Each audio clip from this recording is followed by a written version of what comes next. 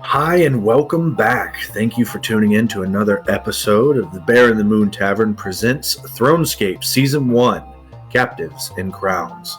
I am your DM, John, and this week I am joined by my wonderful player, Rose, who plays Kalianna. Unfortunately for us, Opal is out of it for another week. She has once again failed that Constitution saving throw. I was speaking to her clerics, and they told me that she needs a direct infusion of likes and subscribes in order to get better. So ring that notification bell so that our dear monk can please pass her Constitution saving throw. Last week, when we had joined, it was Kalianna and Caius digging through this great dungeon. They found a very interesting gemstone. And once Kalianna put a piece of herself into this gemstone, throwing forth the psionic energy, the gemstone revealed a little girl. A little girl who wasn't all what she seemed. Introductions were made, and you found out that this little girl was indeed a dragon, an amethyst dragon, that had been in this prison, this dungeon, in an egg for countless amount of time. All we know is that she was left there by her Draka, which is what she keeps calling her mother. And very shortly in the next room over, they found what happened to her Draka, at least to her head. Swearing vengeance on whoever did that, and harboring an innumerable desire to now eat a star placed in her head by Kalianna. This young girl, Lavendara, who goes by Lavi, this young dragon, has joined the group as they try to escape this prison they have found themselves in. But without any further ado,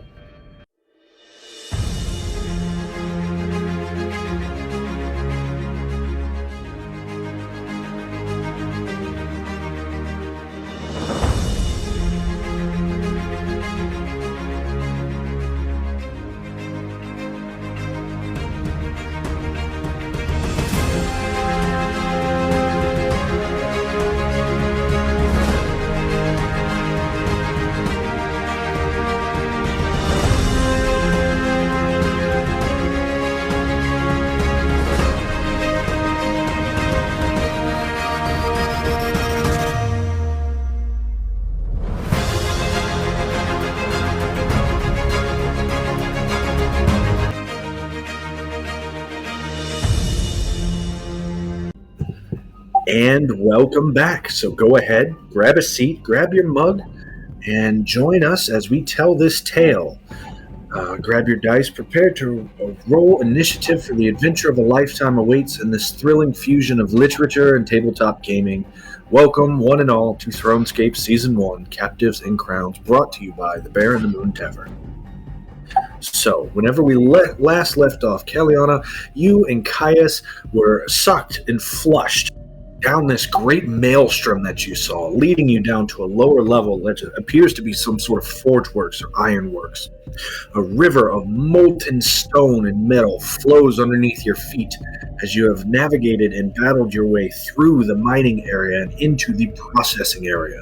You've entered this large room covered in hexagonal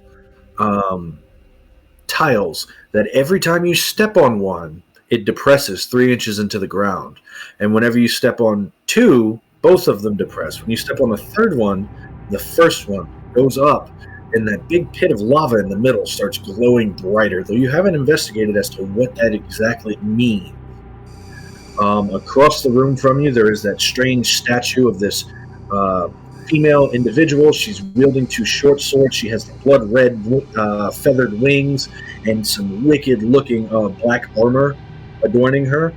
And you find yourself by a wall, and this wall has that weird metal on it in the shape of a demonic face. And inside the mouth of the demonic face, it appears to be roaring, and you've ascertained that it requires a circular key.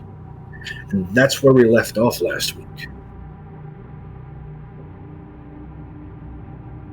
So, dear Kalianna, what is your plan from here? I guess the first plan would be we got to find the thing that opens that door.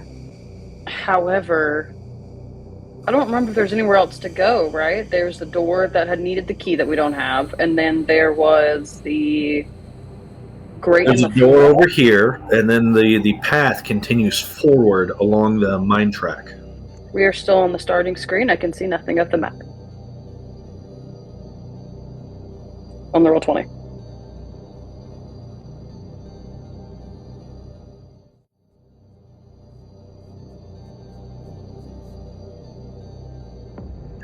Well, that should help. So, you have the face going that way. There is a door up here, and then the mine track continues northward here.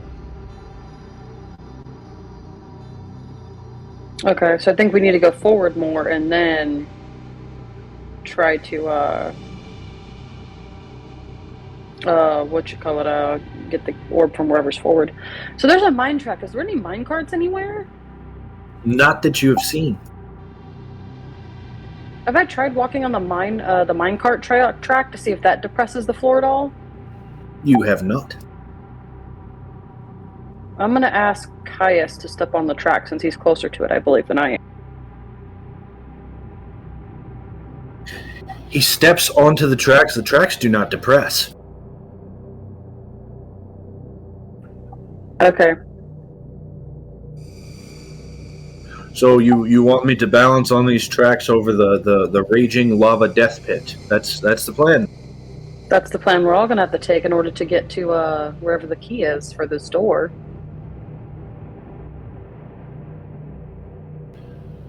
Lovely. Do you have any better ideas at the moment, Caius?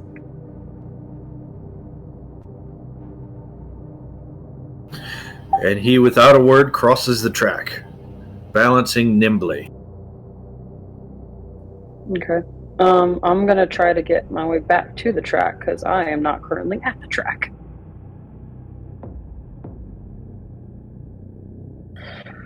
How are the walls? I'm close enough to the walls. Can I get from the wall and go from the wall to this square from the wall and then use my bonus action to teleport to the track from there because that's within 10 feet?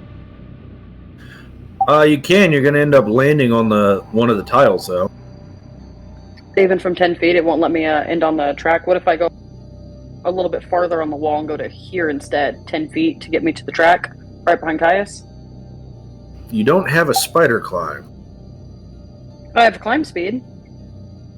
And whenever you're climbing a rope, that'll help you out a ton. Oh, I thought climb speed allowed me to climb the walls. It does. It allows you to climb on things that are climbable, but it's not like it's not gecko hands or anything like that. Okay. You gain spider climb at level 5. Okay. I understand. Okay. You're not Spider-Man just yet. Okay. Lavi looks at you. She balances. She goes, "Why don't we want to press the floor?" Because I think the lava will come up through the floor and open the lava pit down beneath.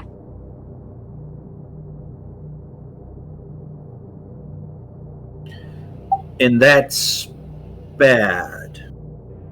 Yes, because we will all be burned with lava.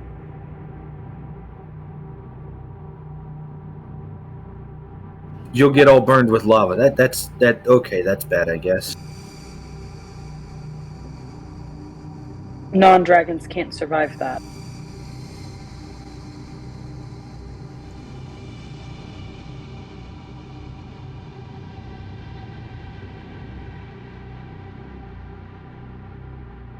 Is there anything I can tie a rope to on the ceiling in order to swing to jump onto the track? 1 second.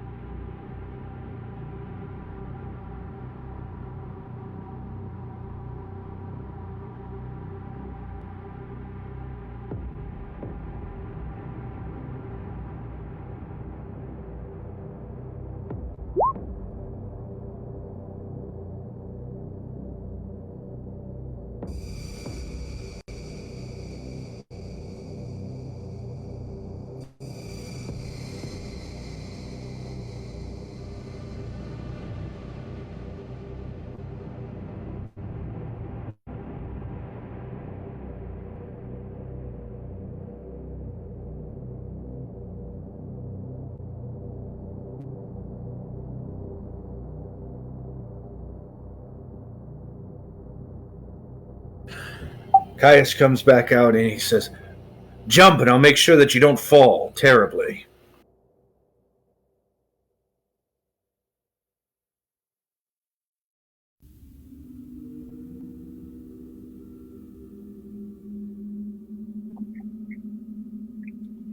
I'll do it, and I'll go and jump, I guess.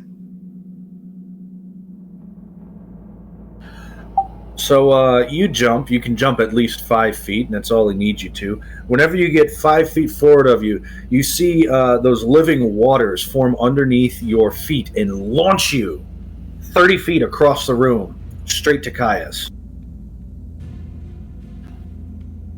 Where, while balancing on the track, he catches you. And he sets you down. He goes, "Is that what you were trying to do?" Yes, I was trying to get across the tracks. Thank you. What would you do without me? Let's keep going.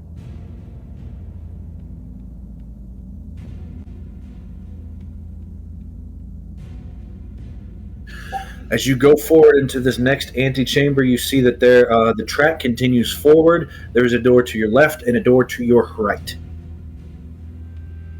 I'm going to check the door on my left first.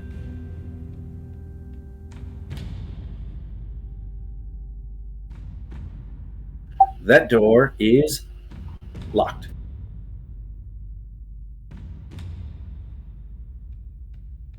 I like any good rogue. We'll try to Pardon? like any good rogue, we'll try to unlock it.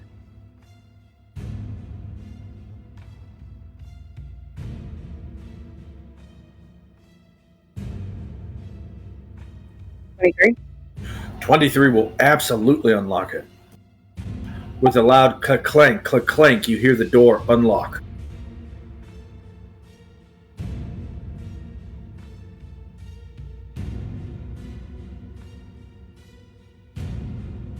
As you open the door, you see that it forms into an L-shaped corridor, and you can hear the sound of scurrying from inside.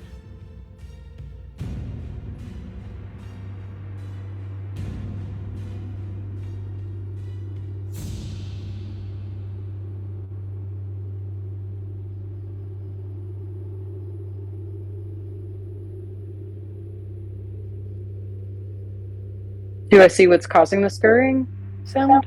No, you see an L-shaped hallway.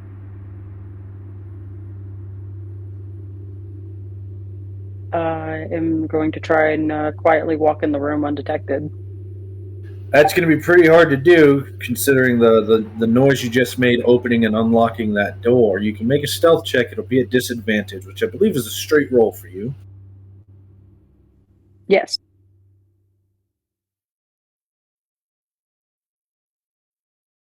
Uh, 11. You feel sufficiently hidden.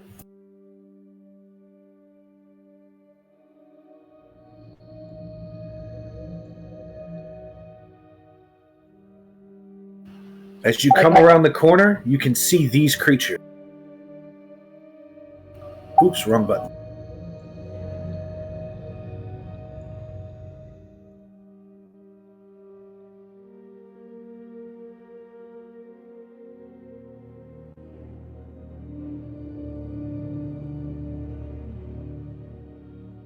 There we go. That should have popped it up on your screen, right? Yeah, so those hands. You can see darting around this room 8 left hands, and one sort of sticks its middle finger up, turns in your direction, and releases out a screech. Roll initiative. That means somewhere there's 8 right hands.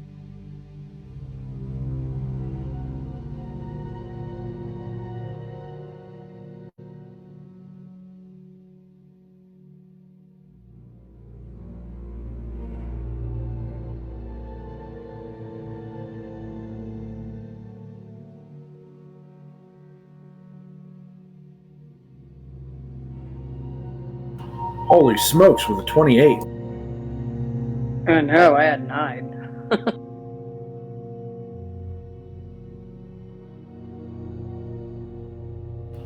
What would you like to do?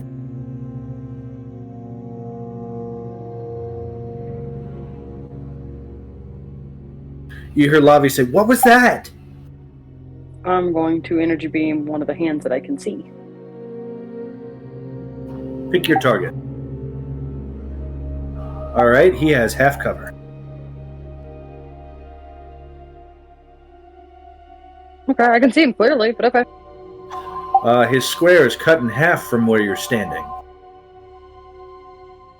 What about now? Now you do not have half cover. There's a lot of things there.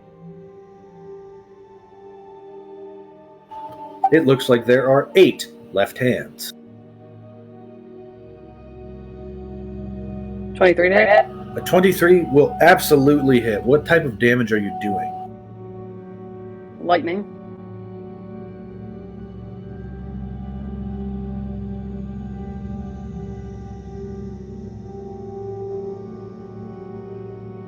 Lightning damage. You slam into this thing for lightning damage, and you can see the smoke flying off of it, but now it seems like it's shaking and moving quicker.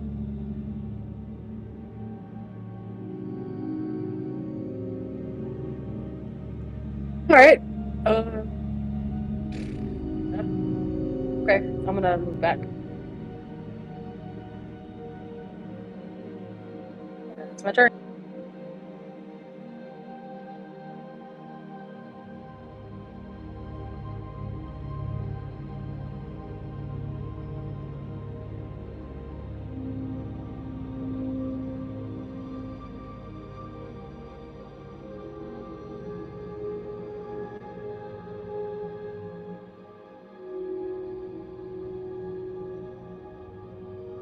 Three of these hands, deathly quick, rush up to you, and they're going to make attacks at you. It's a 22, a 16, and a nat 20. 2 of those will hit.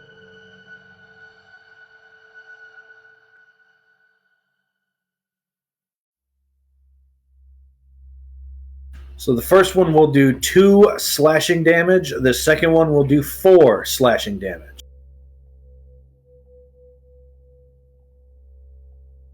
So you lose 6 health from your 7 temp. As they crash into you and rip and tear at you. One wrapped around your neck, squeezing. The other clawing across your face.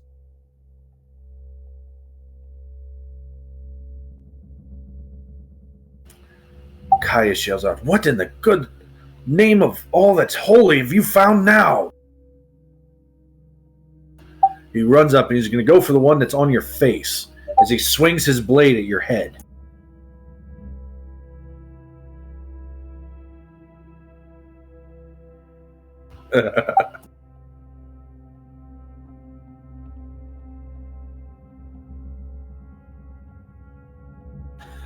(17 plus 1). 17 will hit for 14 points of damage as he cuts it off of you.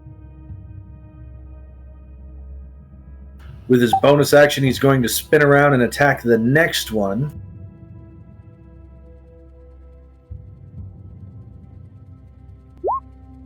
And a 13 is going to hit for 15 points of damage.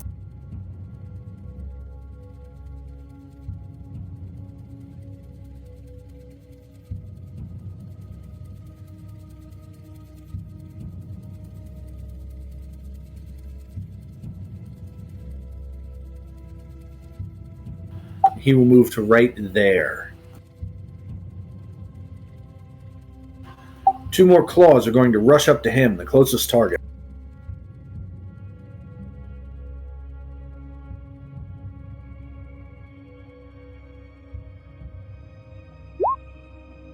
With a 22 and a 10, the 10 is going to miss. The 22, he will use Defensive Duelist, raising his AC up, making a 22 miss, and since that made it miss, he gets to make an attack of opportunity.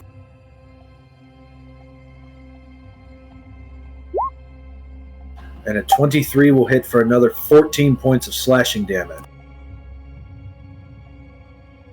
And it will be cut into ribbon.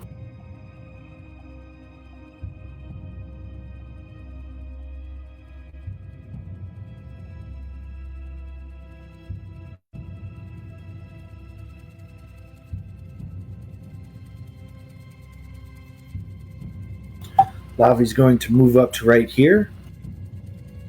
Oh, she's got a little bit more movement, so she's going to move one more square up. And then with advantage, she's going to attack. She lashes out with her claws and deals 10 points of slashing damage to this thing. And it dies. The rest of the claws.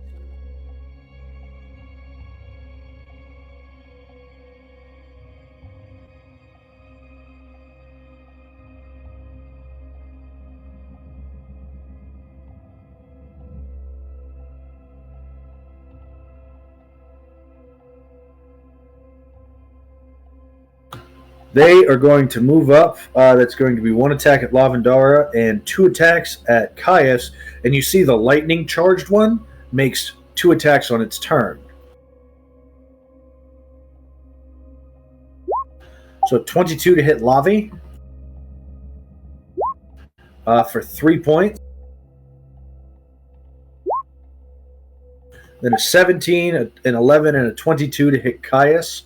One of those will connect for 5 points of damage to Caius.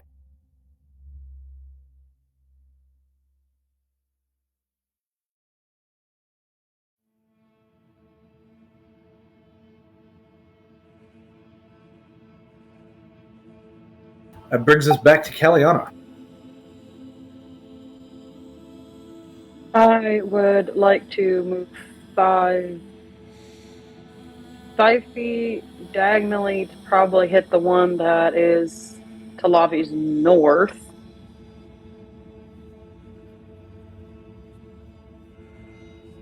All right. And then I will pull out my rapier and attack.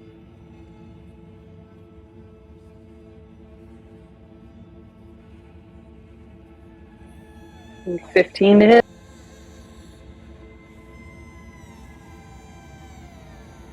15 will absolutely hit as you run up and you just skewer this thing like a shish kebab on your rapier. It's just sort of twitching. And then I will move 5, 10 more feet forward, and then bonus action attack with my dagger.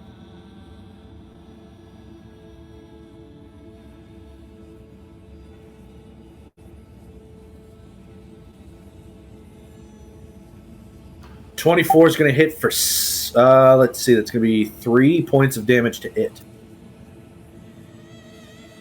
And that will end my turn. All right, let's see. That hand's dead. That hand's dead. That hand's dead. Caius. Caius is going to swing his sword twice, clearing the south and west enemies. Hopefully. That's the goal, at least. A 16 and 19 both hit, so you see as he does, in one fell swoop, he chops down and then swings over as he cuts them both into pieces.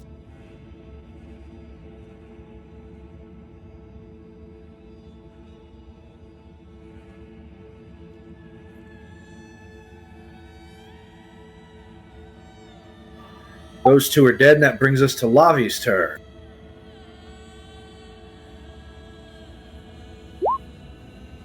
Lavi looks at this thing and immediately blows out a breath weapon at it. It makes a dex save. It saves for half of 13, so it takes 6 points of force damage, but it's still enough that this thing gets splattered against the wall.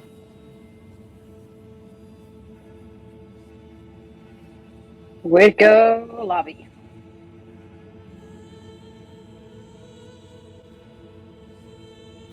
Gross.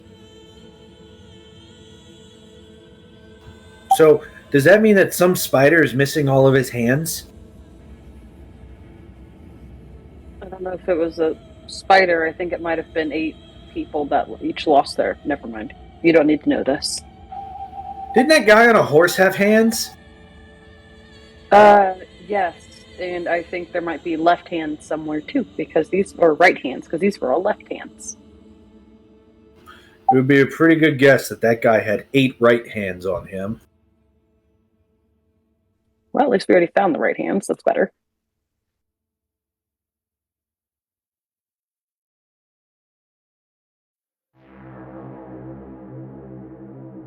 Let's see what's in here.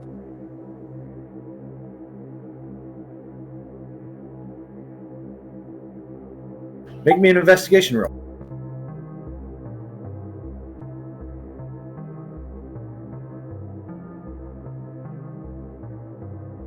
Ooh, natural 20. So the first thing you notice, your rogue senses go off, and you see another hidden chest.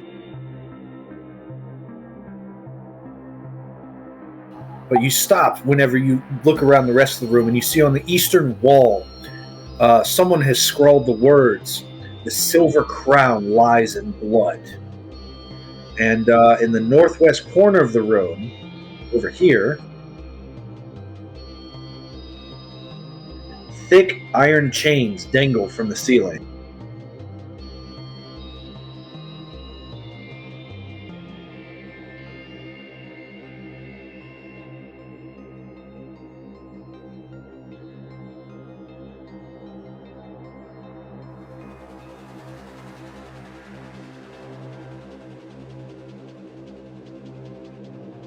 How heavy is this chest?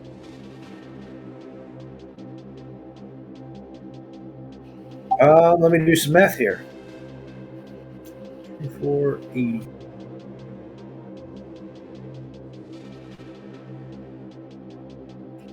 50 pounds.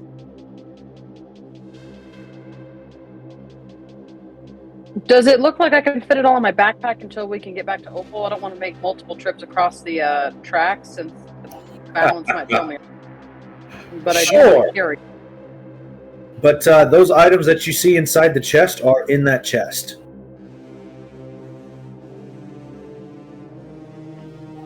And each of the items is also connected. It has a little tag that labels it. So the necklace that looks very fine says Amulet of Proof Against Detection.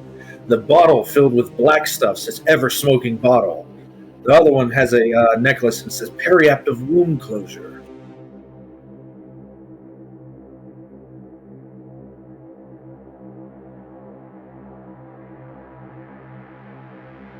I'm going to hand the Amulet of Proof Against Detection and Location to Caius, and I will offer the Periaptive Wound Closure to Lavi. Okay. They will gladly take it. Let me add it to their sheet.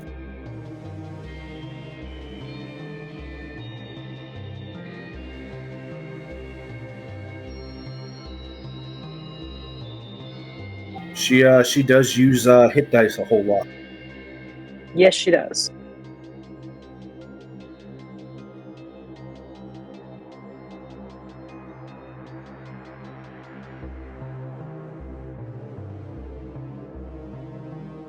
I think it would be kind of stingy of me to take the Periaptive Wound Closure, considering I can regen temp by spending power points, and eventually I'll get temp every time. So I just feel like it wouldn't be worth it for me to do it, considering I already have other healing abilities that come naturally and easier than the other party members.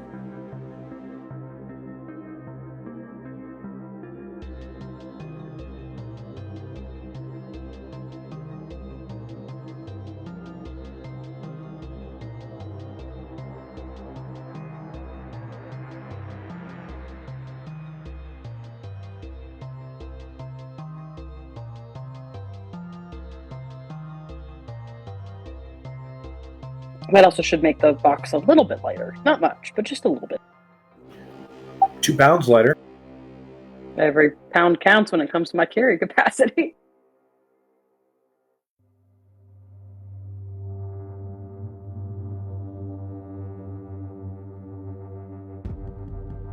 Almost done.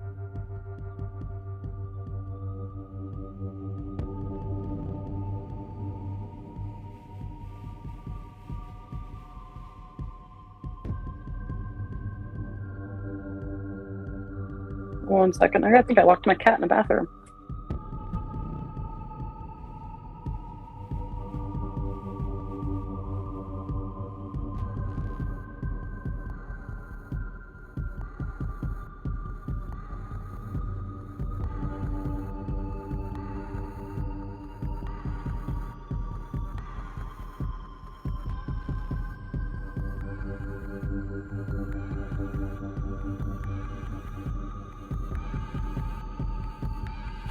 All right, there we go. I have it added to both of their sheets for you.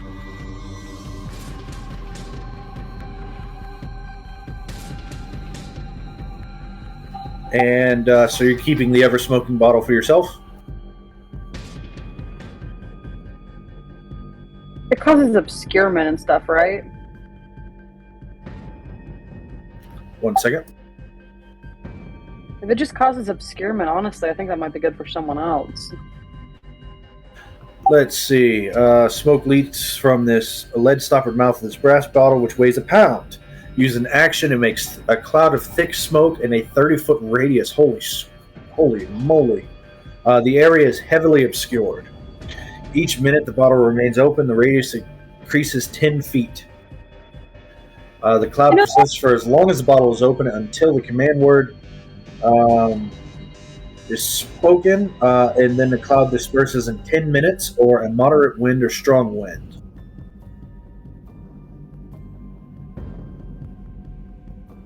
I think I'm going to give it to Lavi. Does not require attunement. I'm going to give it to Lavi. I can obscure myself pretty well as it is if I stand still. However, a dragon being able to obscure itself might become in handy since the dragon-sized dragon is, a large creature. Being able to hide her is a little bit harder to do. Well, there's also, it gives her a new tool in her toolbox. She can effectively cast Fog Cloud at will now. Yeah, and if I need to cast Fog Cloud, I have stuff that does similar things with Psionics a little bit later. And then, if I stop moving, I'm pretty much invisible, so I don't really need to hide. But that's what you see, that and the scrawling on this room. The rest of this room, you can see that there's a belt that's filled with stones of different sorts, stones and hammers. On the ground in giant piles, there's discarded stone along the western wall. And in the crates in the middle, they are empty, as if anything worth of value has long since disappeared.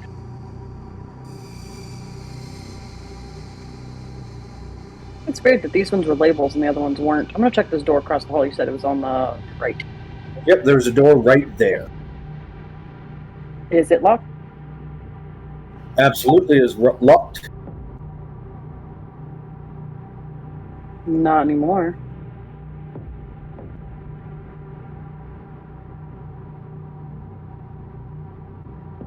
You unlock the door and you hear a loud creaking as it opens.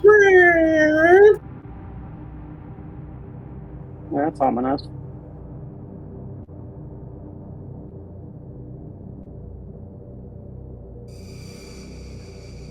It's a storage room? It looks to be some sort of storage room in here. There's different hammers and pickaxes, as well as in the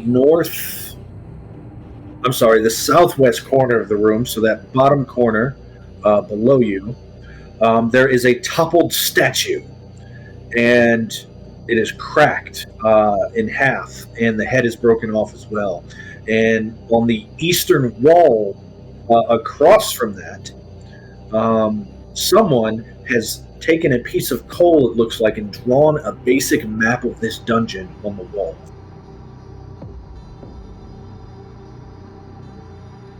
Can I quickly write that down or sketch that out on my paper? Sure. How big is this dungeon, does it look like? It looks like there's 1, 2, 3, 4 rooms ahead of you, not counting the central antechamber, and then there's the one room that you came into, or that you skipped, that was past that one statue of the angel lady. Does it have anything drawn behind the room with the locked door?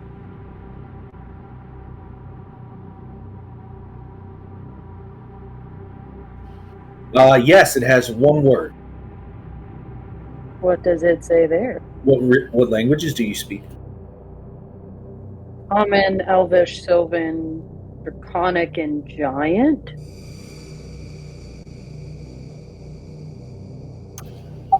In Draconic, it says freedom.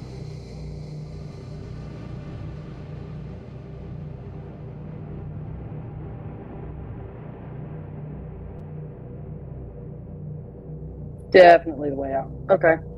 Does anything else have labeled in Draconic? Like maybe key?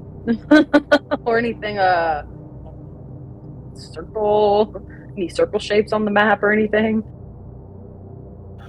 It tells you that in the next antechamber, the rightmost door says Warden.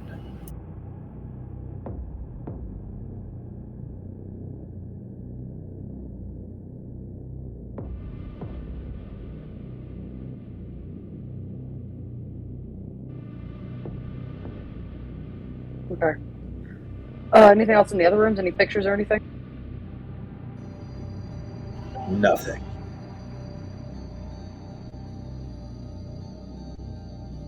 Okay. I'm gonna go to the warden door then. And as I get back to the group, if there's nothing else in here, after searching around, I am going to tell them that prepare for a fight, because I think the warden's up ahead if the diagram is to be believed.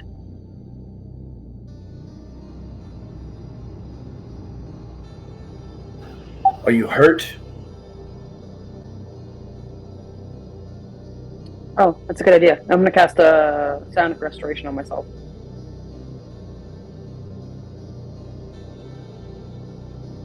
I was going to. Never mind.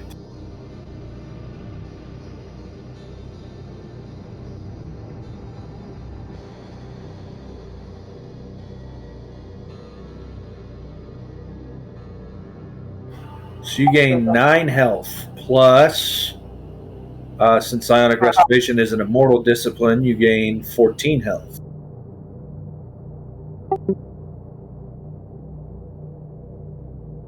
Uh-oh, what happened there? I can't use plus signs, apparently. I shifted when I shouldn't have shifted.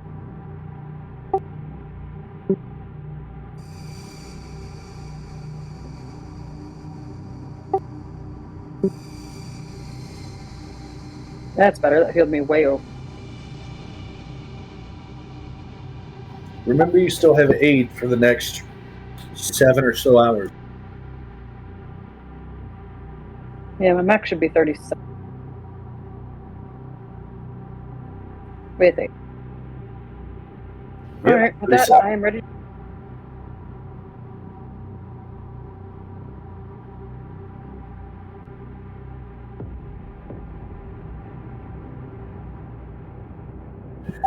As you enter into this chamber, you see that it has another central area that leads straight to the lava, but the grate here has long since collapsed in. You can see that the lava is almost to the very tip of the wooden, or not wooden, I'm sorry, but the edge of the stoneworks. And dangling on chains, crisscrossing over the top of this, you see buckets that are connected by iron chains to different cranks to lower and lift them into and out of this lava.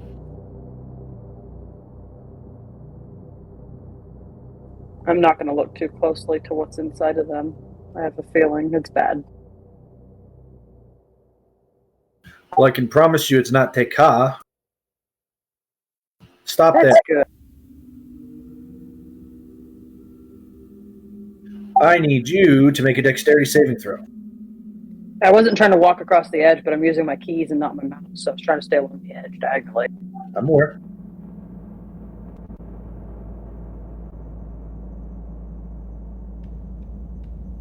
$22. All right, so as you step into that square that you currently inhabit, you hug the wall along the way, and when you step there, you hear a loud click, clink, and when you do, you instinctively fall back. But before you can, the floor collapses, and from above, a large stone, boom, slams down, catching your foot. You're going to take half of 2d10. That's a lot. So you will take 10 points of bludgeoning damage. As you have, I'm sorry, 5. 5 points of bludgeoning damage as you have saved for half.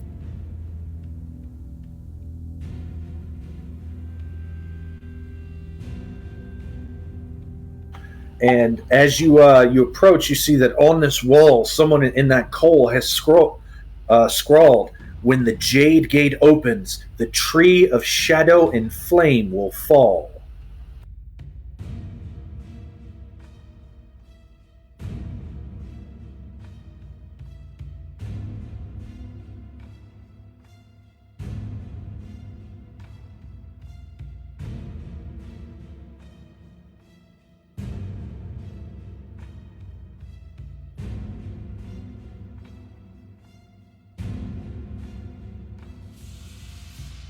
Interesting. Okay.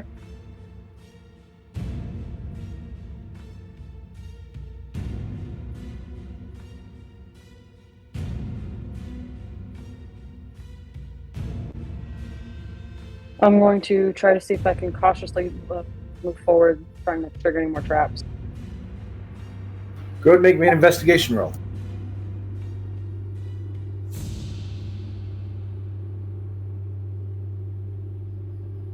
You are certain there are no traps.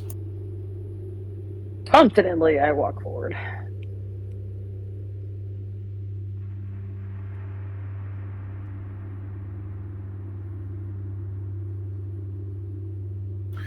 You walk forward into this area and you see that there are, on the northern and southern walls, what looks to be casting molds. The lava flows into and around these casting molds.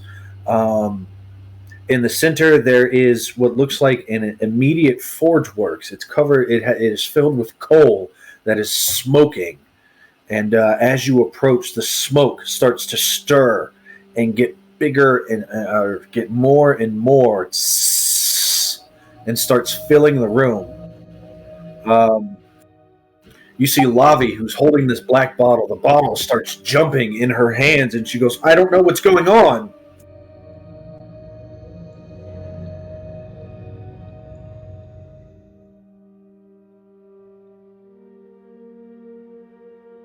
As from behind you, Kalianna, you hear a voice say, "Back to yourselves."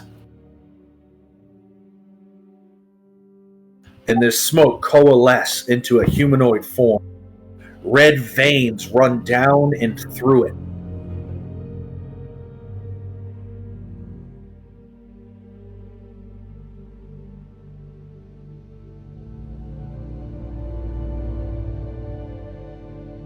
I need you to make a Constitution saving throw, please.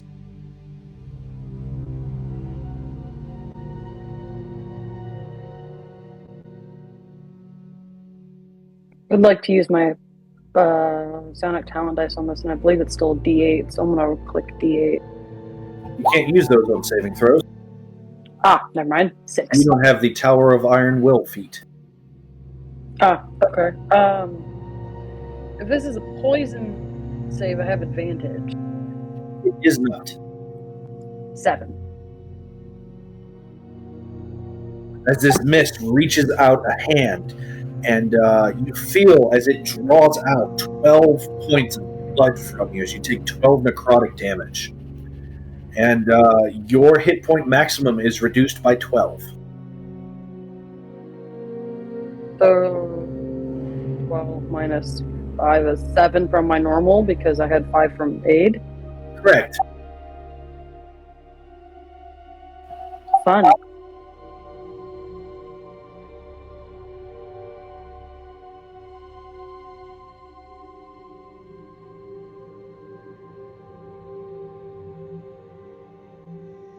Roll initiative.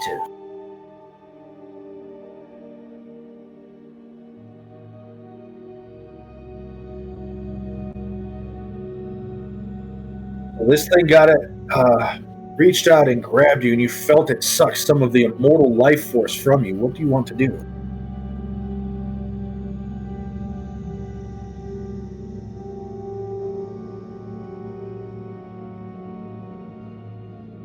First, can I make a Arcana check on this thing and Yes. see what this thing exactly is? Yes. A 10. It's not normal smoke. It seems like some sort of mist monster.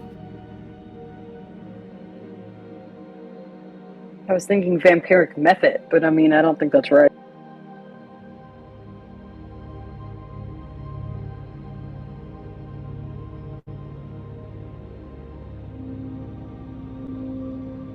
Well, I'm gonna try to stab it with the a dagger.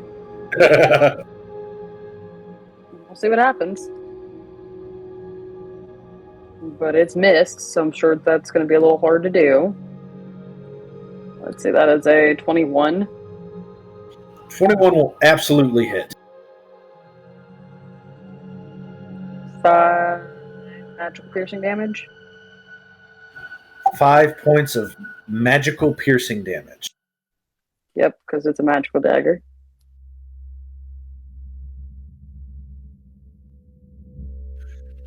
It starts to pass through, and the mist starts to laugh, but then you see that the dagger cuts true, and it looks angry.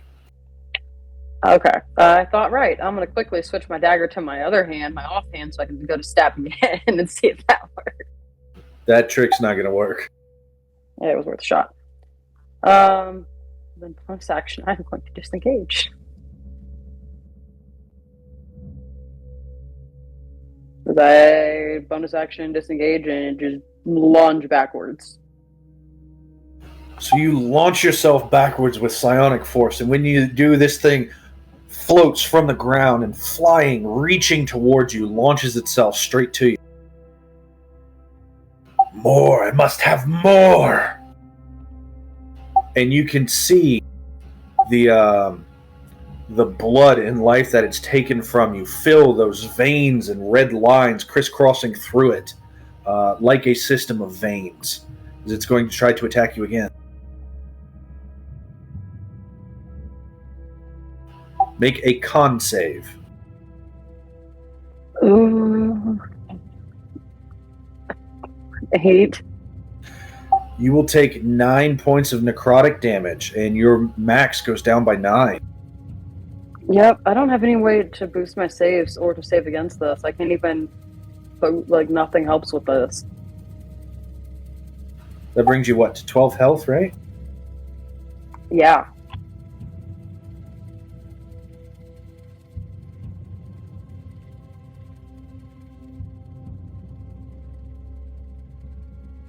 Perhaps calling for help from your allies.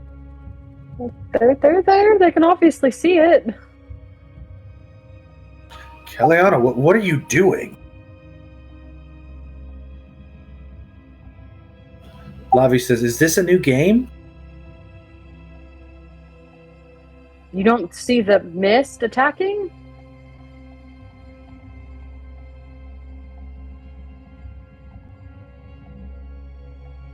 Caius runs up, and he's going to...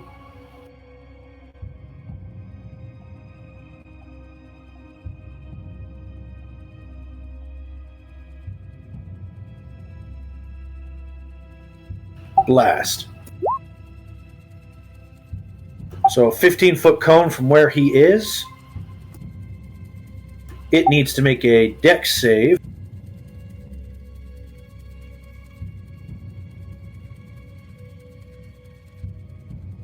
Kalianna, you regain 9 points of life. My max is 12. It should be a little bit higher than that. You told me my max is 12.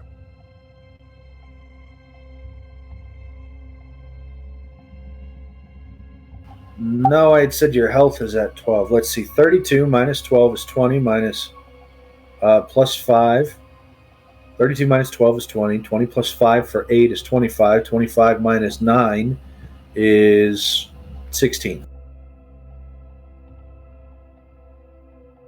Your max is currently 16.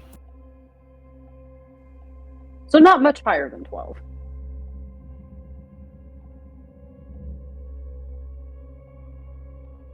But this thing makes a dex save with a nat 20, and we'll take half of 9 points.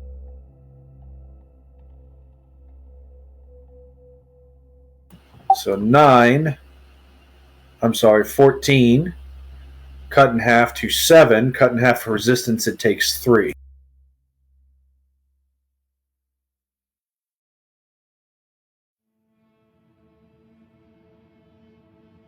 And that is Caius' turn. Lavi.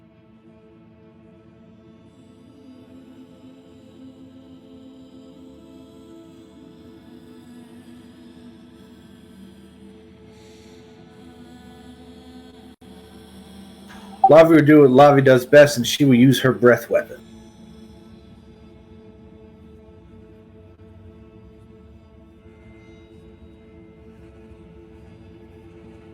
Actually, she's going to bite.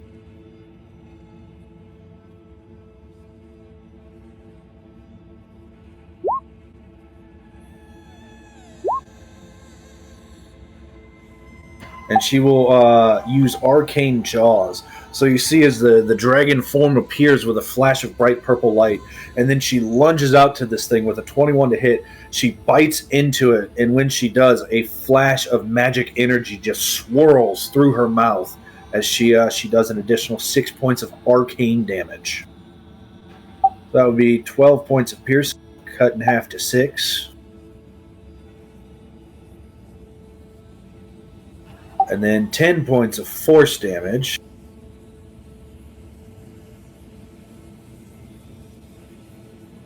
And then 6 arcane damage. As Lavi bites into this thing, it comes back sputtering and angry. Kalianna.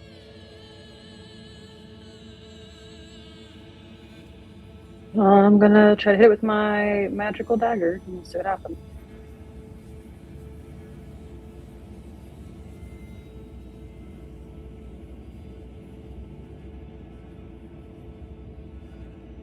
Ooh, nat 20.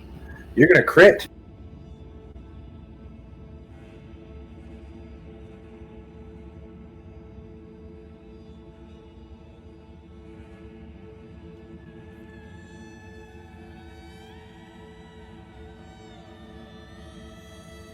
That will be my turn. So that's going to be 10 and 7. So 17 points of damage true.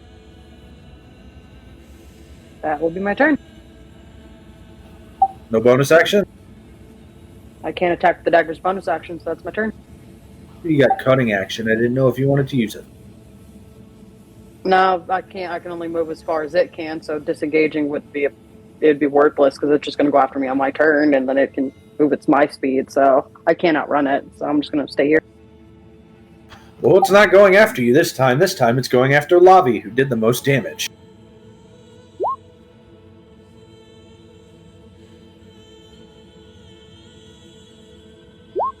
Lavi makes a holy smokes. A con save and takes 9 cut in half to 4 points of necrotic damage as she saves.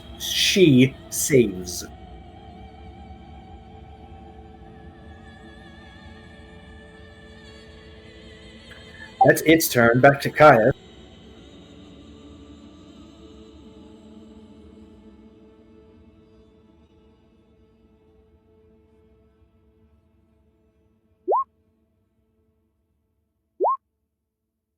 That's a 1 in 400 chance. Caius crits and then gets a 16 with the second swing for a bunch.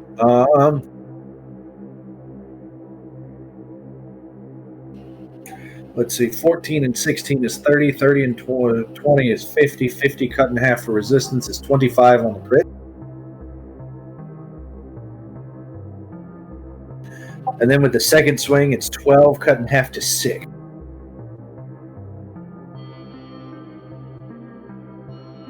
Lavi's turn. Lavi is going to try another bite.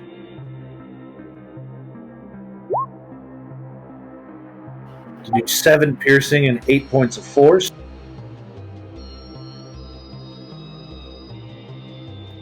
So you see Caius, he cuts downward with the back end of his blade before coming up with a mighty swirl, and you can feel the force of the wind on the blade, splitting this thing, cutting straight through this thing, and then Lavi comes in and bites, and you see her teeth glow once again.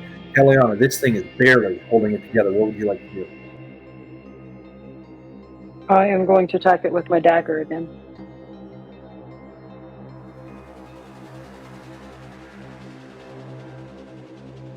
23 to hit.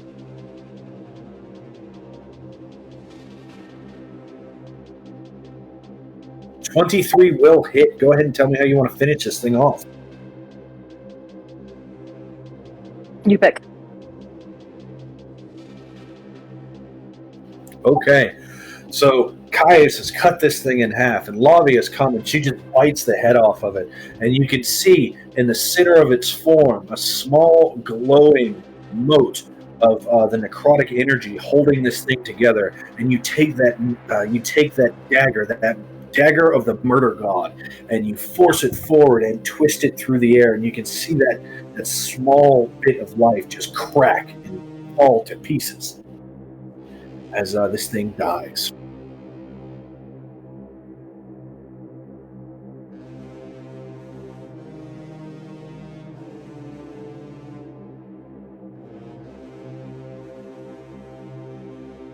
Nice. I'm gonna see if there's anything else in this room then, now that it's out of the way, and we're not gonna be forced back to our cells. Go ahead and make your investigation check. 17. You eagerly dig around this room looking for some sort of something, but you don't find it. You don't find anything that could be of use in this room. Okay, on to the next room.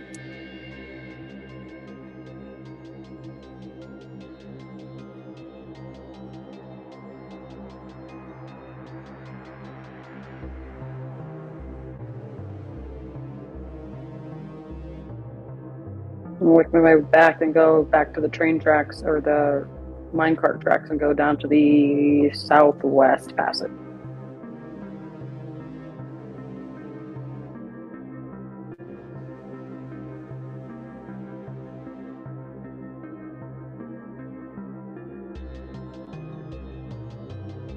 Oh, fun.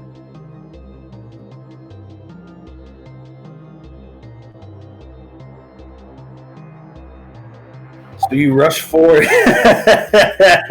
Well, I didn't see it until I moved the map. I've seen it on the character on my thing a lot sooner. I just didn't move my map in time. So as you come around the corner, you see hunched over a familiar gray hunk of undead flesh as it turns as it's squatted towards you, and it gives you the stink eye before launching itself in your direction. Roll initiative.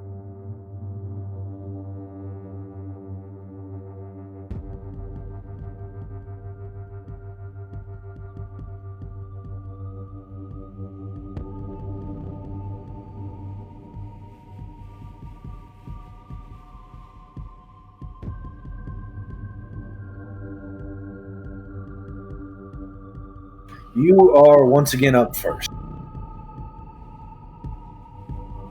I am going to energy beam it, and this time not use lightning. What are you attacking? The ghoul. All right, so it is a ghoul. So you go ahead and you launch this bolt of lightning towards it with a 21. You're going to hit for 4 points of lightning. I said I wasn't using lightning, DM. A bolt of something. Told. I wouldn't want to use lightning because last time I used lightning on the hands, it started making them hasted, and I would like to not haste the hands. You launch a frigid ray of negative temperature at this thing, and you see a patch of ice form across its skin. It shakes it off before angrily moving to take its turn. Is there anything else you'd like to do? That's my turn.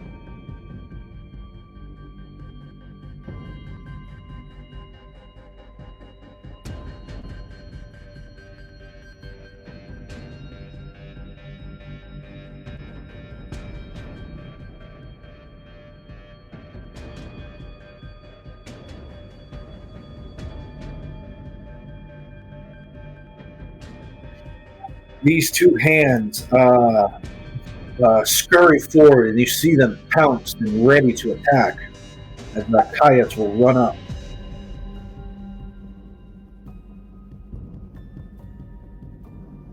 And as he moves in front of you, shielding you from the brunt of the attacks, both those hands lash out, one of his left leg, one of his right leg. 14 and a 14 are both going to miss, as he's going to run straight up to the ghoul, ignoring them.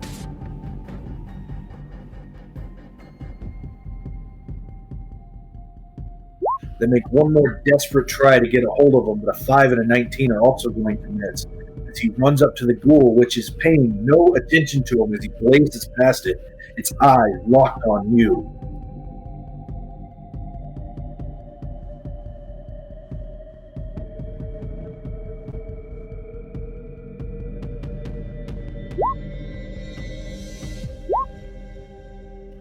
.23 is going to hit, and a 12 also hits as Caius runs forward, and he will do 36 points of damage total. Nice. Love those big numbers. He's going to run up, and as he runs past this thing, it not even registering his presence, the blade chops through it, and then he falls into position behind him, and with a twirl, cuts downward across the shoulders and back for the 16. But that will be his turn. The ghoul is going to launch itself towards you. And Caius will take his attack of opportunity.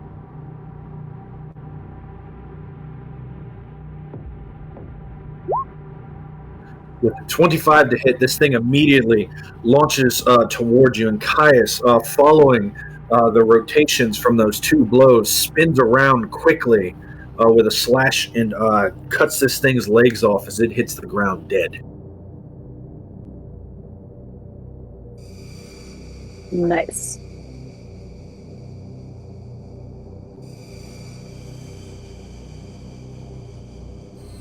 Lavi's going to step behind you and reach around you with her tail and bash into one of these hands.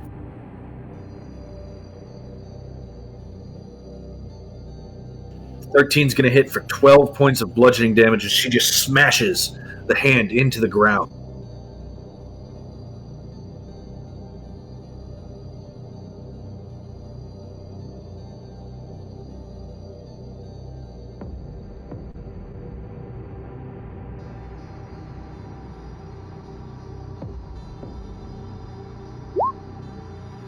Not quite so much luck as these two hands launch themselves straight towards Caius. And the first one he deflects away with the bottom part of his blade coming around for the rebound on that swing. But the next one bounces off of that and latches itself straight onto his throat and will hit with a 22 and deal 5 points of damage to him.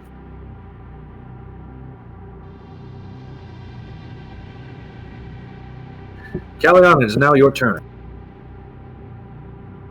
I am going to move into position to get closer to these crawling claws. So that'll be 5, 10, 15, 20, 25 there. That way I can get closer to the other ones too. And I'm going to make an attack at the one here first with my rapier and then bonus action dagger. With the 21 to hit with my rapier. 21 is going to hit for 6 points of damage, and this thing's going to die. So 5, 10, 15... and then 25, I would move diagonally to hit the one here with a 20 to hit with the dagger. So as a dance of blades, you stab down as you run past this one and come around with a backstab, throwing your dagger at it, sinking it into it for 3 points of damage before, with a quick sort of flip, grabbing and cartwheeling the dagger back into your hand for next round. This thing does not look strong, but it's still up. Okay, battle in my turn. Actually, you have an ally within 5 feet. Sneak attack would have procced on that second one. So it would have been plus 5, so that's 8. So yeah, you throw the dagger into that hand, skewer it into the ground, and it gets stuck. And you, with a cartwheel, grab your dagger back into your hand as this thing is dead. Nice. That's the way I like it.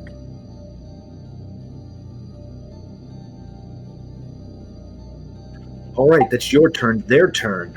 These two hands are dead. Caius' turn. He's going to maneuver around. And he's going to attack with advantage for flanking.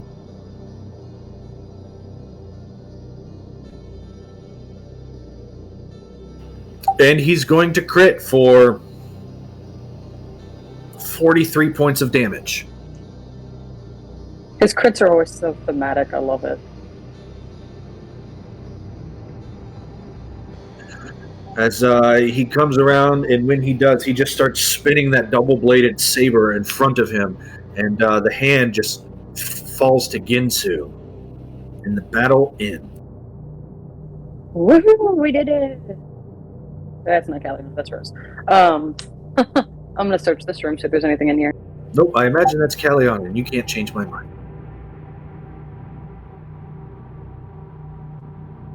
Lavendara comes up, and she will promptly eat the ghoul, spinning a hit dice as she does.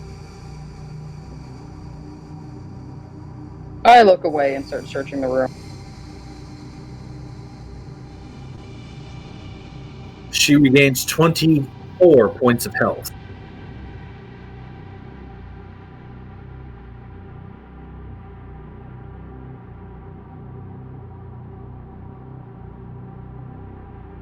You try to ignore as much as you can the loud sound of bones crunching from behind you. And it doesn't help that she's going, it's aged like Wagyu.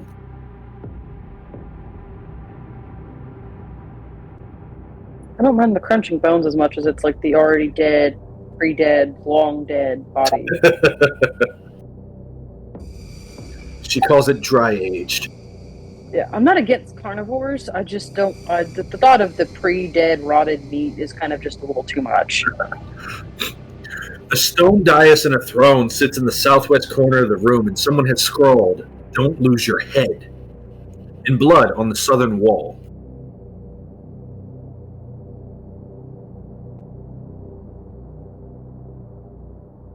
Don't lose your head, huh? Yep. Go ahead and make an investigation check for anything else. I think that's going to be a clue to some puzzle later, or a trap where it's you get a duck instead of a whatever. Actually, it might have been the puzzle answer to the warden's room where I almost got my head sliced off with the giant rock falling. I mean, that didn't slice your head off. A rock fell.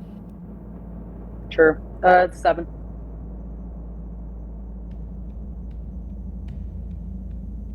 Find one chest.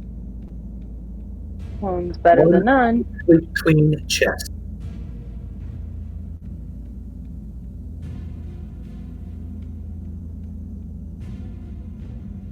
Ooh. I am going Only to a do decent this out. time to find it in this incredibly filthy room because it is clean and gleaming and shining. I divvy those out. Those look awesome. Well, it's locked. I am going to try my best to unlock it. Go right up and you immediately begin unlocking the chest. I do not. That one. So you go up to unlock the chest, and when you do too late, you hear the twang of the blades as they come at neck level.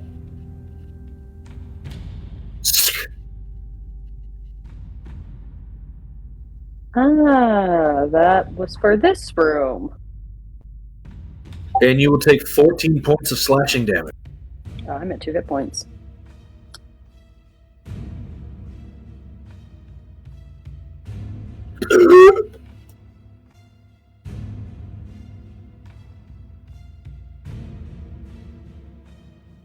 Well, here goes round 2. And I'm going to open and then back up. Nope. You have advantage. But it's my second roll, so it's disadvantage. Right. No, you have advantage. I forgot. So instead of the nat 1, it would have been a 19. So you would open the chest, but the trap still would have went off. Still would have taken the damage. Well, at least at least the chest is open. But the chest is open, and inside you find 3 large vials of this thick red goo with floating bits in it. I take it. As you have found 3 potions of greater healing with pulp. Oh, hey, there's 3 of you. Yep, I hand out the other ones and I take mine. You want 20 hit points right now? I'll take the lesser one then.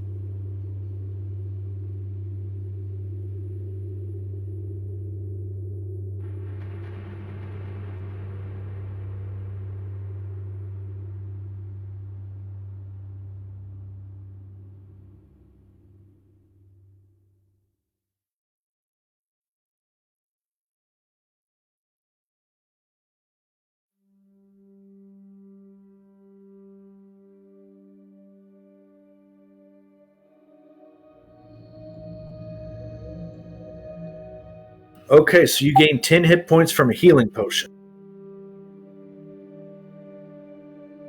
Caius will try to stop you before you take the healing potion. He says, "Let me."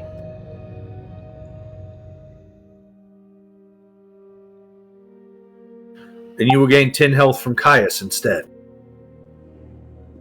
Okay. Thank you. As he uses first aid.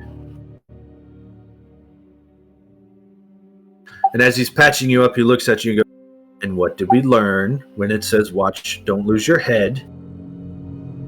Make sure it's not for this room before I automatically assume it's for the next room.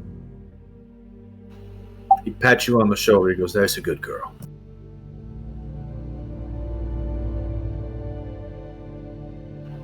Troublemaker. Well, what did the other one mean if the other one was for that room?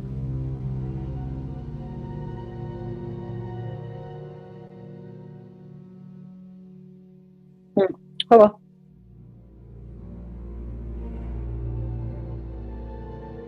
Caius will walk off and start to explore this other room.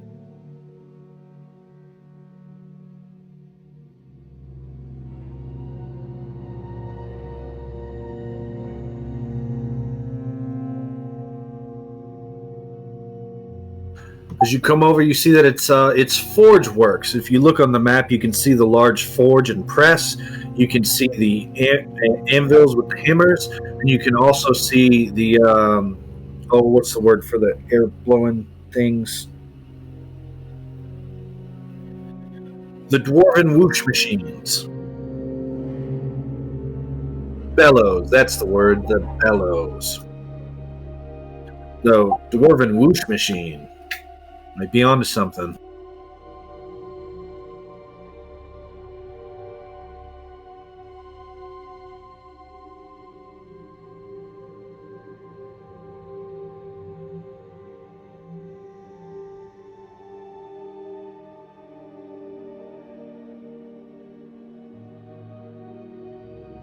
Lavi says, "Don't worry, I'll go over here," and then you hear a loud explosion. I gotta run Lavi after sets her. off a trap. I gotta run after her.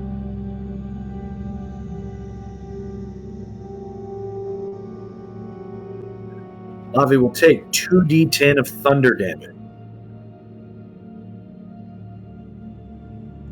As you see this glyph light up and explode out towards her.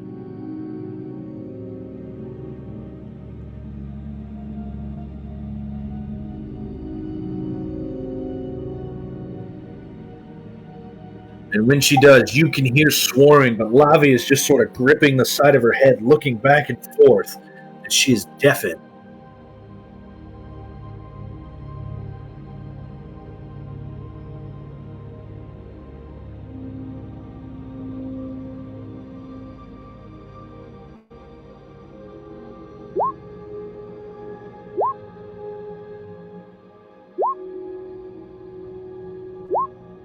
Go ahead and roll initiative.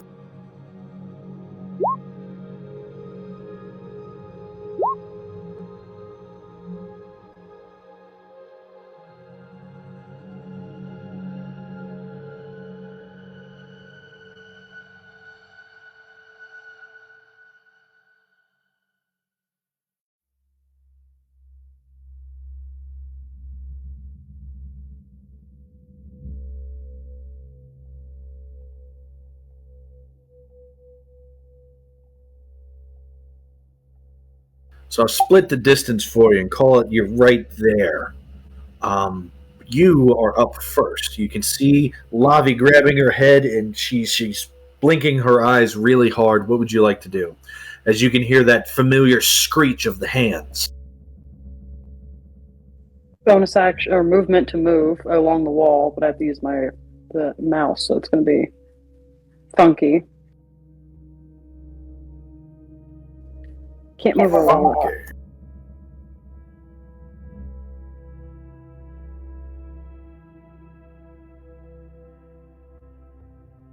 Yep, I can't move around her, so I'm going to move up as close as I can and hold an action to attack with my rapier whenever I can see something to hit.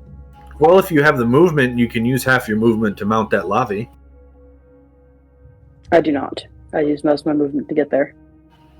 Bonus action dash? Nope, I'm okay. I'm gonna wait here. Okay.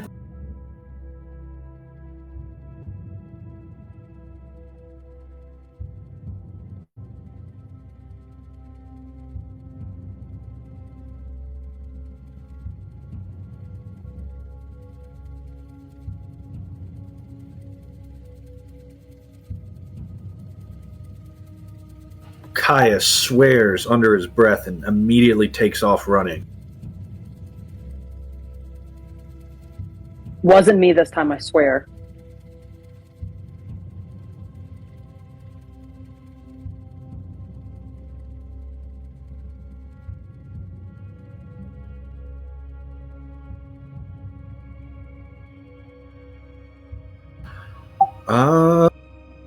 But he makes it to there as he dashes. That's his turn.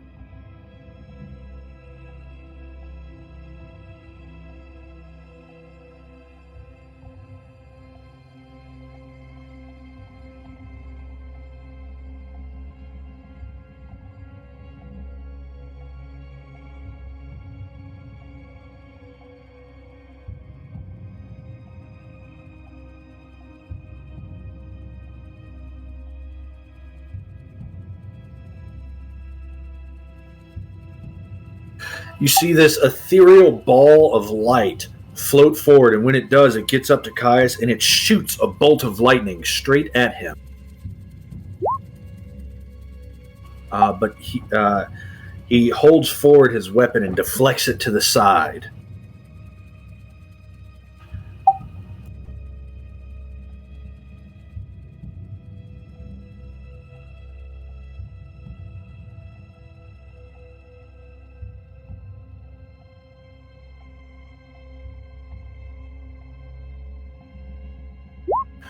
The claw runs up to Caius, but misses with a 6.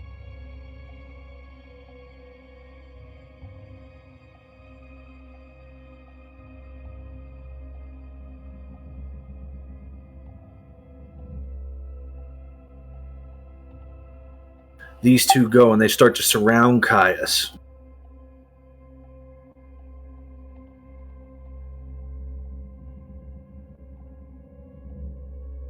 This one lunges out with an 18, which will also miss. Then it is Lavi's turn. Lavi takes in a mighty inhale.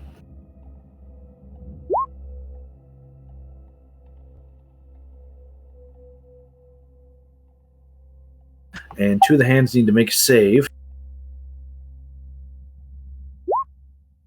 And they both fail as she blows out this cone of force damage, dealing 15 force damage. They both fail and they die.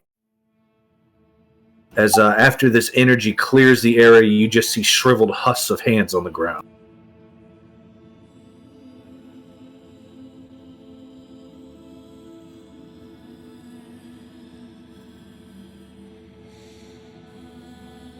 She will move out of the way. More hands.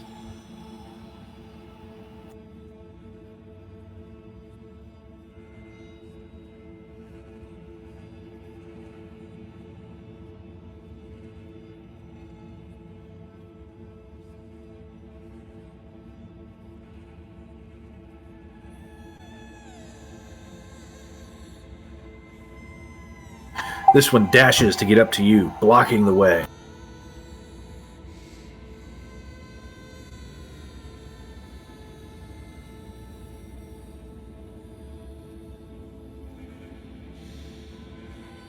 There'll be 2 attacks at Caius at advantage. But a 19 and a 16 aren't hit as Caius is in a defensive formation. You just see him ducking and weaving and dodging and parrying blows where he can. Kalianna, it is your turn. One of these hands has skirted its way straight up to you, and you see it pounced and ready to launch itself at you.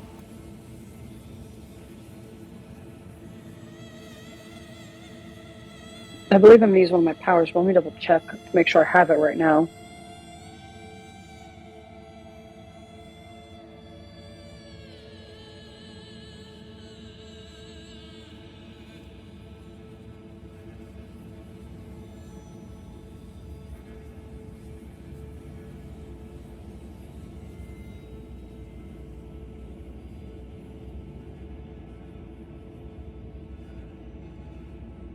Nope, I don't have it yet. Okay. I'm just going to attack with my rapier then.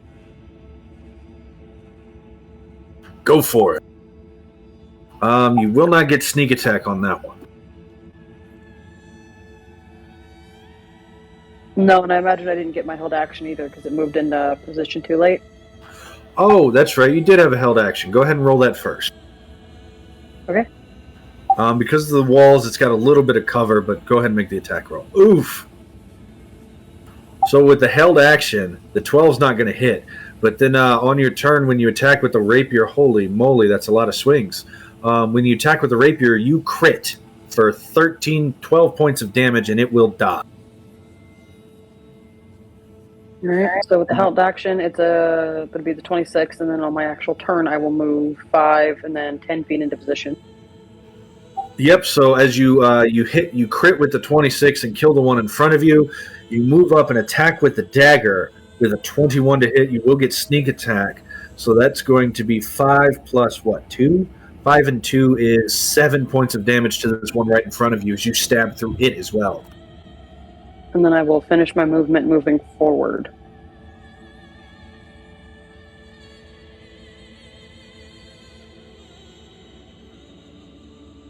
And that's where I'll end my turn. All right. Let's go to the hands. Can't move into that spot. Oh, there's a dead one. There's a living thing, too. I didn't see that. I just saw the dead one. Okay.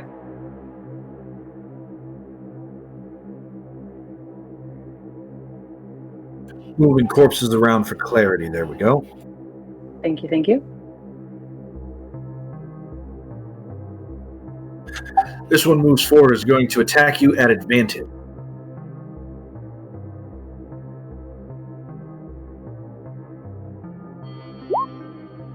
.22 to hit you. Here's my AC. So it's going to roll up, and when it does, you feel it scratch across your leg with those dead nails filled with centuries of gunk that cuts into you for 2 points of slashing damage.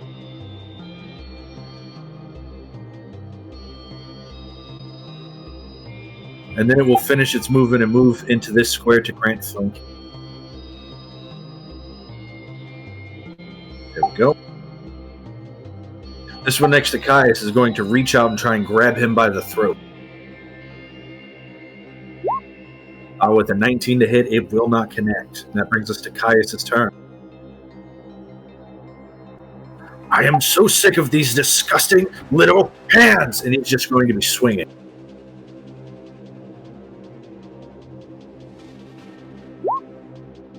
Oof, a nat 1 is going to miss as he slams his sword loudly into the ground. He follows up with a 16 and will hit for 17 points of damage.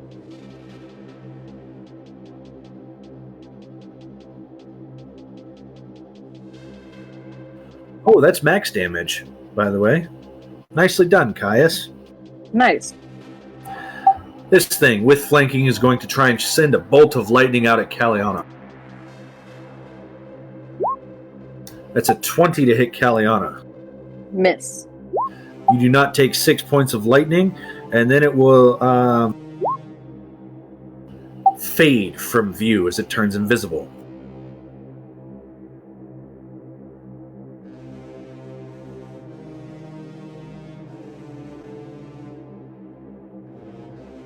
I forget, do you have any way to see invisibility? Nope, but Lavi does if she's close enough. I think hers is only at 10 right now. 10 better than 0.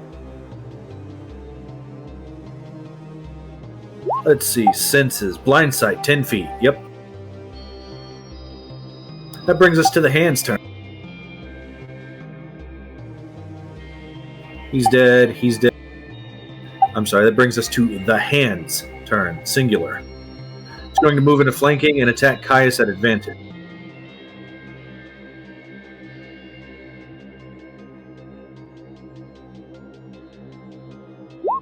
Crawling over the corpse of its ally, it gets a 22 to hit. Caius will use his reaction for Defensive Duelist, raising his AC by an amount that makes it to miss, and since it misses, he follows up with an attack.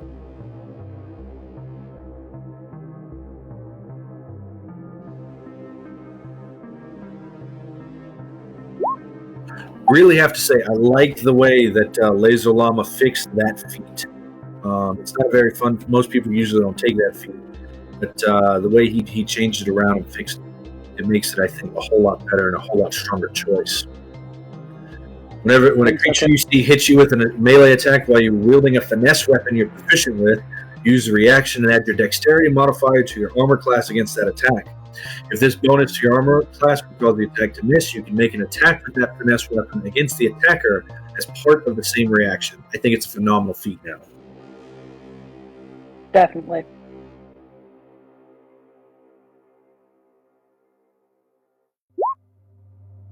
And a 24 or 23 is going to hit for 14 points of slashing damage.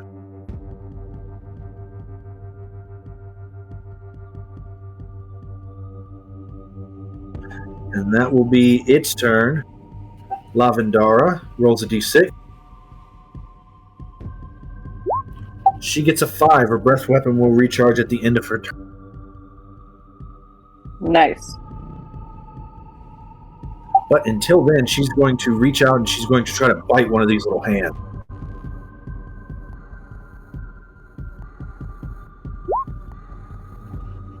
And she will eat that little hand as it vanishes. As she does 25 and 18 is going to be 43 points of damage.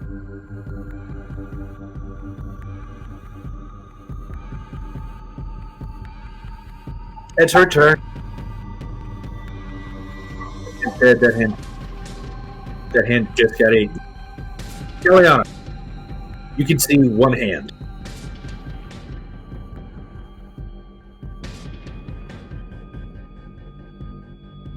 I'm going to hold an action to attack if with an energy beam when the invisible thing pops back up.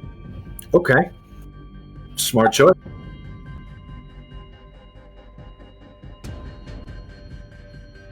This hand is going to try to interrupt you as you ignore it, and it launches itself at your face.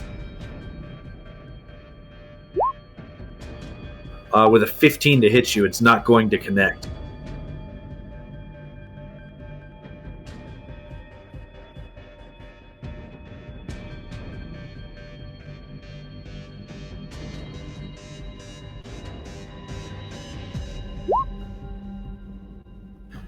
Caius will move around you, and you feel his back press up to yours as he spins around you, slashing downward and upward in front of you as he cuts the hand into pieces.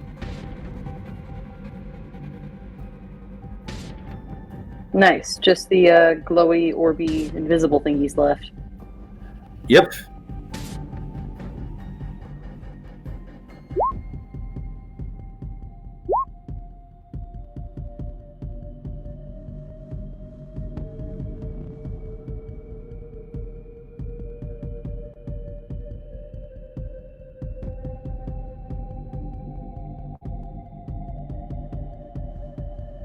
As this thing pops up and you see it shoot 2 bolts of lightning out at Lavendara with a 16 and a 19 to hit. I don't know if I have a line of sight to that. You do not. As Lavi will take 6 points of lightning damage.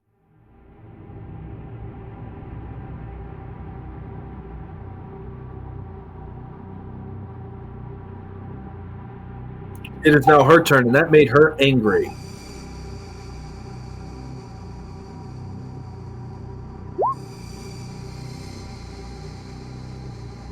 She bites out with a 15, and you see as she bites, this little light bobs out of the way. The 15 will miss. It does not take 27 points of damage. Kalianna. I am going to move to see if I can get better line of sight, but I don't know if I can get better line of sight. Oh no, I gotta.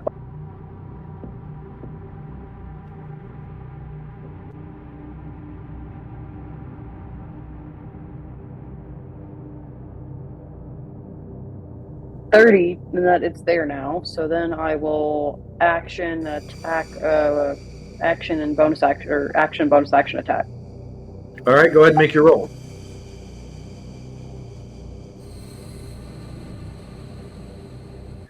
An 8 will miss, And a 16 will miss as you go to stab this thing, and it just bobs over your blows.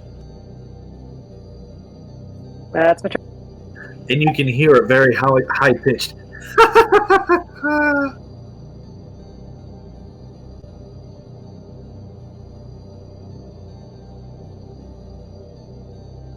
Caius' turn. Caius is going to run up.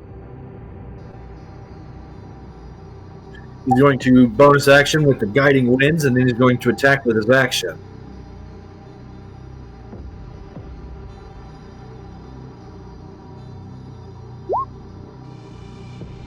And Caius will crit.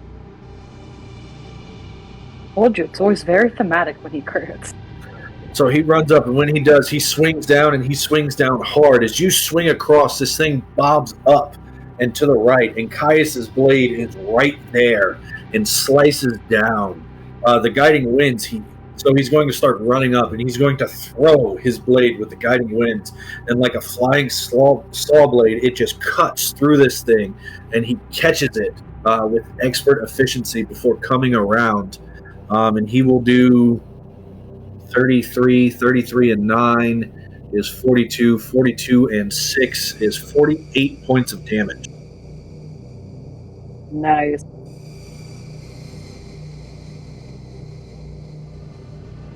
As he deals a mighty blow to this thing. That's its turn. It shocks out with a 17 at Lavendara. And a 21 at Lavendara. As she will take 16 and then 7 lightning damage, so a total of 23 lightning damage. And then with its bonus action, it will turn invisible again. However, it is within 10 feet of Lavendara, and she knows where it is. It is now her turn. She can't release her breath weapon without taking out Caius. So,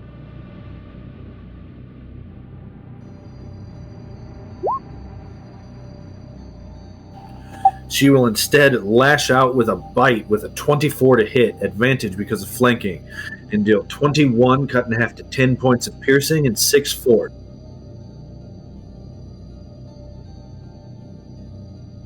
Kalianna. I'm going to try and attack it again. So as Caius gets that mighty blow on this thing, he hits it and cuts through it hard, and it goes flying straight into Lavi's mouth, who bites down with a mighty chomp, and it sort of bounces off of her teeth. And you go to stab at it with its rapier, but it instinctively dodges over.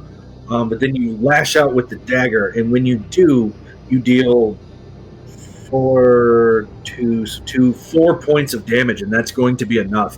As this thing bounces off of Lavi's teeth, and you swing out with both of your weapons, it just gets stuck on your dagger, dead. When it does, you see that it hits your dagger and then bounces and hits the ground and clangs on the ground. And left on the ground, you see a circle filled with sigils and designs, almost like a disc. That, I think, goes on the door. Can I make a check to see what that thing was? Because I think Rose knows what that was, but I don't think Kalianna. Go for it. Arcana.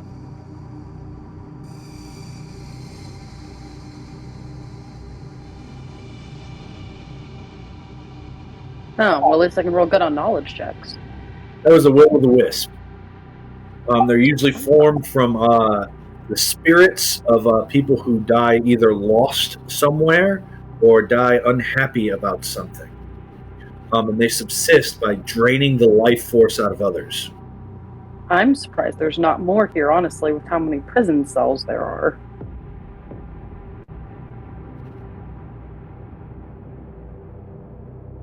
Radio. I'm gonna hold up the orb and go, I believe the key out of here. Would we like to unlock the first door? Lavi looks at you and says, "What?" Oh no.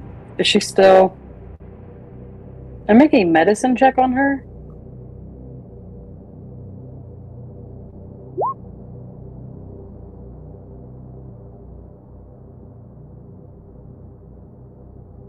Go ahead.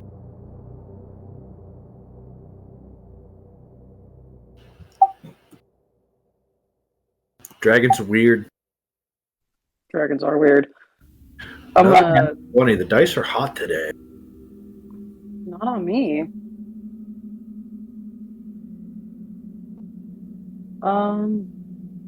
I'm just gonna tell her, come on, let's go this way, and I'll kind of motion for her to follow me as I try to go back towards the door with the key.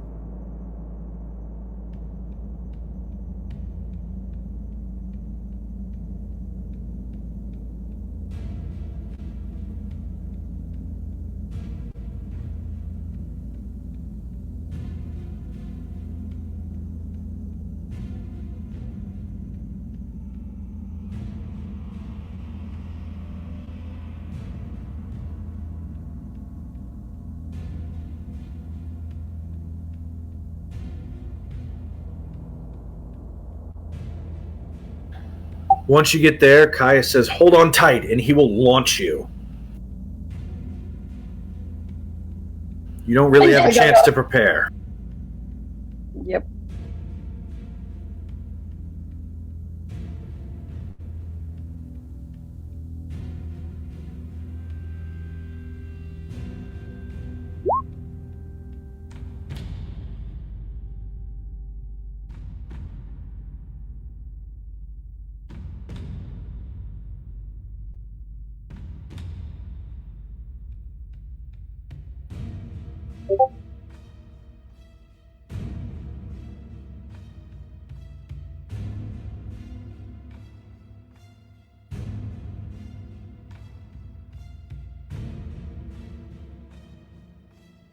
All right, so you are there. What would you like to do? As you land on the ground, your foot falls back. It depresses one of those hexagonal tiles, 3 inches. And you see the second tile you had depressed earlier fill up. And when it does, that light gets even brighter underneath Caius.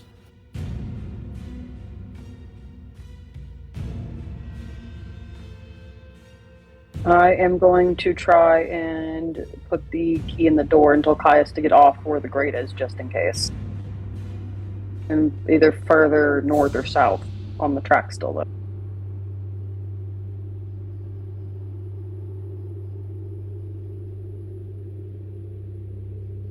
You move up, and Caius will launch himself to the same spot where you landed.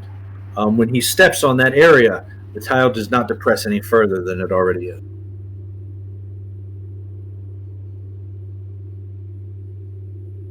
You go up to the door, and you see you place that thin disc in into the mouth. The mouth snaps around your hand and turns into that liquid metal before forming itself back on the door with your face and your mouth wide open, and that key shaking and shuddering, and the door raises up 10 feet.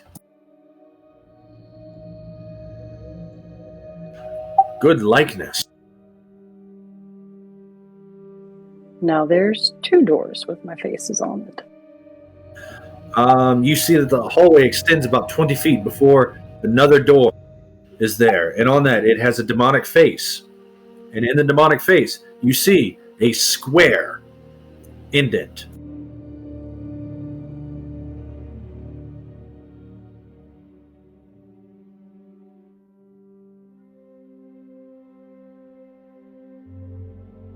Was there more of this that we didn't explore yet? Not to the north.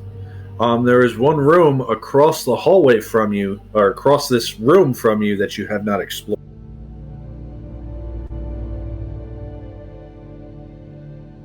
I'm gonna see if I can get over there.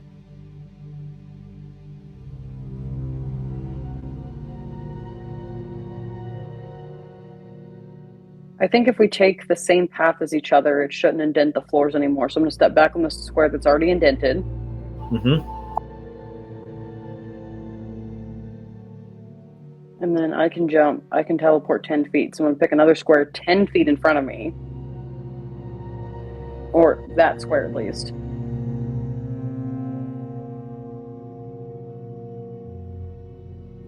And then 10 feet in front of that would be the fire, though.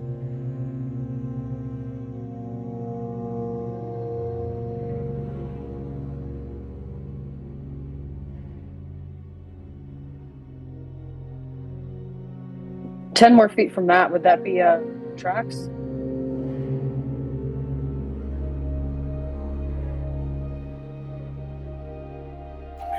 You'd be on top of the grate by the tracks. That'll indent the floor, but guess we'll find out.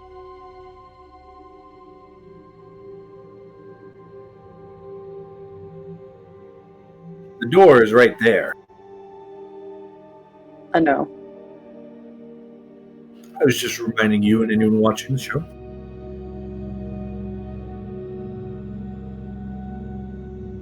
All right, then from the grate, I'm gonna step onto the tracks and try to make my way to that door.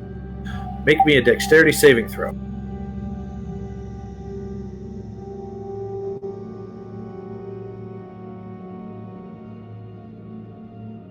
That grate is very hot. You will take 2 cut in half to 1 point of fire damage.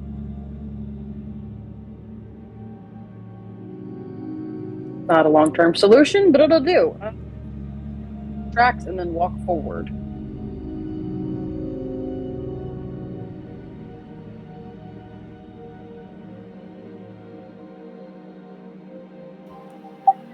Caius will say, okay, wait, let me give it a shot.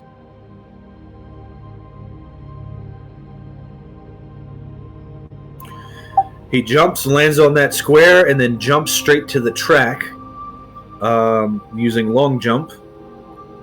Lands on the track, catches himself, and will start making his way up to you.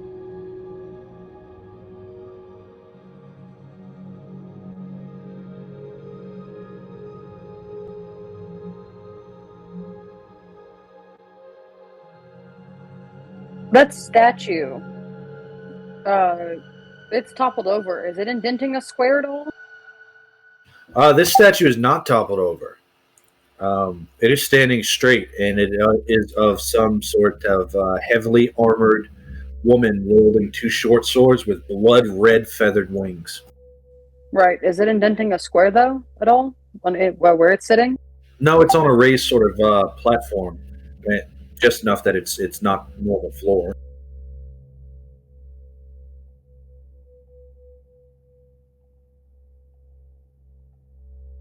There goes that idea. I was hoping it would somehow the statue wasn't activating the trap. Okay. I guess the grate's gonna fall through and the fire's gonna get harder. I'm gonna 5, 10, 10 feet won't get me to the door, but it'll get me close.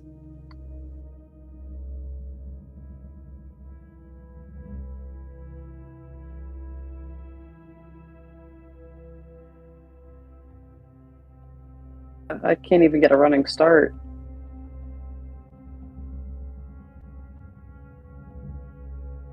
Yep, okay. Caius says, why not jump to that pillar and then from the pillar to the door? What pillar?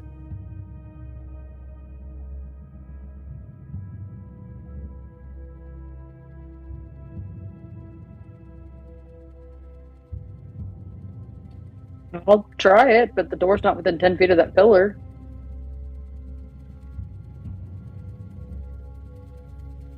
Oh, okay. I'll try it. Make me an acrobatics check. Yep.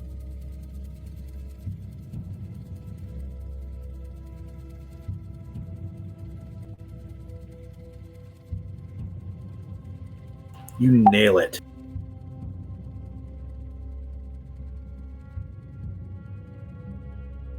So you teleport onto the pillar, latch on, and launch yourself off as fast as you can, going up to the door. Is the door locked? It is. I will attempt to unlock. Caius gets ready to make a running start for his attempt.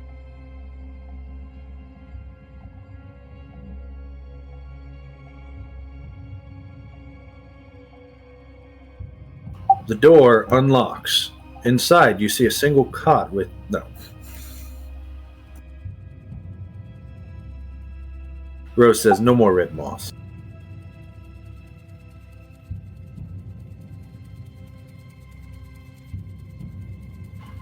Inside this room, you hear... as undead roar out.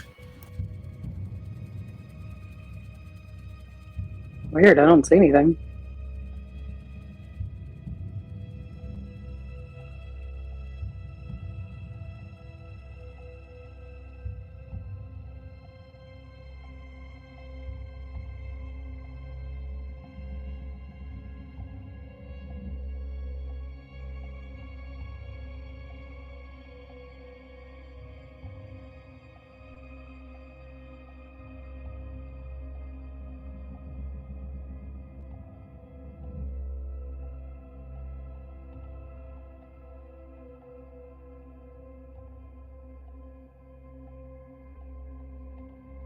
Go ahead and roll me initiative. Thank you. You got almost the exact same thing you had. At least they're real good on initiative. That's where it counts. Yep. So you hear that roaring out as you look into this room. You see that there are across from you dilapidated looking shells.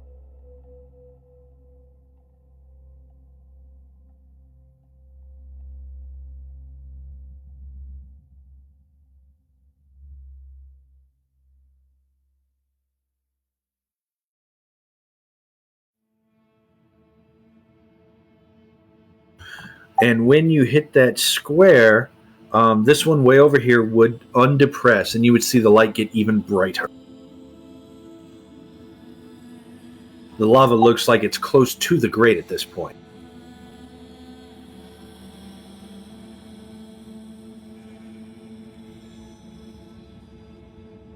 But it is your turn. What would you like to do? Oh, you said undead come pouring out. I don't see any undead. It's not their turn yet. Oh no, they're invisible. Okay.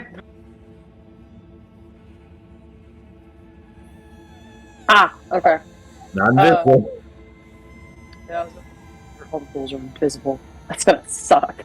I'm gonna You can only see where they are by the depressions on the room. That would be a good encounter, but I didn't plan it that way. But it's going in my book. Thank you for the player request. Yeah, that's not what that was. I am going to 5, 10, 15, 20, 5, 10, 15. I'll move 15 feet up. Actually, no, I'm going to use an energy beam at one of them and wait until they come closer. And I'm going to shoot at the one on the far left with energy beam, and I'm going to choose cold. Okay. So you're holding an energy beam for them to get closer, and you're aiming at the bottom one. No, I was going to hold an attack, but then I'm just going to use energy beam, so I'm just going to hit at them because they're in range.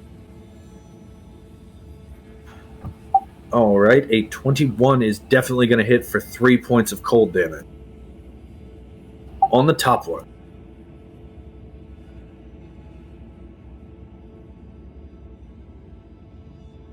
Very good. Anything else? That'll be my turn.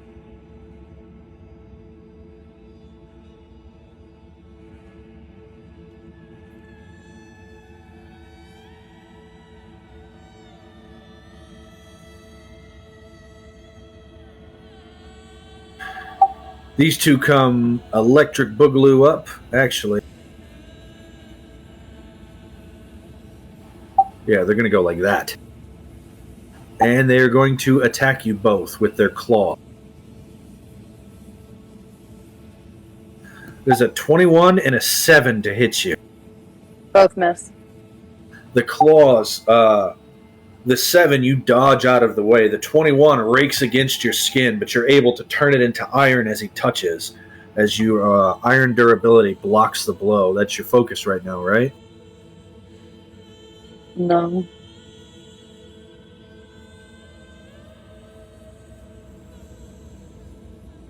My focus is the Nomad Thepatah and teleporting as bonus action. Then wouldn't your AC be a 21 and not a 22? Oh, then yes, it would. It would hit. Okay. So then, 21 will connect. I need you to make a con save. You'll take 5 points of slashing damage. 15. 15. Very nice. You are not paralyzed for a minute, but you will take the 5 points of slashing damage.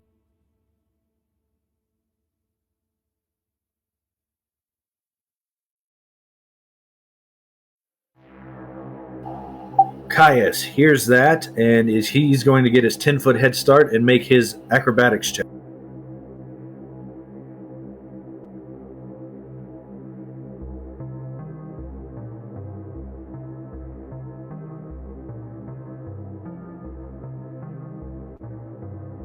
He gets a 29.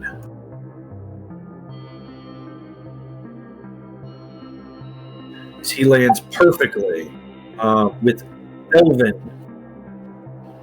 grace into the room, bouncing off of the wall. As a bonus action, is there anything I can do to help?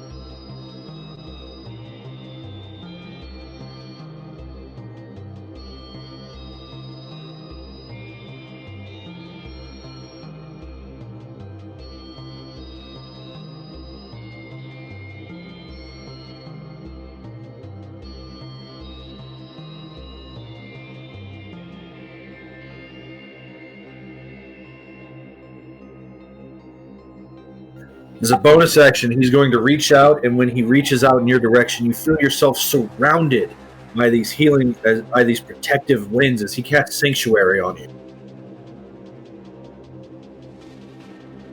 Cool.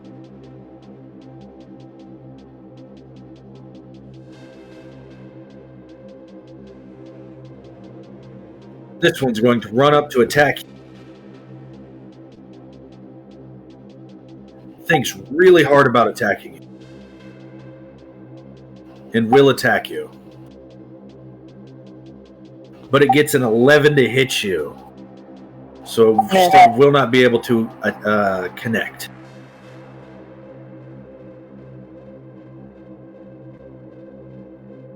Lavi says, wait, what's going on? There's no room for me. And she will hold an action. Kalianna. I'm going to bonus action teleport to the other side of...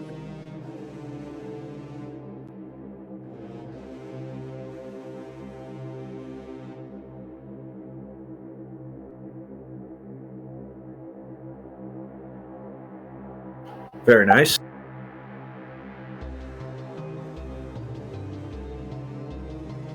$12 and $15.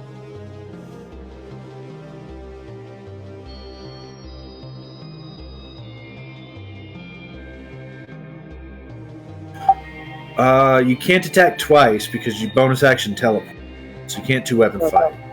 So you forego the protection of Sanctuary to attack with the rapier. A 12 will barely hit for 8 points of piercing damage to the... Which one? Top or bottom? Top, the one I hit last time. And I will, after that, move 5 feet up diagonal, 5 feet up diagonally in order to give Lobby some more room here.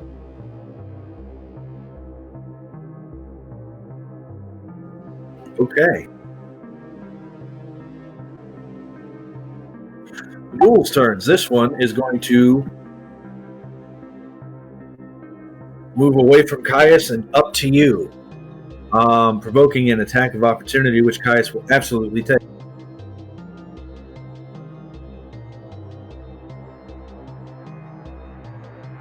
As the ghouls just do not register that he crits. Do not even register that he is there. That's going to be 13. 13 and 14 is 27. 37 and 9 is 46 points of damage.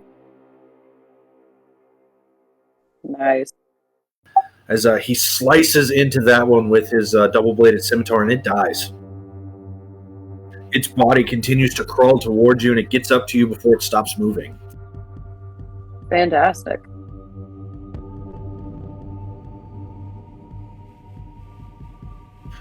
School lashes out with a 15 to hit you. Your natural armor staving off the blow.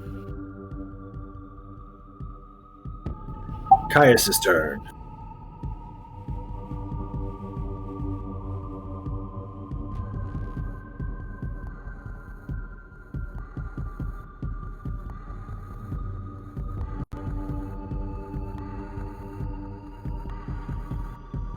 Oh man, he crits again. Jeez. So that's going to be 12, 25, 35, 41 points of damage for the first. And then he will follow up with a 22 to hit for another 11 to this one as he slices this one into 3 pieces.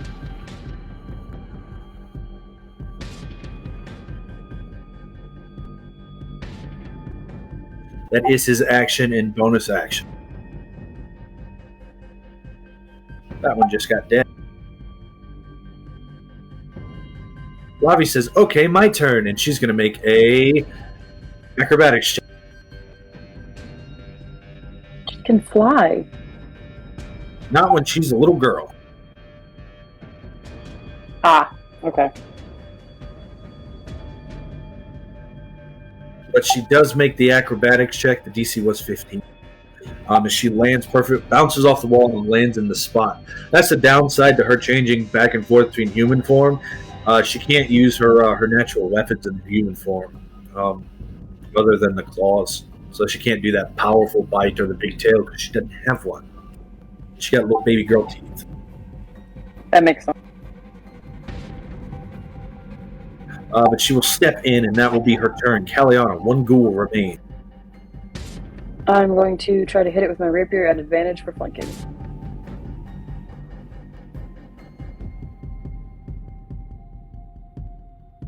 The 14 will hit for 9 points of damage. Oh, cool.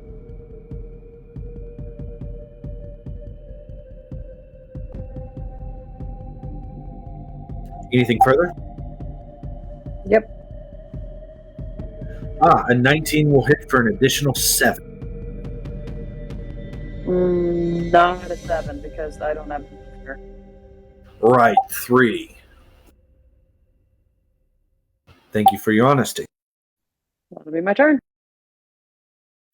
Its turn. It's going to lash out. It looks at you, and then it looks at the little girl, and it's going to try and eat the little girl. With a 13 to try and hit Lavendara, she just sort of grabs her head and ducks. And the claws swipe over her.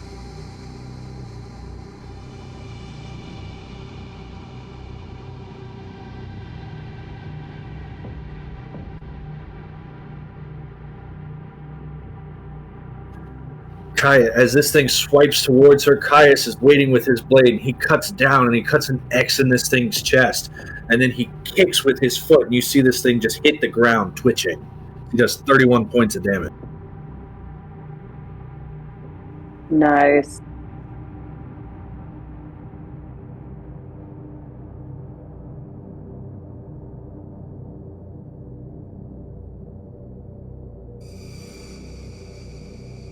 Anything cube-shaped in here?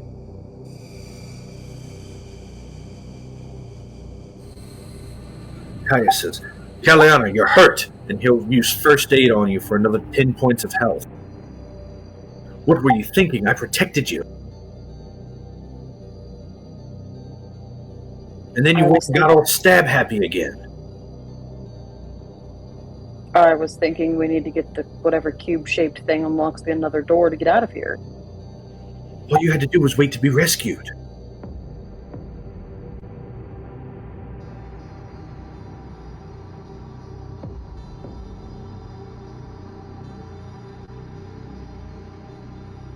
And when have I ever seemed like that type of girl? And I'm going to start looking around the room for the cube. Go ahead, make your... Oh, with an 18 investigation check. Very nice. So the first thing you notice in this room is that there are two chests in this room. One is in the corner right in front of you. It is locked. The other, Kalianna, who always looks up, you notice that a mural of ghoulish carnage covers the ceiling as dried blood and guts and body parts make a disgusting picture on the ceiling. And stuck right in the middle of that is a chest in the center of the room. So there's 3 chests, 1 on the ceiling, 2 on the floor? There are 2 chests, 1 on the ceiling, 1 on the floor. Okay. One on the floor is right in front of you. It is locked. And then there's that one in that ghoulish carnage on the ceiling. Also, as the last ghoul falls, you see that in its mouth it had an arm, and that arm was clutching a triangular disc. Well, disc is the wrong word, but a flat triangular piece of stone or jewel that's covered in runes. I'll pick that up. There might be a triangular door after this, or there might be 2 triangle pieces to make a square. I am going to open the locked chest on the floor first. Give it a shot.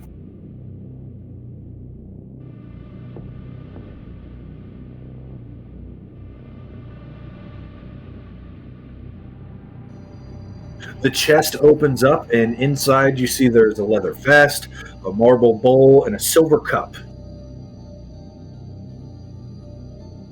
Maybe 3 pounds worth of stuff. I'll pick it up. I can carry that. 3 pounds isn't that heavy.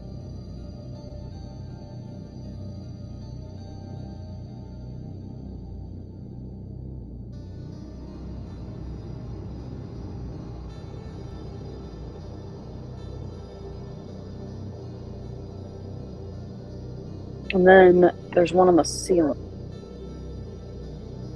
There is.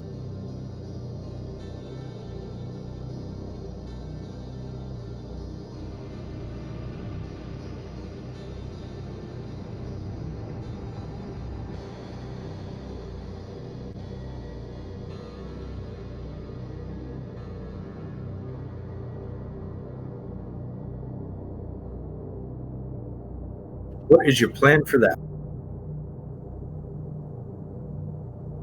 How is it secured to the ceiling? Can I see that? How it's secured? It's just there.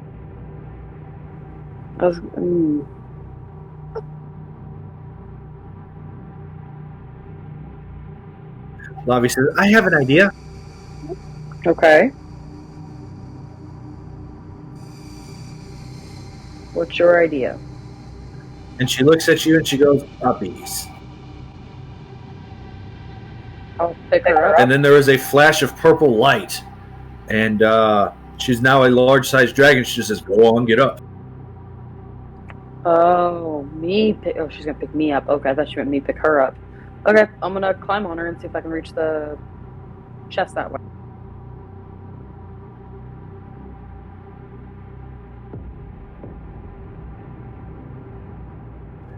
You choose to mount that baby dragon, and she will stand on her hind legs and stretch to the very tippy toes that she can. And you're able to reach that chest in and amidst all of this rotted gore. You would have to make a Constitution saving throw, but you don't mind grody things. You're immune to disease. That's good.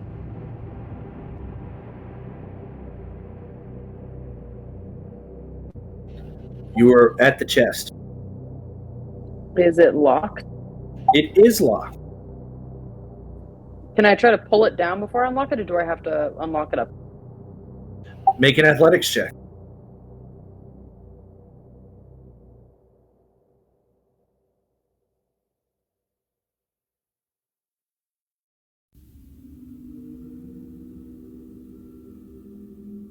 Nope. You have advantage on athletics checks, don't you? No. Okay. You go to fiddle with this chest, and when you do, you cannot get it unstuck. Okay, I'll try to unlock it from up. Okay. 22. You unlock the chest, and with the chest no longer being locked, the 60 pounds of treasure inside force the lid open and hit the ground, spreading. Once we're back down on the ground, I'll try to carry as much as I can and ask a lobby to carry the rest of it as a donation to the Horde if there's no square thing in there. So inside you find the coins listed. There is the bone chalice. The puzzle box is destroyed. You don't get that. It's not a box anymore. It's pieces of a box. Okay.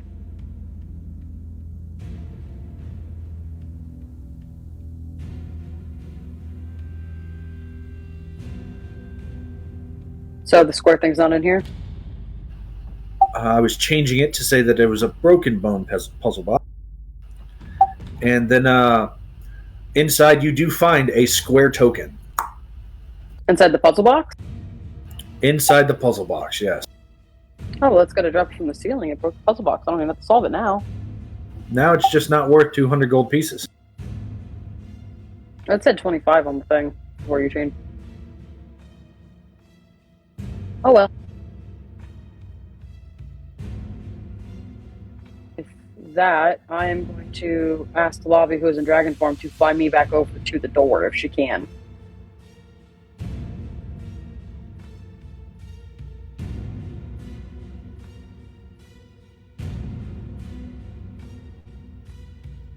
So degrading. Make a persuasion check. You do get advantage.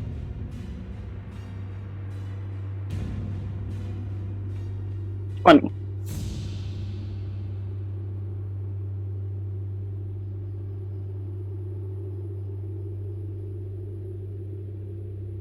She will grab you in her talons and fly you across the room. No rider.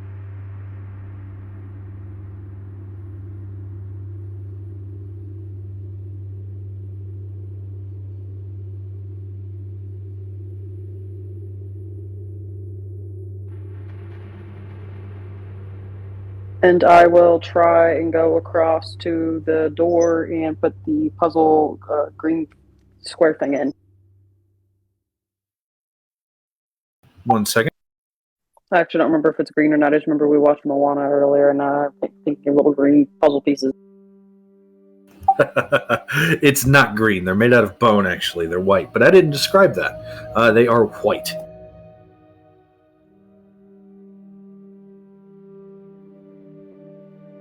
Caius gets a 21 on his acrobatics check.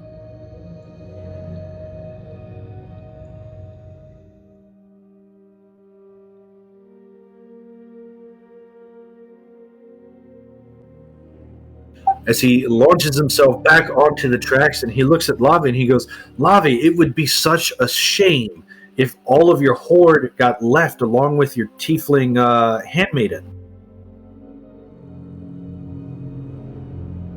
Lavi looks at him and he rolls a persuasion check. He does not get advantage.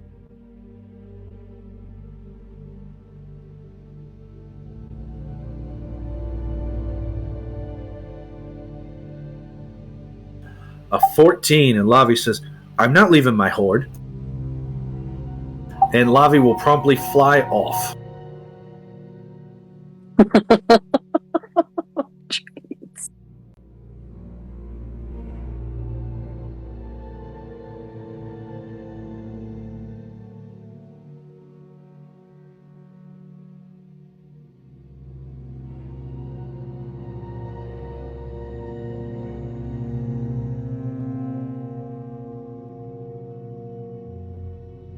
The 21, he's able to launch himself over to this area, and he says, there might be a slight problem here.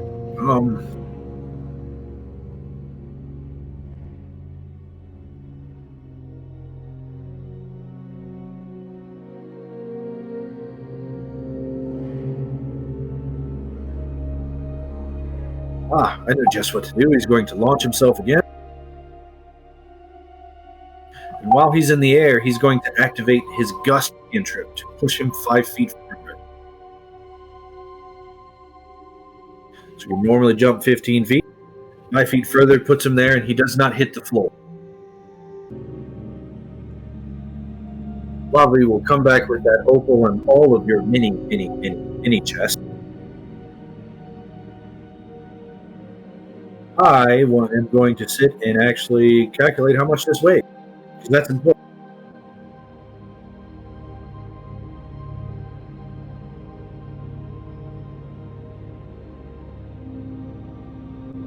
My guess is 300 to 400 pounds.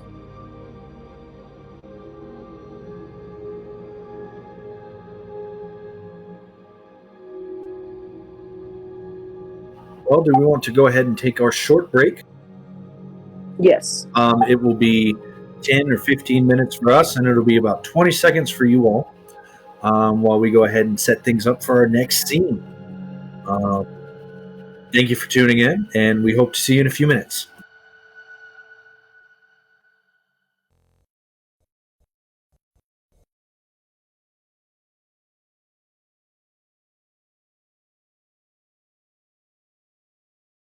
All right, hi, and welcome back. That was a few minutes for us, but it should be about 20 seconds for you once I finish splicing things together. We do. Um, Anyone that's curious, Rose, it came out to 686.62 pounds of loot. There is no way for you to carry all of that at once. Even with a carry weight, her arms aren't big enough for that many chests. So she looks at you and she goes, there is one thing I can do, but it's kind of gross. I thought it was all on the sled. I'm sorry? I thought all the loot was on the sled. The sled is overflowed. Oh. But Lavi says, there's one thing I can do, but it's kind of gross. Okay, what is it? She starts eating the treasure. Wait, can we get that back after she... Oh, well, it's too late. And she starts digging in and just gorging herself. Yum, yum, yum, yum, yum, yum, yum, yum, yum. As she swallows it all whole. She cannot turn into a little girl anymore. You see the dragon has a big, bloated, round belly.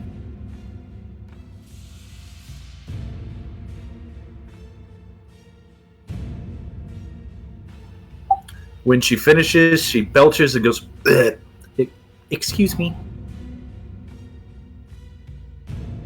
Man, all right. Well, thank you. Appreciate the help with that.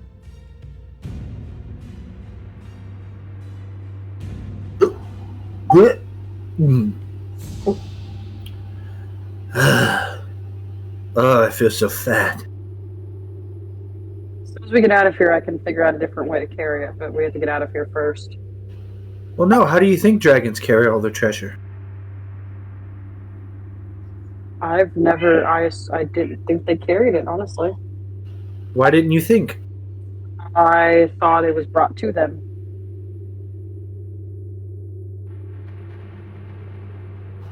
I will remember this.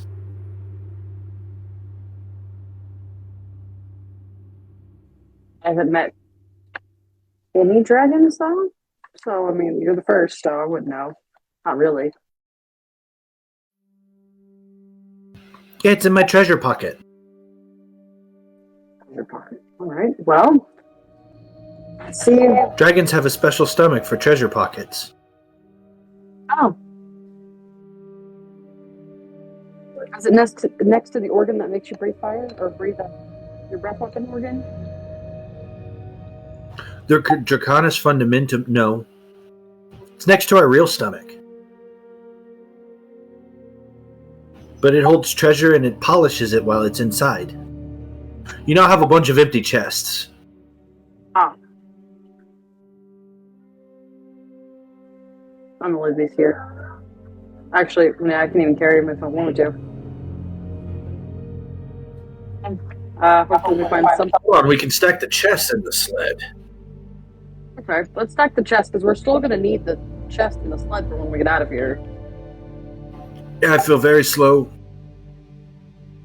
Yeah, let's hurry up and get out of here then. I'm gonna go put my key in the door. Did it go to my figure? No, you still look beautiful.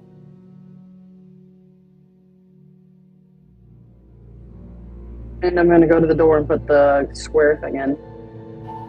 When you put the square thing, it once again latches onto your arm before the liquid reforms into your face and the door opens 10 feet up. The door behind you slams shut. Good call, Caius. And once you go into this area, you see floating in an ethereal light a key. And on that key, it has 2 feathered wings.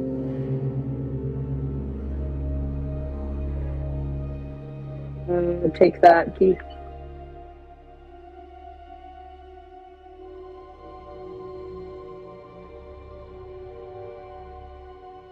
Yeah, you reach in and you grab that key, and you feel charged.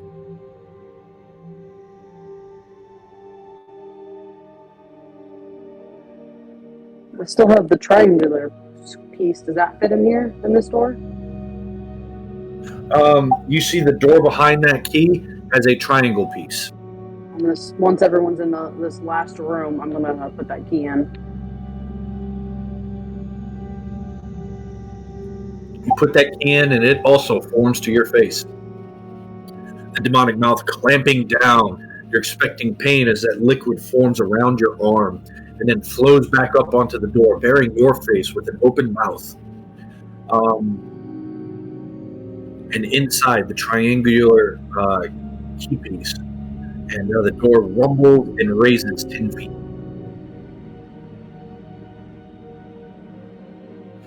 The stairwell continues upward. I'm gonna take the stairs upwards. All right, you go up and up and up and up and up.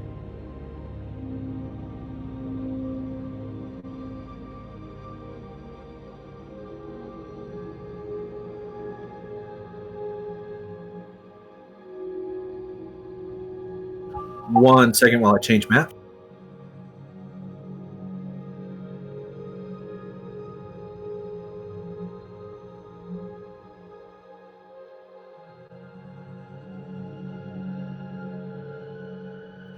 Here it is. 1 second.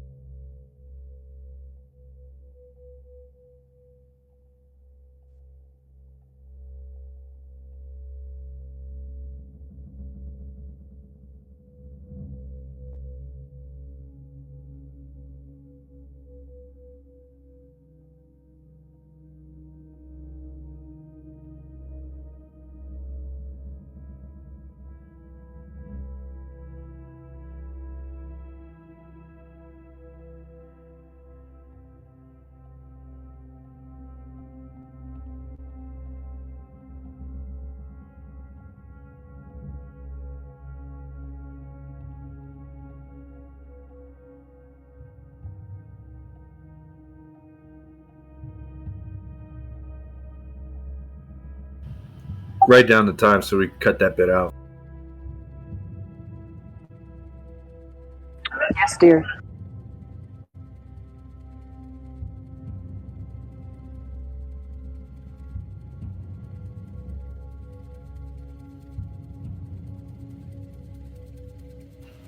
All right, so I've got you onto the new map as you go up the stairs. And the stairs, immediately you see that you can hear the sound of rushing water again. This entire floor, you can see water just laying in puddles everywhere. And as you get to the head of the staircase, there's a flooded room to your left, and to your right, there seems to be the work stone gives way into natural caves once more.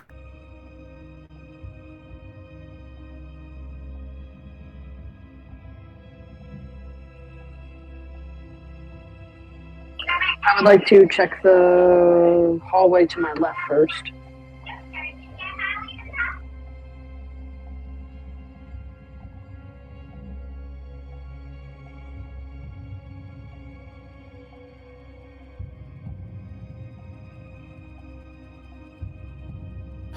So you see that jutting out of the ground, there seems to be some sort of large crystal in the center of the room.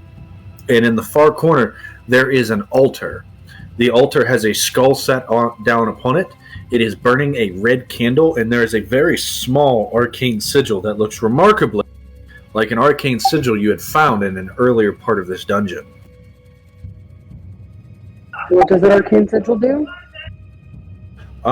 It summoned the winds of pandemonium and called forth a howler. I'll leave that thing alone. You feel your dagger start to stir Nope. as you get close to it. Nope. You stay quiet. I'm leaving that thing alone. You head forward and you see that the tunnel turns into a cross. It goes forward, left, and right. Left first.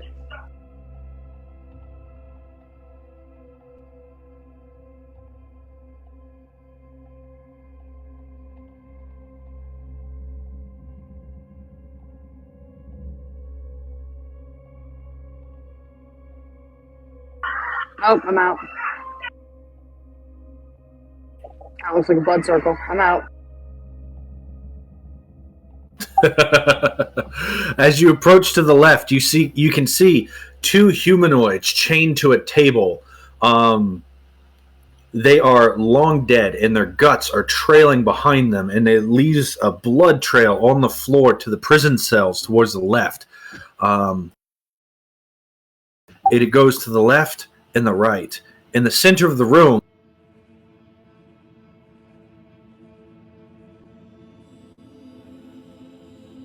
you can see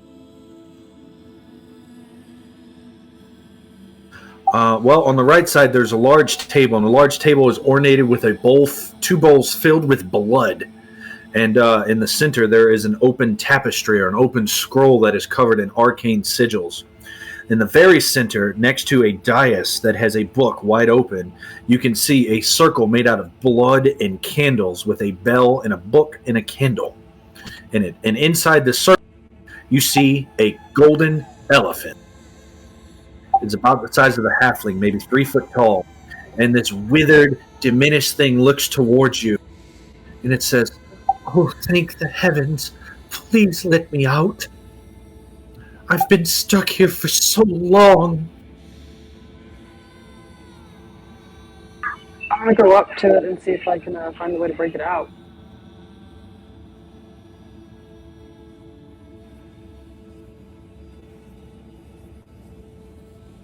I will bless you if you let me out. Just let me out of here, please. Gonna go forward and try to let it out.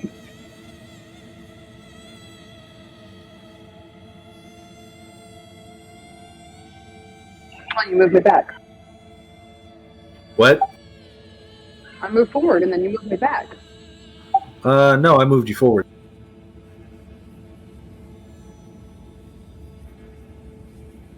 Can I make an Arcana check to see how to get this creature out? Sure, make an Arcana check.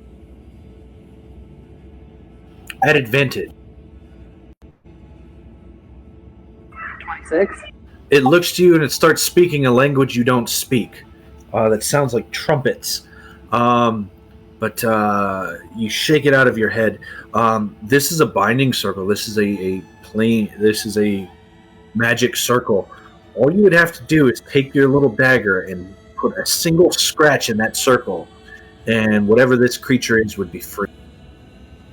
I'm gonna do it. Please let me out. They've been draining me for so long. I need to get out of here. Oh, that was weird. Let me out, please. I'm gonna make an insight check first. Hold on, that voice is creepy. I want to make sure it's actually a. It is what it says it is first. It hasn't said anything of what it is. Yeah, but that voice does not match that persona with the trumpets. So I'm gonna make an insight check.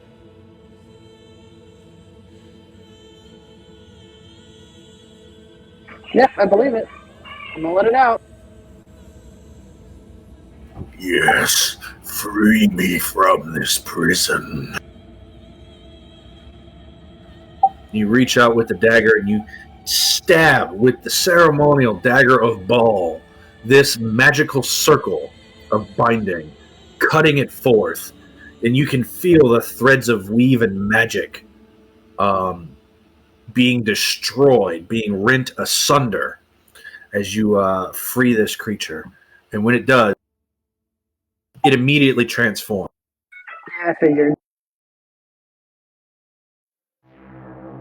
If it's gonna be a devil or a demon of some sort. When it transforms, it transforms into a huge-sized, giant-sized, golden woolly mammoth with huge, spectacular angel wings. What would you consider your natural language to be? I would imagine it would be common. I would want to say draconic. I mean, giant, but I don't think she's around her family enough for it to be giant. So I think it'd be common. So, you hear it in common. Caius hears it in Elvish. Lavi hears it in Draconic.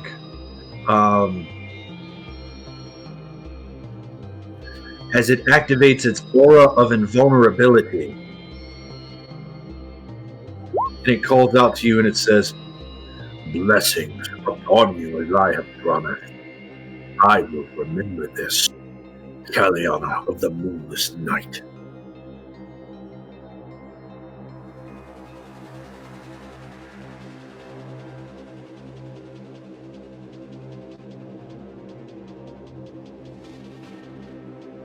And he will hit you. His trumpet bellows out a tune, and when it does, he casts Greater Restoration on you. Oh, thank goodness. That'll feel my ability drain, or life drain. That will heal your life drain.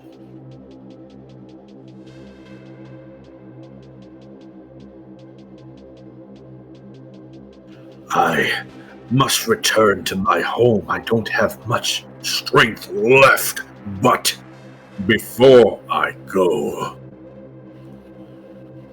He plucks a single feather out of his wing, and his trunk will reach out and hand it towards you.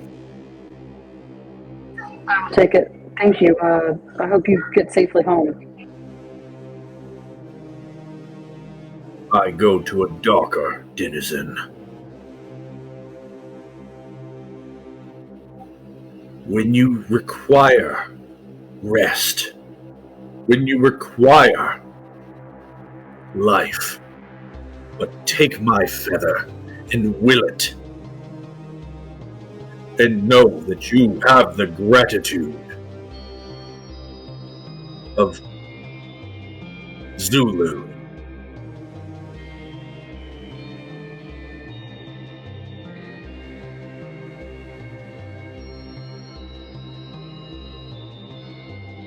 And he's going to hand you 3 feathers. He'll pull 2 more. He gives you 3 total. And then he's going to pull a 4th feather, and he goes, "This one is for now." And the feather, you see, disappears in sort of a flash of light as it disintegrates. You gain the benefits of a long rest. Nice. Can I make a Arcana check on what that thing was? Yes, because he's immediately going to cast Plane Shift and vanish.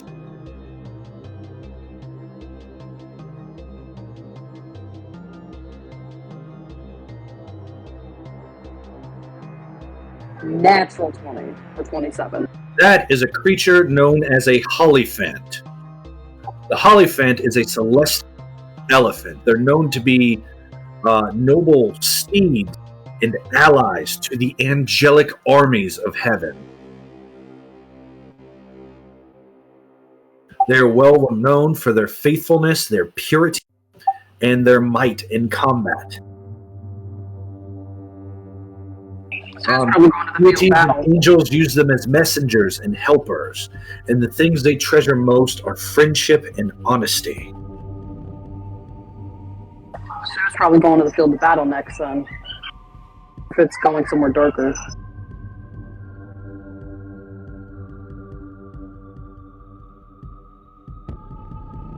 Alright, I'm going to write down 3 feathers of Zulu feathers. 3 Hollyphant feathers.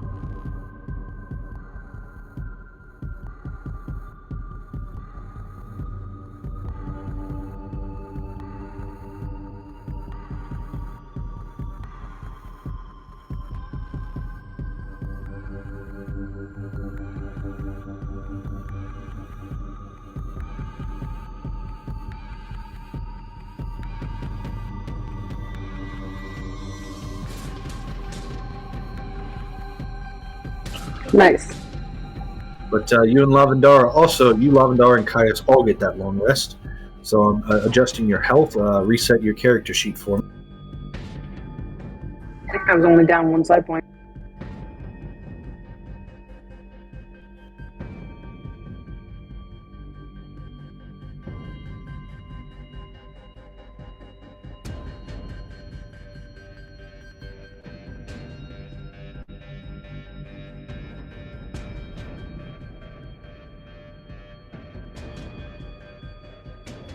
Trying to get my free castings back after a long rest.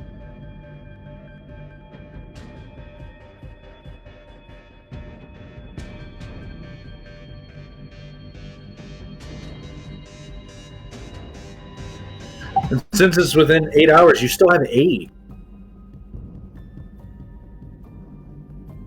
Nice.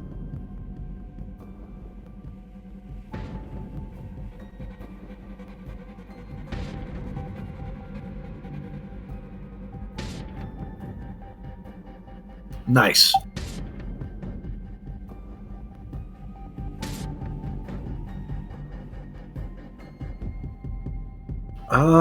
Let's see. I'm good on my end. Are you good on your end?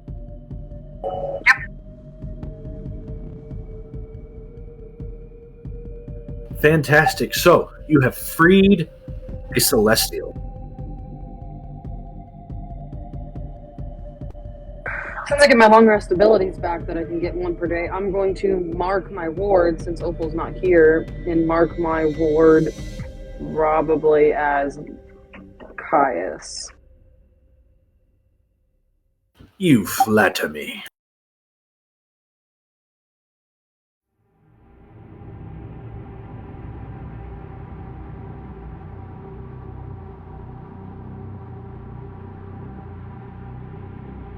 Well, let's continue on, see if we can find a way out of here. I think we're getting pretty close.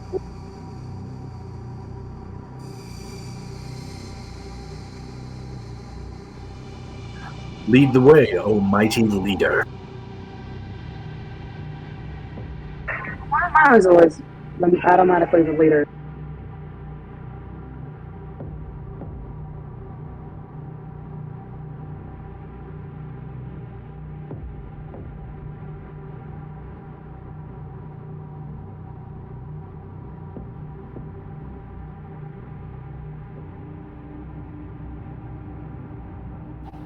I couldn't hear you. What'd you say? I wasn't talking to you.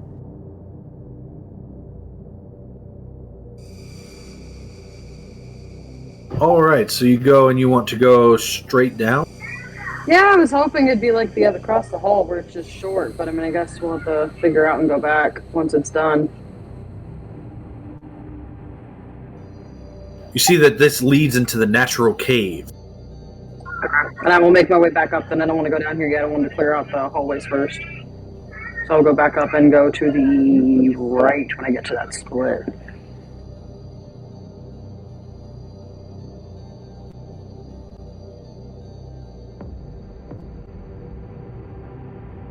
One second. So as you go forward, the wall switches as you step into that area, and you are in a square room, and this room is filled with bodies. You see dozens of dead corpses stacked on top of each other, all bloody and mangled and rotted. These piles and piles of bodies. A lot of them are missing their hands. It's not recycling. They're not just sitting there down there rotting, I guess. Can I get out of here? Make an investigation check. You hear a thud hit against the walls. 16? You stand against the wall, you pull a lever, and the wall spins again, and you are back in the hallway. Caius is nowhere to be seen.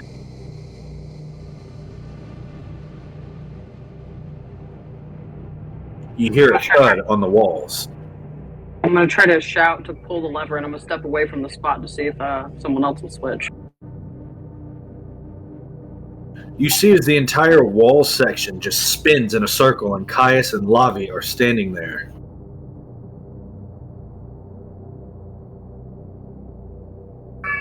Wow. That's a neat party trick. Do it again, do it again, do it again. No, Lavi, no. When you make a layer, Lavi, maybe you should install one. As the water, you see the paths of water leading you in the direction, and you hear a loud roaring sound coming from the north. You hear the sound of something thudding against what sounds like a stone wall, and just a reverberating sort of boom, boom, boom, boom, boom, boom, boom, boom, boom, boom, boom, boom, boom, boom, boom. And as you look to the north, Oh, jeez. you see bound in magical chains a creature of smoke and fire and lightning as it looks in your direction, and it roars and it launches itself forward before slamming against another magic circle.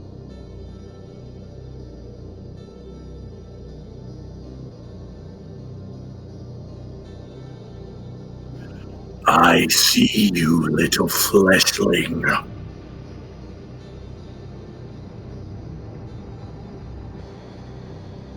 And I know your name.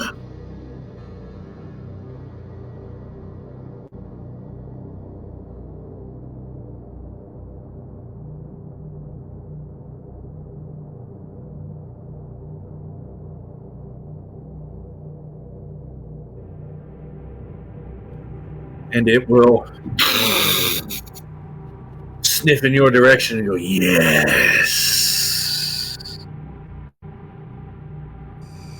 What do you do? I presume you want out.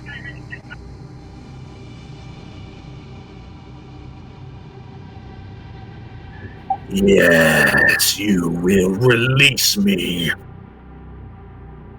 And what do you have to offer? Shrewd you are. Name your wish.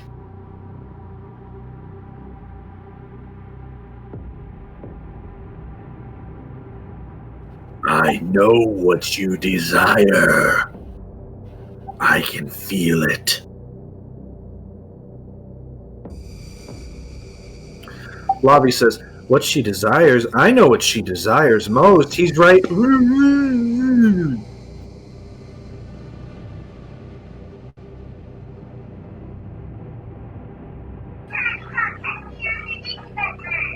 I desire your aid in a battle of my choosing in the future. You will aid me and my allies in the future in a battle I choose when I need you most. No. Suit yourself. He starts laughing as you turn your back on him. And you sort of just look back at him, and he is dangling a key.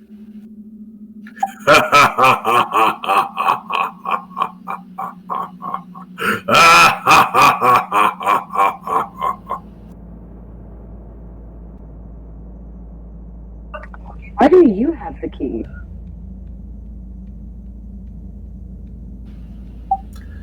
Some fool long ago decided that being a braggart and humorous was more important than freedom.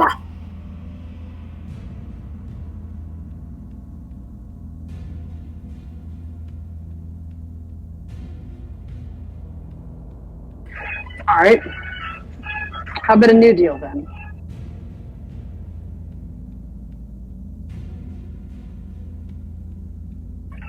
You won't harm me or my allies or kill us, and I'll set you free.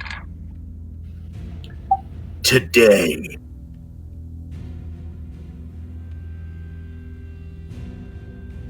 you don't die. And that is asking much.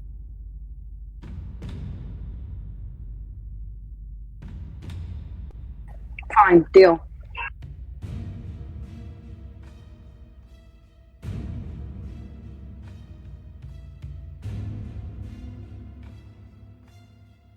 And my friends, don't die today, and I will set you free.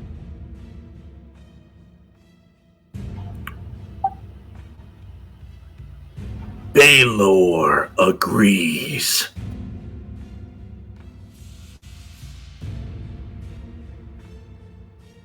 And you can hear the sounds of shackles shutting tightly within his voice. I'm going to go up to him, and I will mark.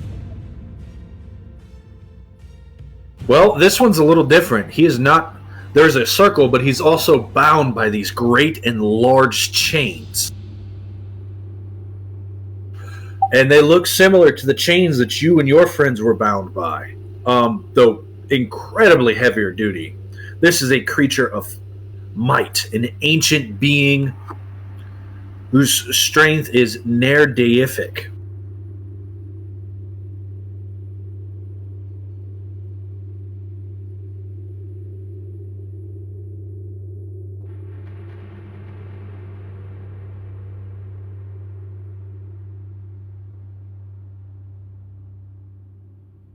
Can I try to pick the chain? There are no lock holes. There are no keyholes. Whoever placed these chains intended them to be permanent.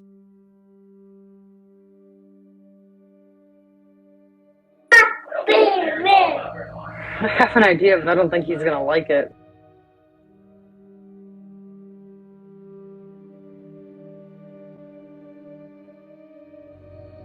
Also, I have no idea if it's going to work.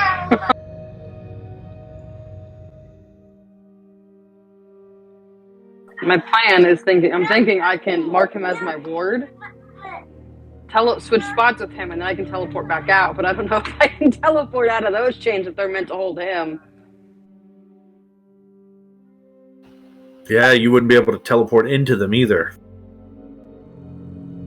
Because that ward ability is literally get out the way and you push them.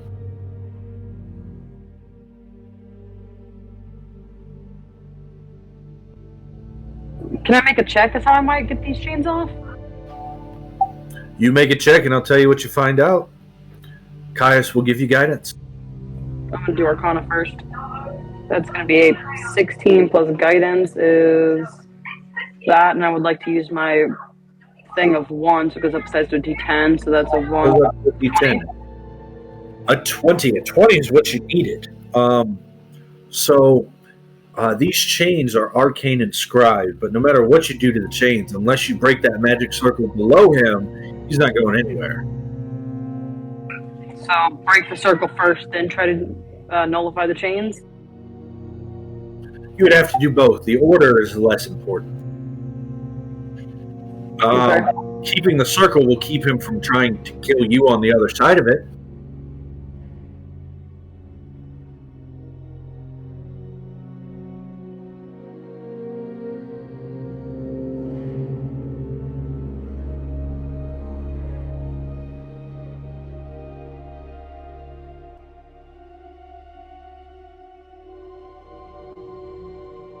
Yeah, but he made a deal he wouldn't kill me today, though. He made a deal that I wouldn't die today at all, actually. It wasn't even that specific. It was, me and my friends are not going to die today, which means at all.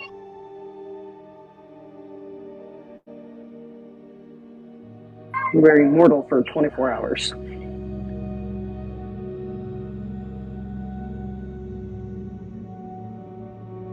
If I can somehow get the chain off of.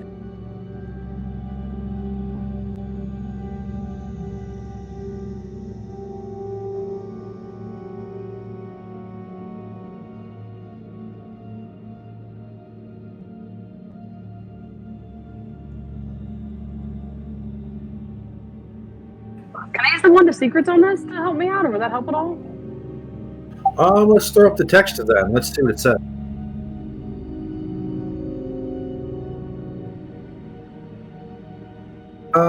Expend one of the charge, and if a secret door or trap is within 30 feet of you, it pulses and points at the one nearest to you.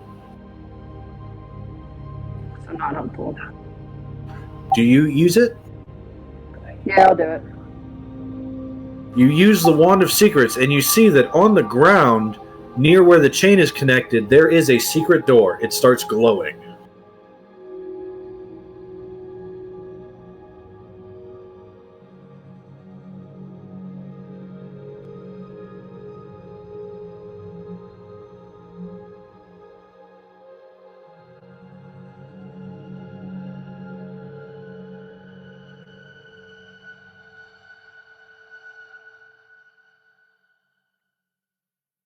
All right.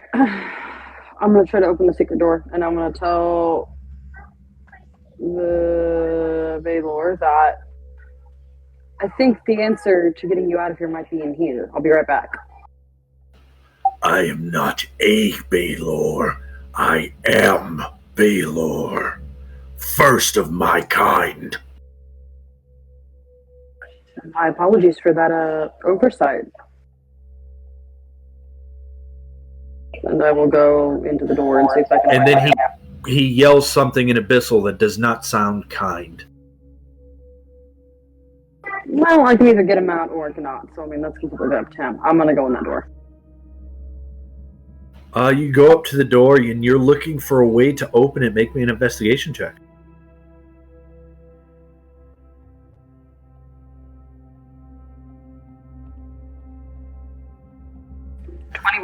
$21 will do it. 21, you see that there is a small, almost just barely pinprick wide hole that you could probably fit thieves' tools in to try and pick. Can you try it? Pick it at disadvantage. Great roll. Plus my PT die, so actually I don't need it. 23. 23, do you add anything to that? I'll try it. Why not? Let's see, it's a D10 right now. That is a 9.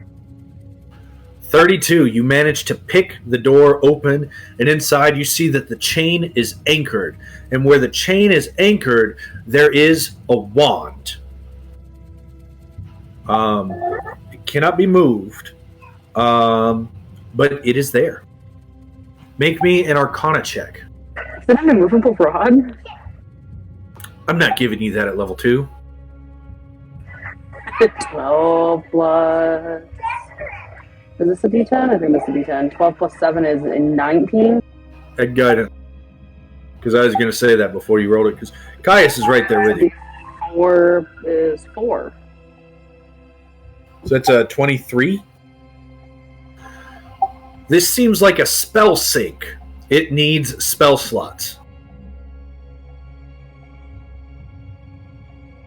And when you say this out loud, Caius says, "That's fine."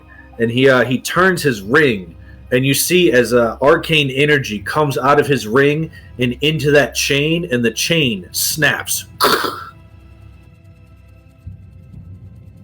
As he spends 4 spell slots worth of magical energy.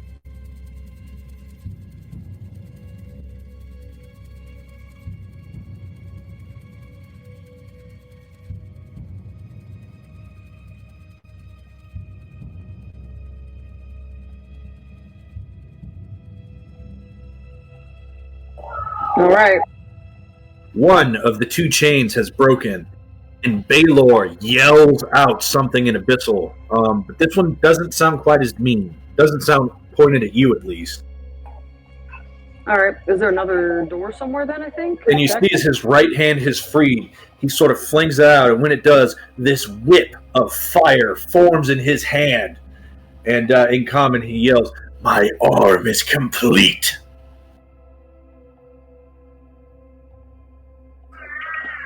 I'm glad. Now let's see if I can free your other arm and get you out of here. And I'm going to see if I can find another door with another chain. All right. How do you want to do that? Do you want to use the Wand of Secrets, or are you going to try and look on your own? I'm try looking on my own first, and if that doesn't work, Make an investigation check. So it's an investigation check plus a D4 for guidance, and then we're going to try a D10 for what you call it. So that's a 8, 10. That's a 20. You have no clue where this would be. I'm trying 1. You use the second of 3 charges on that wand, and the door lights up, and just as identical as the other one, you see that next to that door is the tiniest pinprick of an area. I will try that again. So sleight of hand, disadvantage, straight rolls an 18, plus guidance of 4, and a 1. My dice guy goes up to a d12. Yep, and that's as big as it can get. Okay, so that's a 20. 20. You barely managed to open this.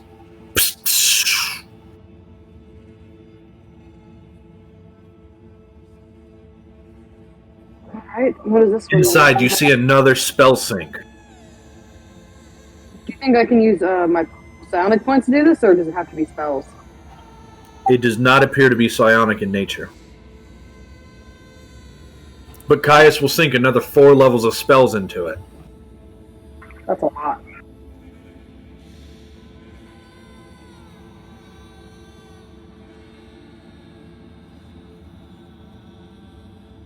Well, he gets to cast Hellish Rebuke at 2nd level 3 times a day.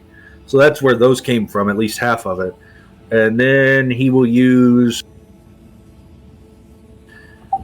his once daily casting of Shield and his once daily casting of Sanctuary.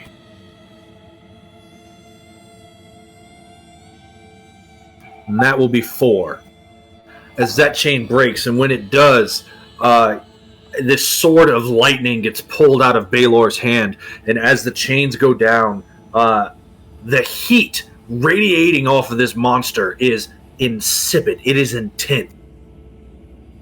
Hotter even than the lava from the floor below you. This room is incredibly uncomfortable to be in. Let me check the radius of this ability.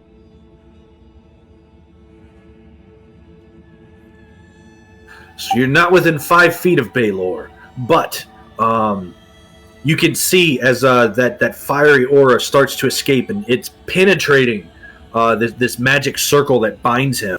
You can see things on the ground catching fire and burning to ash.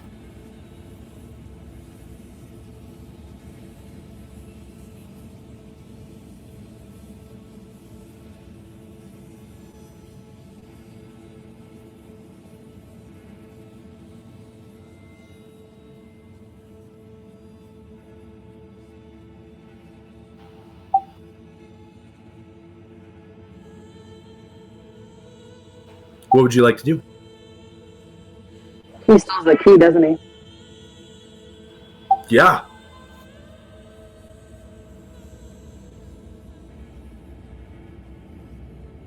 I'm gonna start. Does he say anything? He's stuck inside this magic circle, and he's just glaring at you. I'm gonna start walking forward slowly, and as I do, I'm gonna telepathically tell Lavi to see if she can telekinetically grab the key right when I disable the magic circle to see if we can grab the key before he teleports away at the last second. That way he doesn't come back, but he leaves and we have the key at the same time, hopefully. Don't say any of this out loud. Okay. And I'm going to go up, and I know I'm probably going to take fire damage. I'm going to go up, and I'm going to try and use my dagger to cut through the magic circle. You use that magical dagger to cut through the magic circle. And when you do the magic circle, you can feel once again as you're stabbing through the actual threads of the weave of this trap, this prison within a prison within a prison that this creature has been stuck in for time immemorial. And your dagger penetrates through it, hits, and you drag it through, and it's like severing tendons. And as soon as it does, you'll take 11 fire damage from his fire aura as these waves of heat come blasting into you, and it is suffocating. Keep in mind you had 7 temp. But these waves of fire come blasting into you, and the trash on you, any sort of unattended objects on the ground. So the sled immediately melts. Half of those chests go up in flame. And he looks at you and he goes, "Now to go repay your father." And in a burst of flame, boom, and smoke, he disappears, and on the ground there is a red-hot, smoldering key. I'm going to quickly ice blast it and see if it'll keep it from melting and disforming. Clever girl. Because if that key melts too much, then it'll mess up. So I'm going to freeze it real quick so we can use it. You shoot forth that super cool beam of energy as you just think cold, think frozen, think tundra.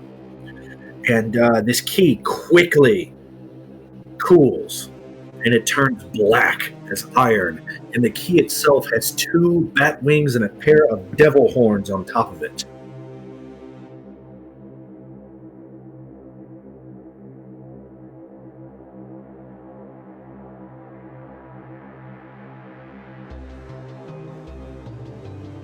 You now have 2 keys. Well, that's 2 keys we need. Now we have to figure out where they go. Just think, if you would have went left instead of right, this would be the last place you find. I know, I'm still going to check everywhere else because, loot and stuff and answers, but I don't know how to get out of here. Because we still got to find out where these keys go.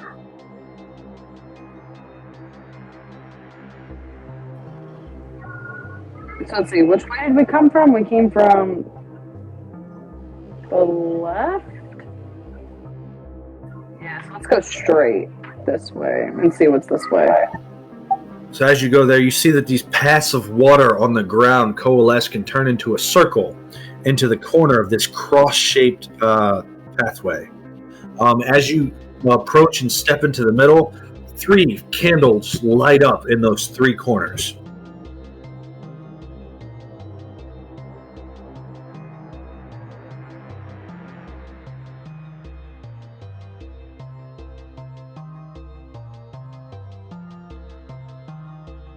Is there anything in here that looks important besides the 3 candles?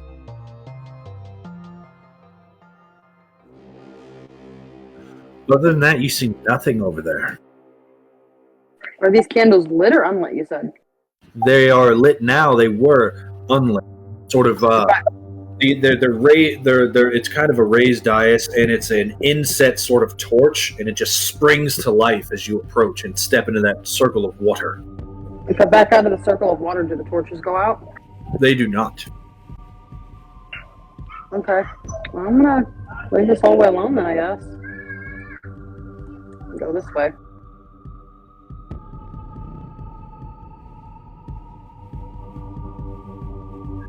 You go downward and you see a single, on your left-hand side, right-hand side on the map, you can see a single room that has 3 cots and 2 small patches of red moss.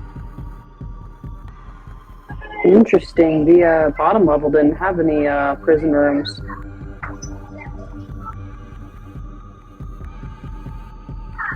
Stop there, please. Yep.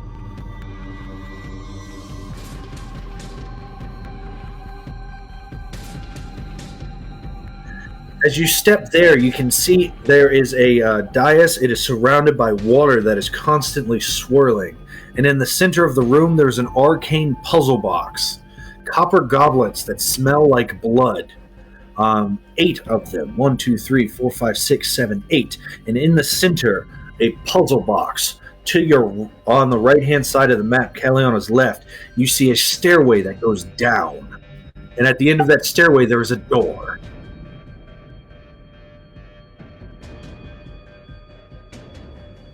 On the south wall, you can see that there is a group of draconic faces carved into the wall. And a rusted iron box lies in the center of this room. Can I try to open this puzzle box? You go up to the puzzle box, and as you go up to the puzzle box, you see that it has a picture of a devil holding the hand of a phoenix, holding the hand of a mage, holding the hand of an elf, holding a key. And on the other side, it has an angel holding the hand of a noble, holding the hand of a scion, holding the hand of a human, holding a key. And in the center of those two keys, one above, one below, and in the center of the keys, there is a dragon's face, and it is roaring.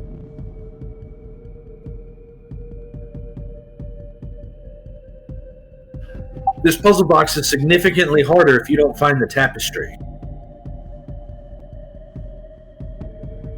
But you found the tapestry. You have the keys. I'm gonna look to Caius and say, in the lobby, and say, I think I found the way out. Should we look through the cavern area first before we go?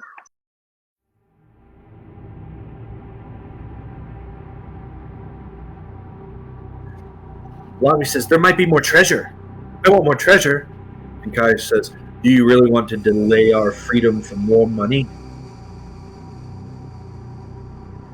Who knows what happens whenever you open that thing? We could end up back in ourselves. That's true, but what if we end up out of here?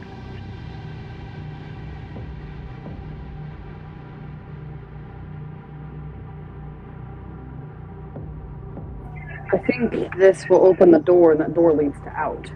I think.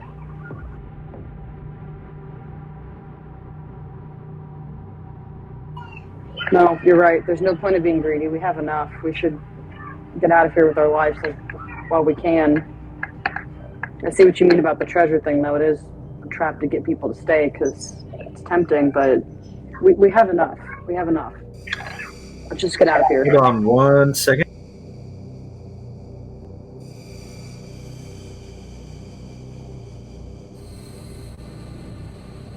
Here we go.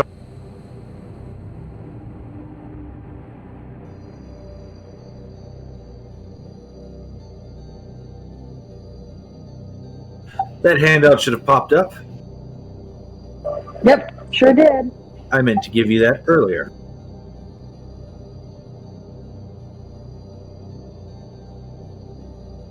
However, as you're discussing this, Kalianna, the one who always looks up, you look up and you see something terrifying.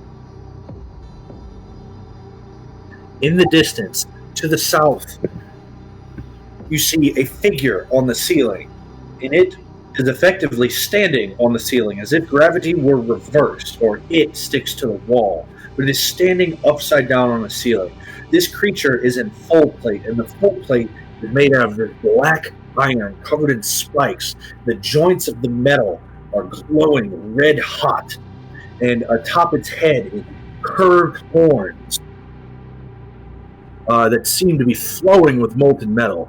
The helmet of the full plate, the eyes glow bright red, and they bear straight into you.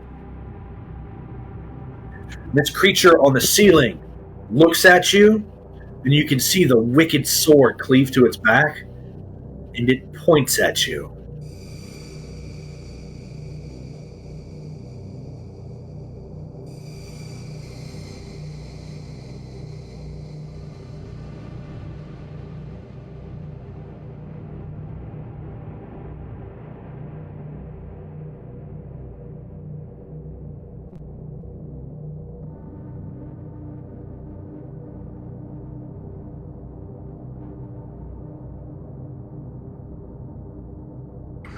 How does it look like this puzzle box opens?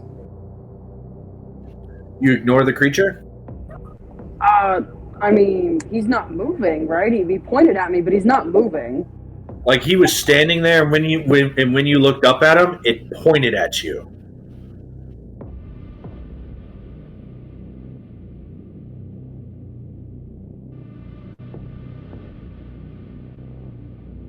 I'm gonna nod at it and try to look non-aggressive at it, just see if that helps, but I don't think it's gonna happen.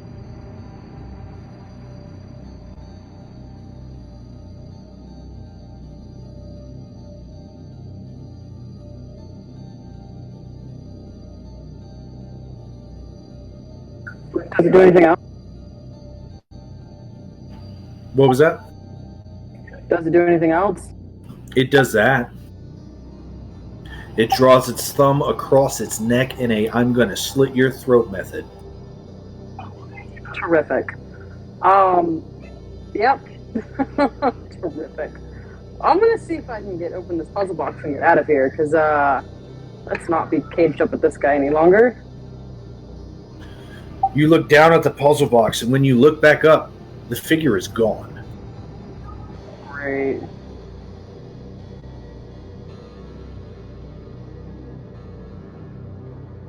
There's a picture.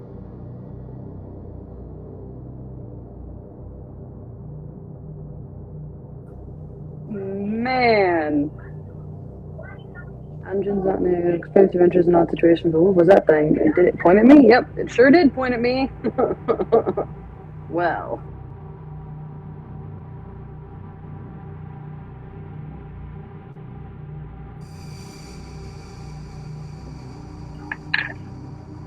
That thing looks terrifying. Alright, I'm trying to open this puzzle box.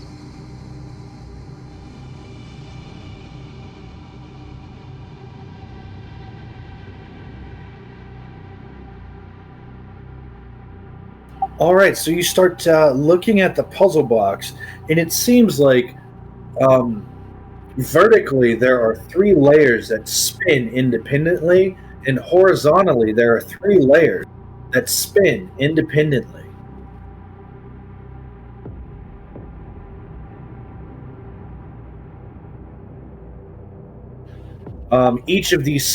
Each face of this puzzle has 9 small cubes making it up, and each of these small cubes has a different design on them. There seems to be 6 different designs.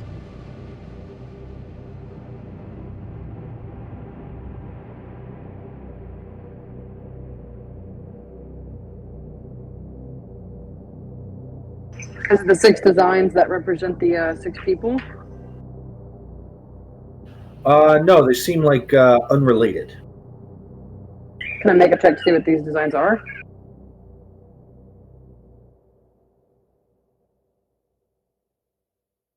Make me a general intelligence check.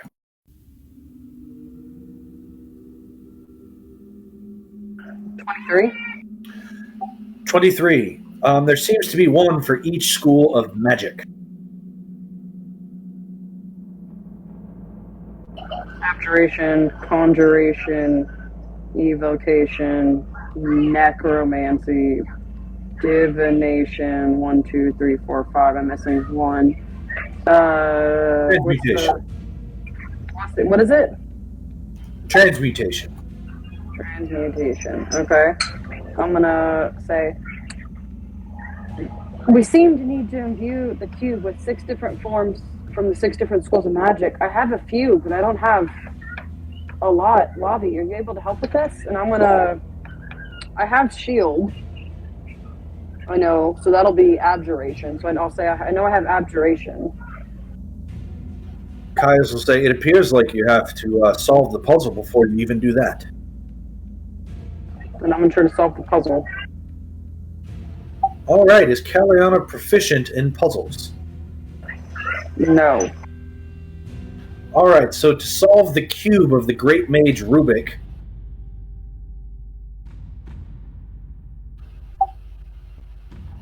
I need you to make an intelligence check. Caius will give you guidance. Okay, I'll do, and then it's a check. So can I add my PT dice to this?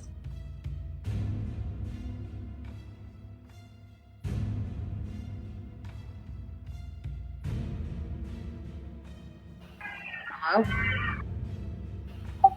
That's an 8. Yeah, and I asked if I could add my PT dice to this. And I nodded yes. I didn't see you. I'm on the roll 20. So 12, 22. 22. You spend a minute working this puzzle box out, and you are unable to solve it.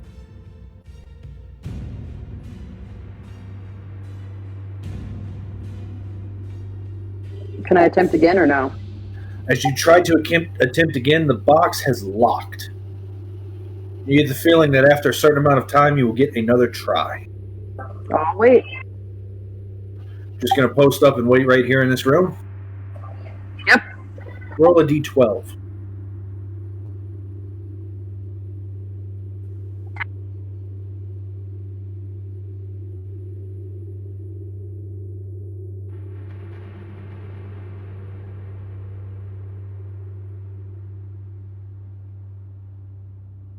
Roll me a d6.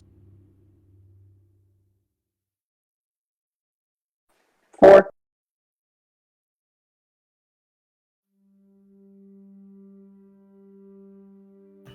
Okay.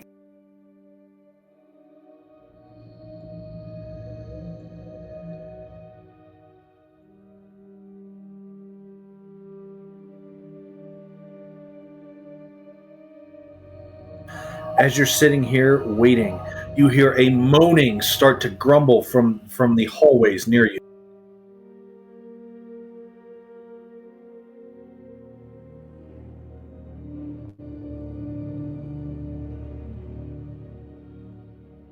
And go ahead and roll me initiative as these creatures they see wander into the room, see you, bellow out in anger, and launch themselves at you.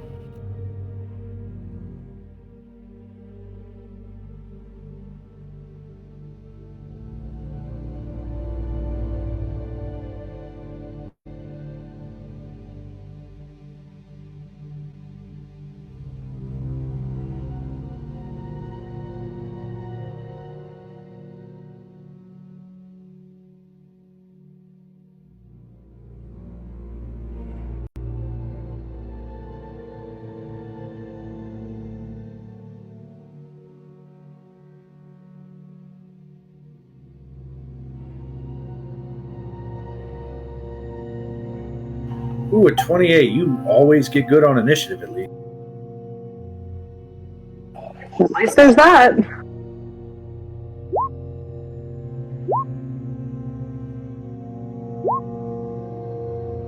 Well, they sure don't. Also fine with me.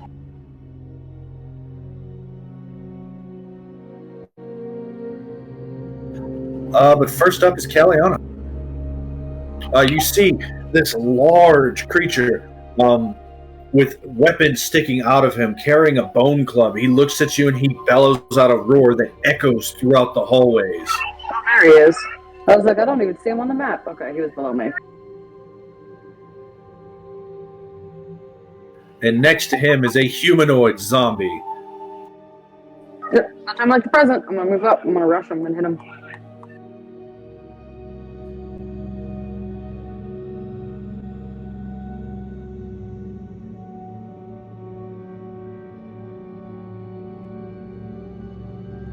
$24 to hit and a 25 to hit.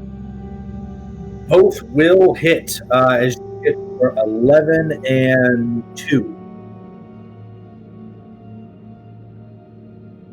As you stab into this creature, you can see that its flesh is covered in arcane runes. I need you to make a dexterity saving throw. It's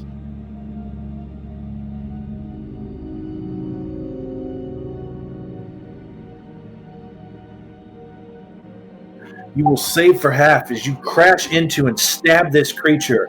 Arcane runes light up, and a bolt of lightning crashes into you for 9 cut in half to 4 points of lightning damage.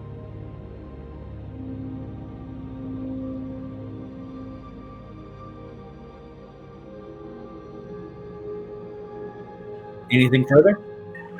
That'll be my turn. Caius' turn.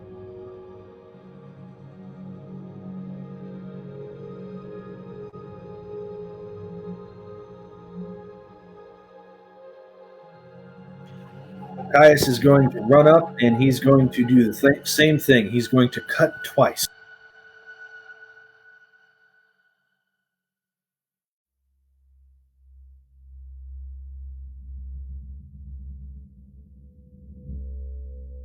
$20 will hit both times for 13 with the first and 15 with the second.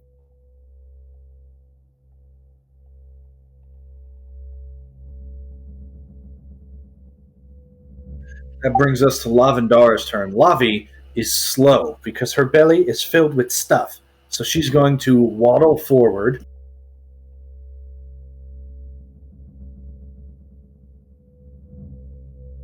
She's doing her best. And she is going to blow out a breath weapon, aiming at the ogre zombie.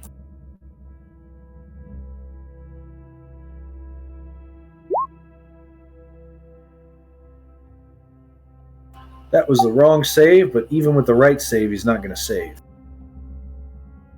So he rolled a 7 on the dice, so that would be an 11 to save, and her save is not an 11.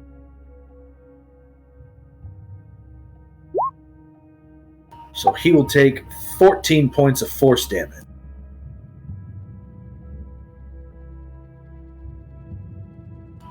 Its turn. It's going to very angrily bellow out another roar, and it's going to slam its club down on you, Kalianna.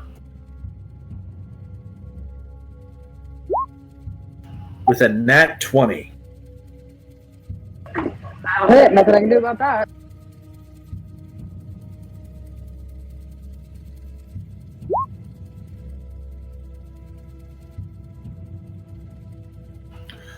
So that'll be 13 and 5 is 18 points of damage to you.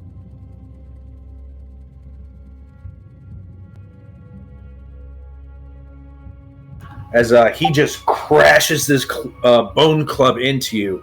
Bone shards strike and stick all through you, but you're not bothered by it. And that's his turn. Zombie is going to attack Kaya. I'd be more scared if it's been 24 hours. I made a deal with the Baylor to not die today. Yeah, you keep saying that. That's not how that went.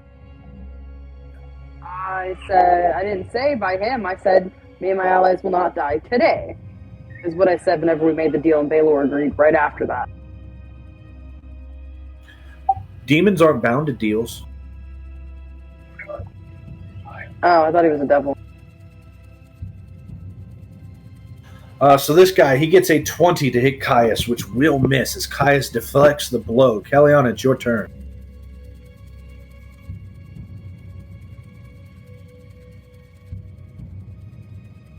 I'm gonna attack it, same as usual. Rapier and dagger, so there's a 22 and an 11 to hit. 11 will miss, 22 will hit. 11 hits, 22 hits. Any special way you'd like to describe attacking him? No, I'm good.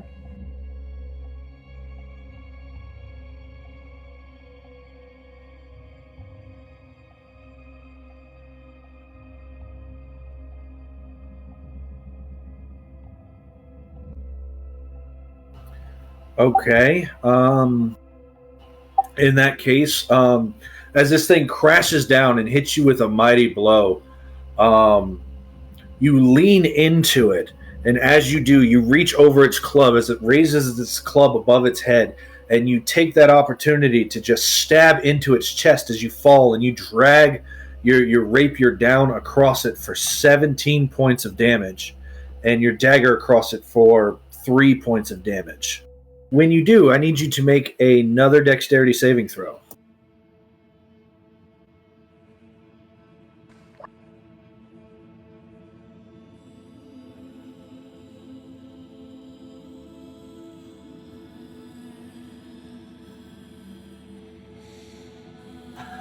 All right, a 20 to save. So as this thing shoots out another bolt of energy, this one of fire, you will take 17 cut in half to 8 points of fire damage as those runes light up again.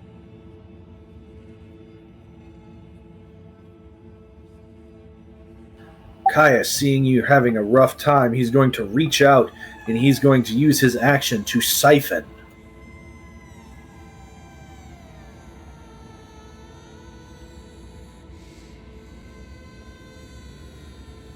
And a 19 will hit for 8 points, 11 with guiding winds, points of damage to the little zombie. The little zombie has a DC 16. Con save for undead fortitude. It gets a 15. So just barely it fails. And you see as the last bit of its life force is sucked out of it and spreads out into clear healing waters that cover your wounds, Kalianna, as you gain 11 life.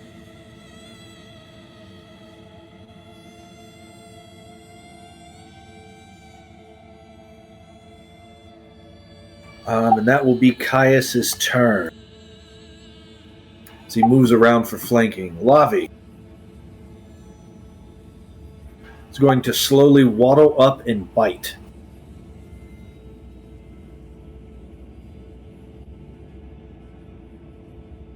And she will not recharge her breath weapon at the end of her turn.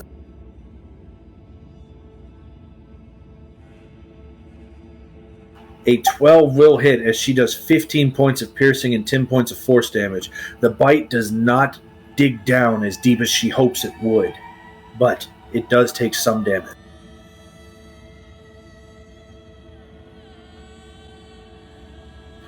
Its turn. It didn't like that, so it's going to take that club and it's going to come around and bat upwards at Lavendara, trying to hit her underneath the jaw.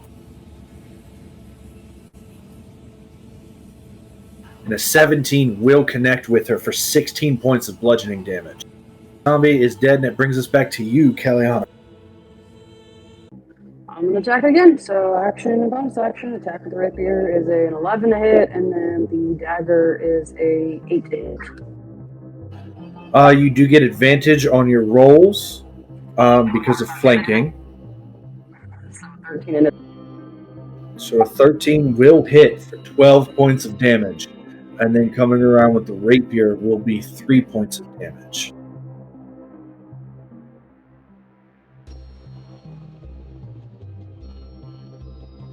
So as this thing shifts its attention from you and knocks Lavendara straight across the jaw, you reach for the exposed and stretched out part of its rib and stab deep with your rapier, getting a strong sneak attack and slicing across with your dagger for your turn.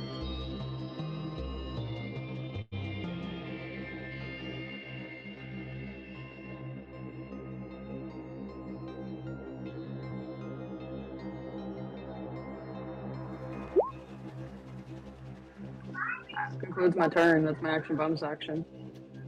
Caius is going to use his turn. He's going to swing twice at advantage. He gets a 15 with the first and a natural 20 with the second, or a crit with the second. So that's going to end up cutting into him for 15 points of damage for the first blow.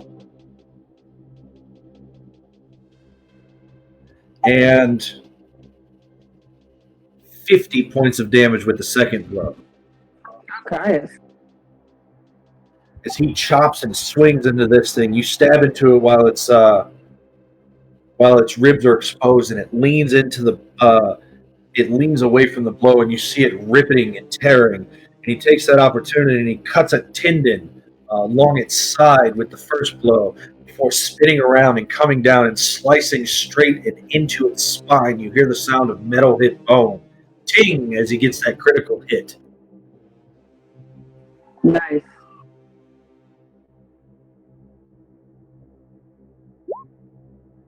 Lavendara will not recharge her breath weapon at the end of her turn, but she will. Yeah, she's going to bite. She will bite at advantage for flanking. She gets a 15 and will deal 14 points of piercing and 9 points of force.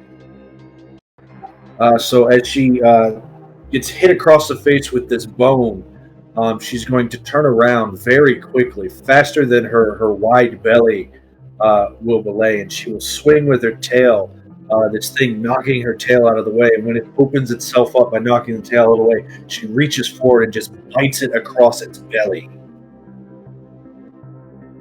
Nice.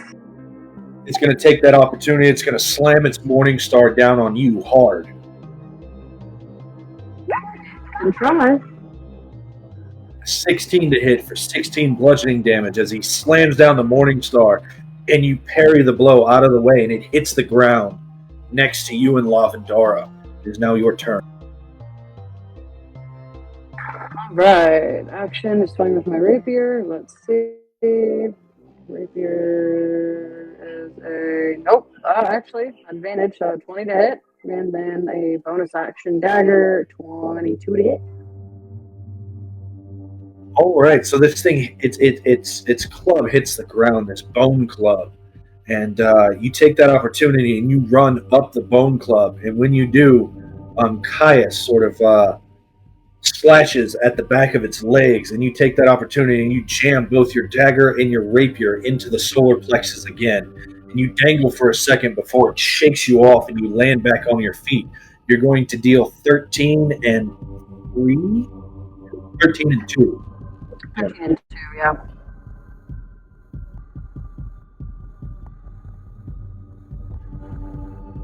So Caius, he cuts the back of this thing's legs, slicing across the Achilles tendons, and then he's going to spin around. He's going to cut behind the knees. At least that's the intent here. And he will crit again. Nice. Like I said, always very pathetic. So 9 and 4 is 13, 13 and 15 is 28, 28 and 22 is 50 points of damage.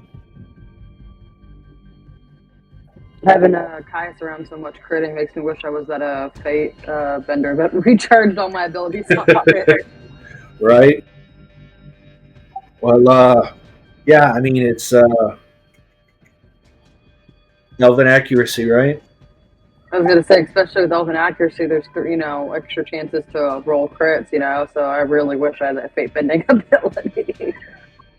But he slices into this thing twice, cutting across the back of its legs. It falls to its knees.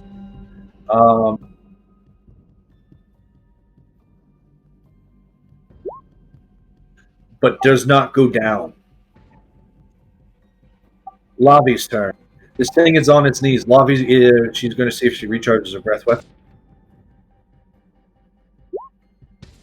She does not. She's rolled a 1 on that d6 every round this fight. Poor Lobby.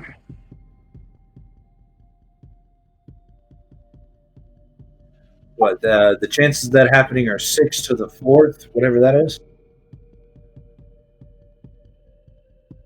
So with her turn, she is going to light.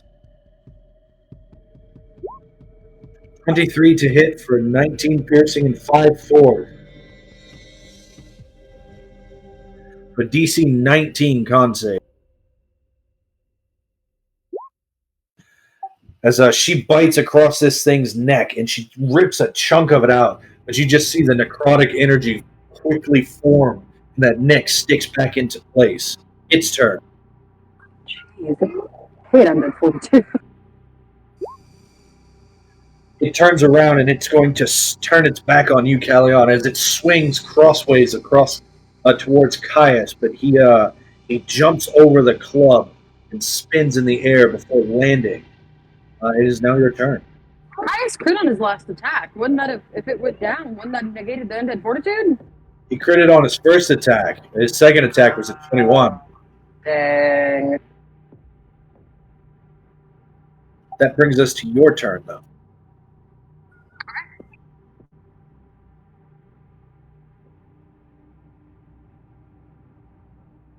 Let's try the rapier first. 22 to hit, and then for the dagger. 10. 22 to hit with the rapier, and an 8 to hit with the dagger. So 5 and 6 is 11. 11 cut in half is 5, so it's a DC 10 Constitution saving throw with the first one, and it fails.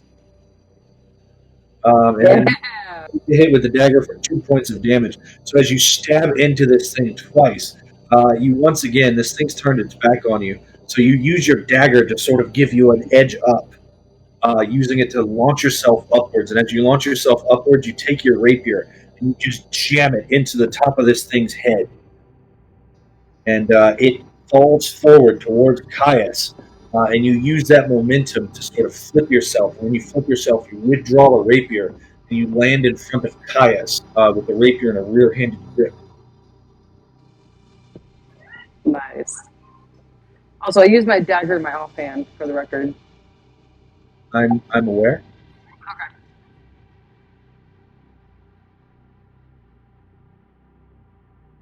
And the din of battle fades as you sit there catching your breath after taking those blows.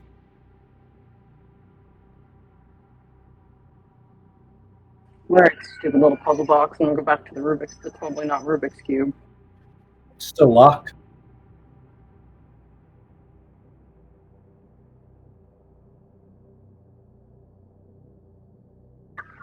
Oh, I guess we're exploring after all, if this thing's still locked.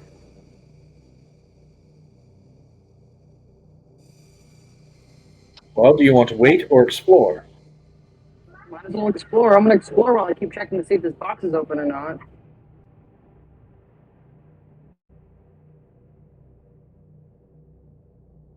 Is this just a room or does it lead down a hallway?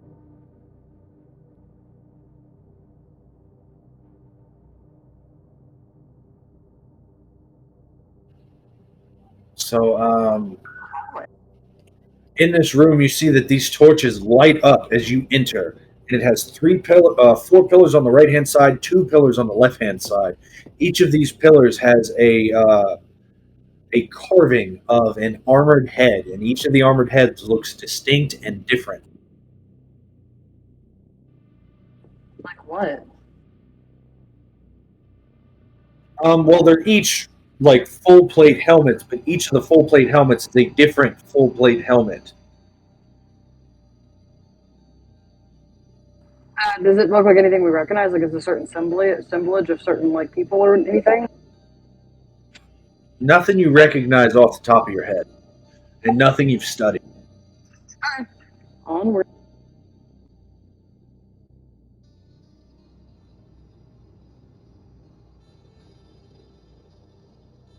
It's a very long hallway. As you continue down this hallway, you see that it is lined with 1, 2, 3, 4, 5, 6, 7 doors on the right hand side, and 1, 2, 3, 4, 5, 6, 7, 8 doors on the right hand side. Go ahead and make me 1, 2, 3, 4, 5, 6, 7, 8, 9, 10, 11, 12, 13 sleight of hand checks, 14 sleight of hand checks. A lot of sleight of hand checks. All right, let's start. I had to re-roll 2 because one was a 10 and a 14, and then I had to re-roll one that was a 7 and an 8. Lowest on the check became a 17. Then they will all succeed.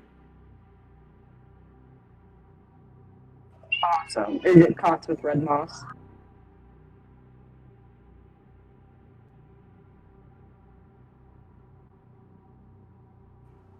I think it's going to be cots with red moss.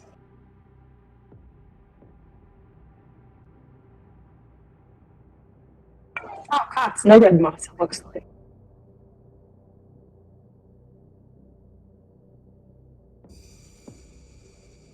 So as you make your way down this hallway, each of these rooms on the right hand side, which is up to us, but Kalianna's right hand side, they have one cot with one patch of red moss. On the left hand side, each of these cells have no cots, but they do have 3 sets of chains and one large patch of red moss on each floor. There are 2 doors that are different. At the end or as we're unlocking the 14? As you're unlocking the 14, the one that you're standing next to, you can see that there is a patch of red moss, but there's also a hole that's broken through to the natural caves that go within. It is a concave hole from your side. It looks like somebody dug out of the cells into those natural caves. That's one.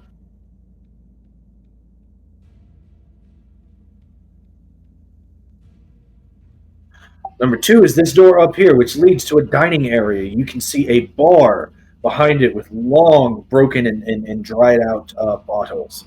But it looks like a kitchen or an eating area for not prisoners, but more like guards. I haven't really seen any non-undead guards. Can I check to see if there's anything edible here that hasn't perished? Anything you find in here is long since gone bad. You can find like hollowed out apple cores, but any sort of foodstuffs is long bad. You find a rock that you think used to be bread, things like that. Yeah, so it's been a while since they've had anyone that's been living here. Okay. I'm going to continue on. We haven't explored the natural cave system, so I'm going to go back down this hallway, finish up this hallway, and then go through the caves since we haven't done the cave yet and see if this puzzle box is unlocked yet. Well, as you get down to the bottom here and unlock the last of these doors, you hear a click from the puzzle box. Caius will give you guidance. All right, I'm gonna unlock the puzzle box, see if I can get through it before we keep exploring. Rubik's Cube break. That's just an intelligence check, right? It is a straight intelligence check plus whatever you can add to skill checks. 19 is a lot better start. Guidance brings you to 20. Dice shrinks one size to a D10.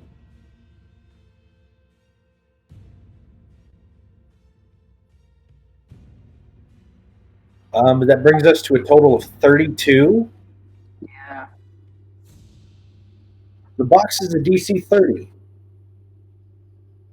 But it unlocks and you spend a minute, and as you spend a minute, you're able to figure out and formulate two sides of the 6. Figure that you have to do this 2 more times. Would you like to spend another minute? Yes.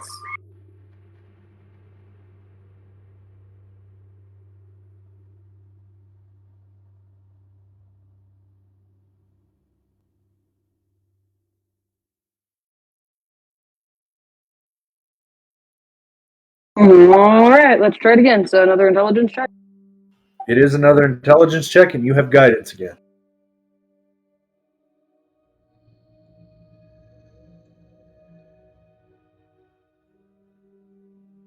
Nope. 10 plus 3 is 13, plus 7 is 20. You had a D10 instead of a D12.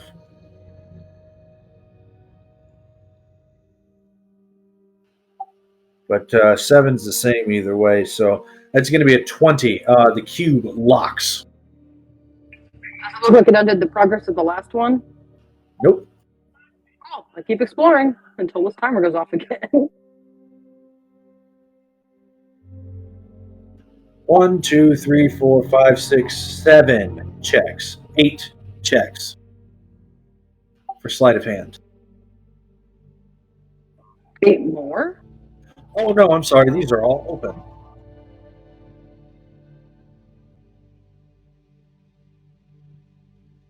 As you enter in this area, this looks, you can see that there are 2 flat tables. This room is cold, unnaturally cold.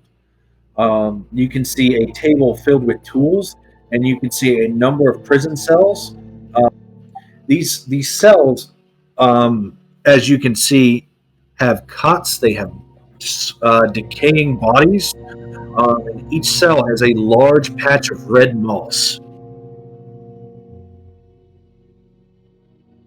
What's this thing in this corner over here? Is that a dead body? It's half of a dead body. Fine.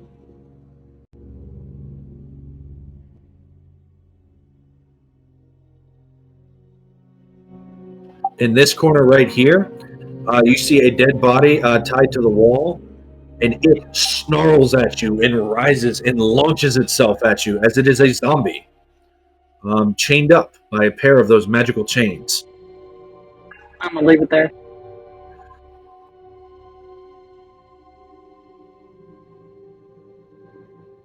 There's a door here, and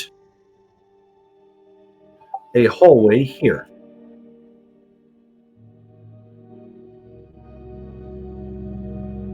You can see a large, almost fan blade, a large pair of spinning blades that look remarkably like a double-bladed saber that's attached to a mechanism on the ground that makes it spin.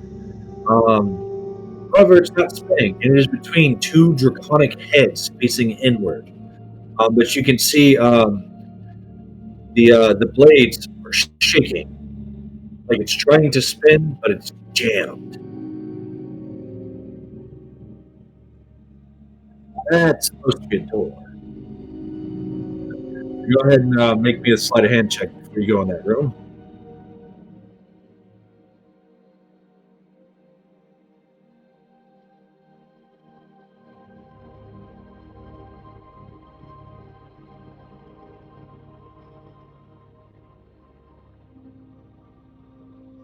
Hold on, something happened to my roll 20. Oh, there we go.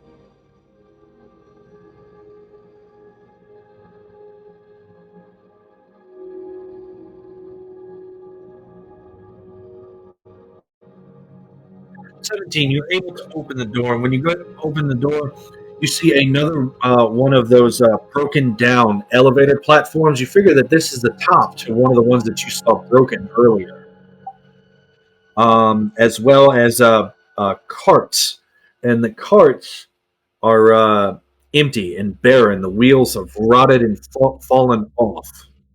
And you can see that the walls have started to crumble on the northern side. Over here, there is a door. And is that door locked? You go and try that door. Sure do. You open that door. It takes you shove into that door. You see the wall on the southern wall here is lined with bookshelves, and the rest of this room is filled with casks of spoiled beer. Each of the casks is covered in this red moss.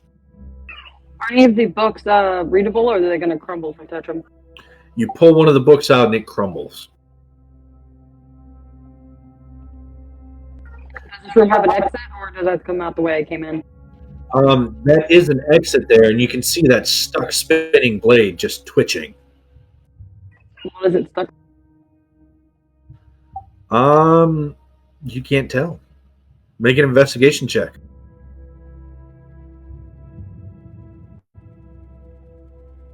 Okay. 13, is that it? Yep. You can't tell. Oh, should I reach out and grab the blade? One way to figure this out. You said what? Reach out and try to grab the blade. There's one way to figure this out. So you're going to go up to the spinning blade and grab it with your bare hand? Yeah, I'm going to grab the handle of it because it's a spinning blade. So the center, there's no blade in the center. It's just the spinning double-bladed scimitar. Which means And in the center, it's connected to a mechanism on the floor. It's effectively a lawnmower blade. Okay, I thought it was on the wall. No, it's on your map there. Oh, okay, I see it. Okay. And then there are two draconic heads facing it.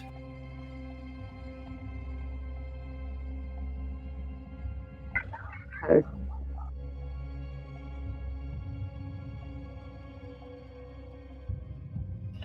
I'm gonna take the long way and I'll go around then. Okay, so you go back around the long way. Yep. So I don't touch the lawnmower blades. I'll go up to this northern passage here.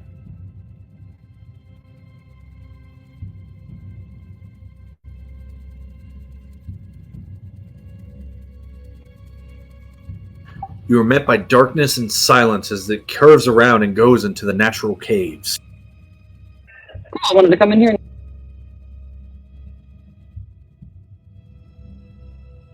The path splits and your feet are wet as the only sound is the sound of dripping in the water as you step on it.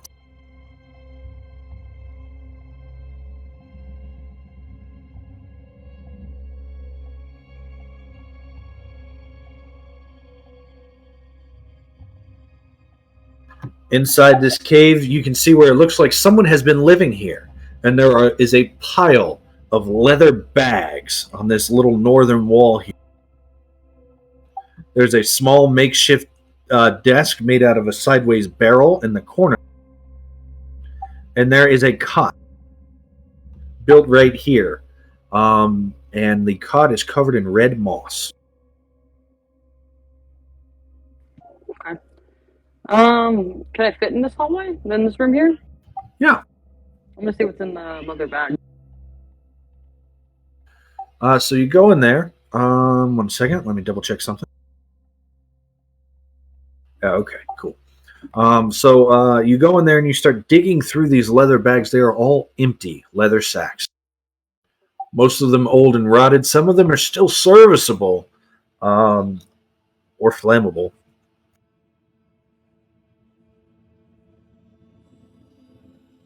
I'll leave them be. My bag's pretty much empty. But the dragon is not. She's waddling like a very fat cat. In here, you see 1, 2, 3, 4, 5 sets of chains hooked up to the wall. And you see 1, 2, 3, 4, 5 patches of red moss.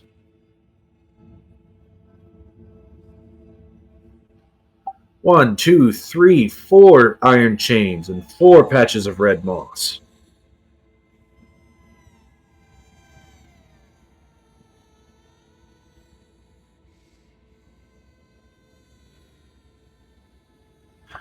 One, two, three, four, five, 6 iron chains and 3 patches of red moss.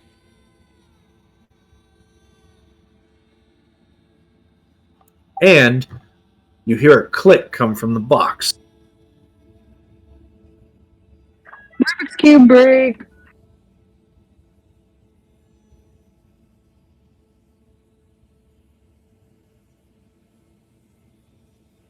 And I will sit, squat, and start opening the Rubik's Cube. All right, roll me a d12 first.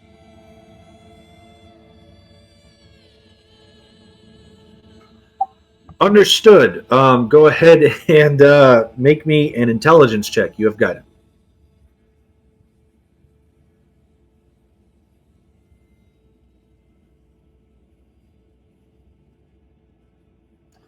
It's a d10, not a d12. Roll it. Woohoo, 2. 22 plus 1 plus 3 is what? 25? Not a 30, yeah. 25 is the DC for the second check, as you're able to form 2 more faces into place.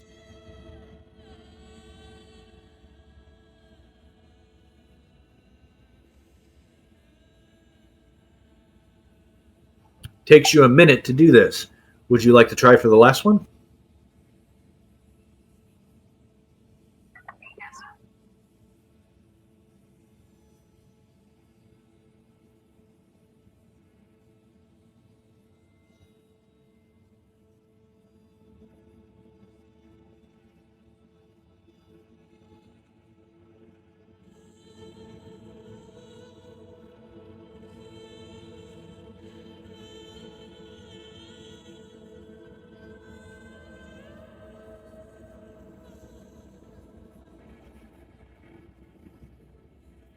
15, 16, 17, so a 20? 20. Yeah, 20. A 20 is what you needed for the last check. And you've snapped the last 2 faces into place. With the last turn, you feel the puzzle box lock. And each of the 6 sides has a symbol for each of the 6 schools of magic. All right, I'm going to continue through these caverns and hope it loops around to that other cavern entrance before I put the magic stuff in.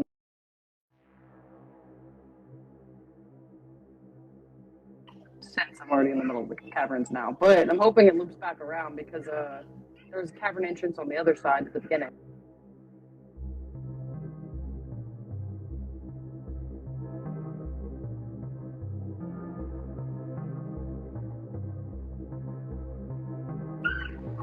Sure, it's an expensive cavern underground here, while above ground here. Pass by, you see that there is a table filled with junk, and 3 chairs and 1 patch of red moss.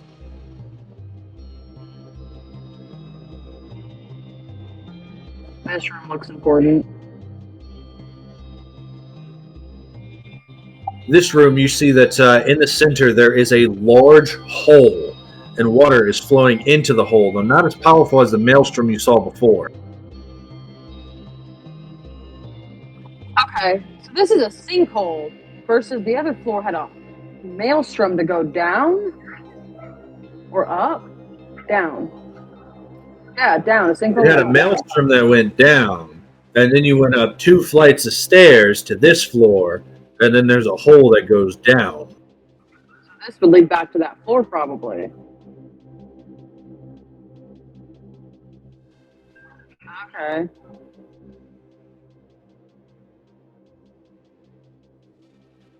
Is there something that we have to cross the room from it? Does it look like? Pardon? It looks like there's a tunnel across the way. Can I get there without getting sucked in? It's not sucking in anything. Like the water's just flowing into the hole. It's not even swirling. Okay. You move over and you see a table, and the table is covered with notes.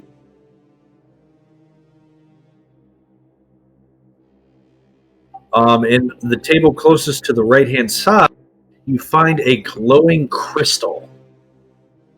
And you feel it. You can feel the psionic potential within this crystal.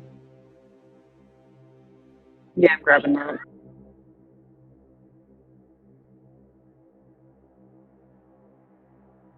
When you grab the crystal, make a charisma saving throw. Yeah, the cursed item. Woohoo!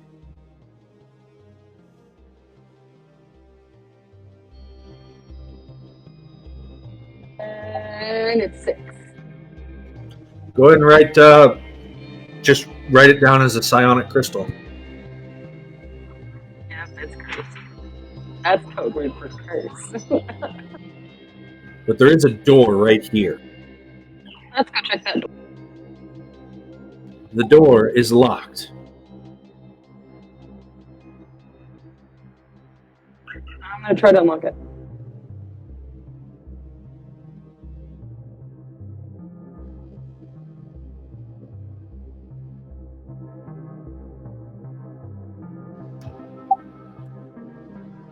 $18 will unlock it. You see that it leads to a small hallway and another locked door.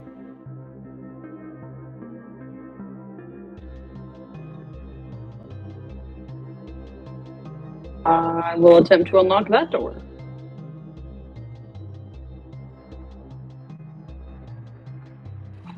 15. 15 unlocks it.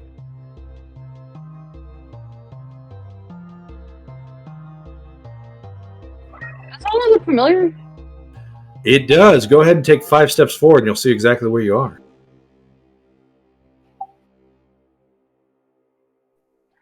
Okay. Cool. Was there more to the caverns? There was a pathway north that you didn't explore. I'll go back and do that then real quick, because I think it'll reconnect, but I want to double 1 second. Let me go ahead and move you then. Thank you, thank you.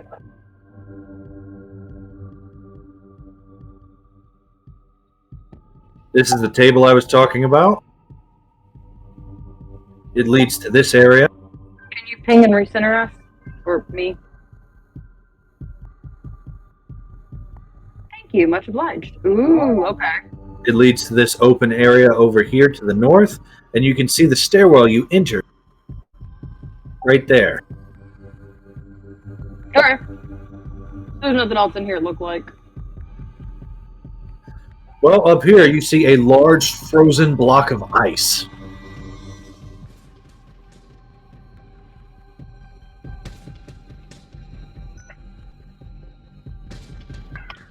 Does the block of ice look like there's anything in it? As you look at the block of ice and you sort of light up with psionic light, you can see the glittering of much treasure frozen into the walls in this block of ice and glacier. The ceiling, the walls are all covered in this ice, and this ice is filled with treasure. I'm not going after that. That seems like a trap. It got stuck in there somehow, and nope, that seems like a trap. I've heard about Dragon's Fever, and I've heard about... It's like when you take too much in the Cave of Wonders. I'm not... Nope. I'm happy with my full. Nope. I'm not gonna get permanently frozen with magical ice. I'm out. I'm out. Caius will he'll say, "Hold on, Kalianna, let me see that thing." What thing? The cube. Give me the cube. I need it. I'd like to see the cube, please. I'll give him the cube. He is going to channel 1 enchantment spell. 1 transmutation spell, 1 abjuration spell,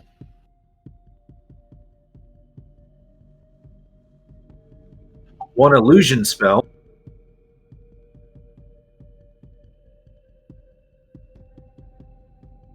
keep up with all. You cut out. What was that?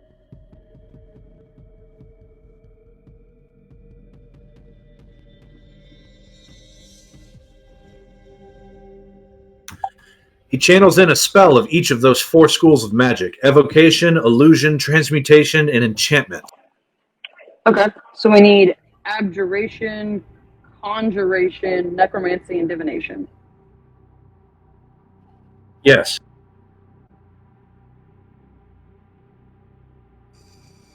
I have abjuration. I will cast shield on for the abjuration. Okay.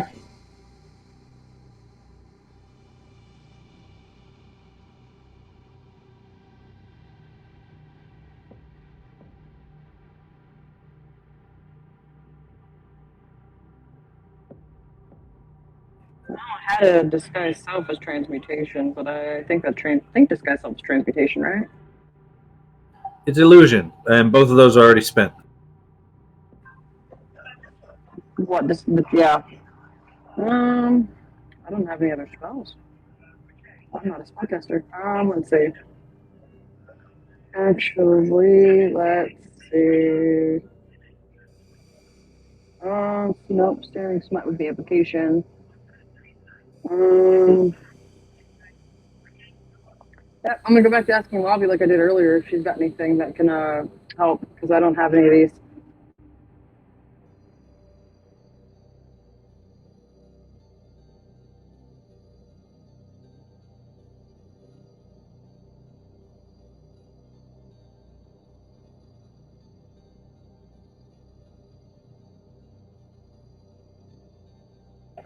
Lobby.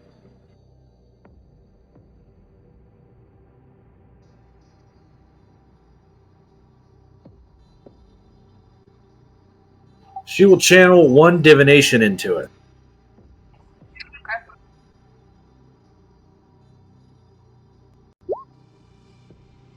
But the necromancy is still bleeding.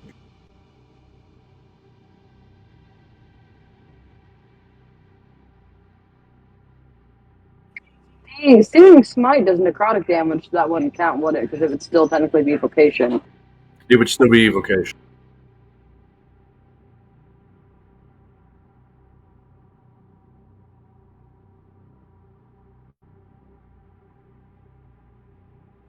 Caius says, I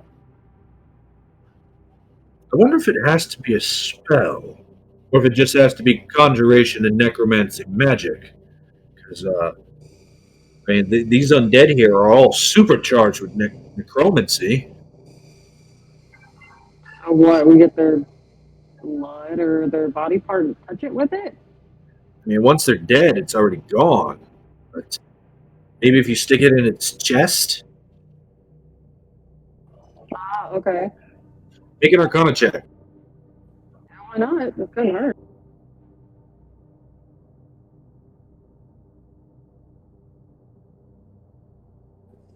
21. 21. Sounds solid. And you saw 3 areas of strong conjuration magic inside this dungeon. 2 were on this floor. 1 was on the very first floor that you started on. I'm gonna go to this level, the one on this floor.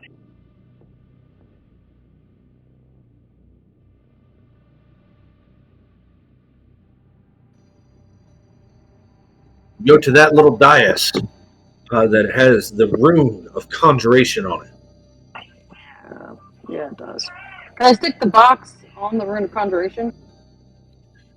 You put the box towards the rune of conjuration. And as you get close to it, the box starts to shake in your hand, kind of like a magnet being attracted. And as you get closer to it, the conjuration side slams into that conjuration circle. And you see that circle go dark, and the conjuration side light up. Now we need something for necromancy. Let's go find a undead that's not dead. And I'm gonna go look around looking for an undead, I guess. Back through the hallway. Bobby says, "Oh, there was that zombie in chains." Oh, there was. I'm gonna go back that way. That was back through the caverns, so I'm gonna go back through the caverns.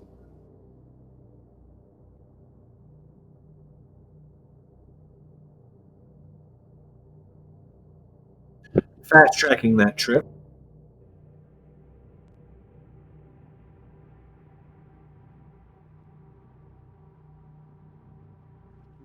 You should have been dragged.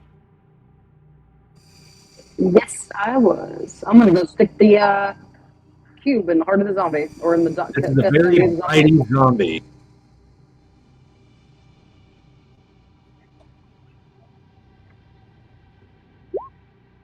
Does a 23 hit you?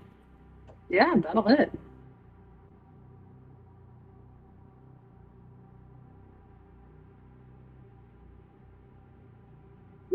So you will take 6 points of piercing damage as you reach out towards this zombie and it lunges at you and snaps down on your arm. You are immune to disease. You don't care.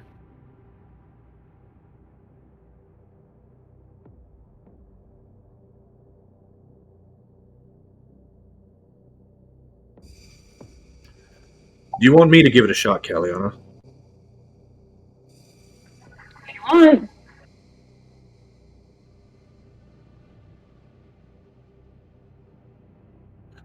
Caius steps up to it. He takes the cube. He flips the necromancy side at it, and he throws it at its head.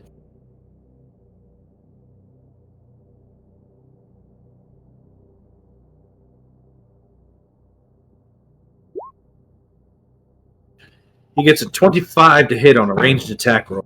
Just use his longbow because it's a dexterity throw anyway. But he slams it at this thing, and you see as midair it starts to spin, but the necromancy side slams into the zombie. And the zombie starts shaking and convulsing before hitting the ground like a corpse. And the necromancy side lights up. All of the sides of this puzzle box have lit up, of the cube of Rubik have lit up, and Caius will.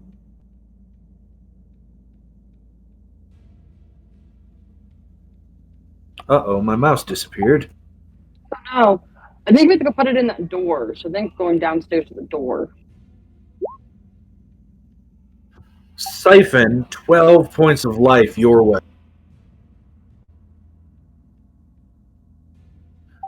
How are you feeling? Are you healthy or do you need more? Okay. Thank you.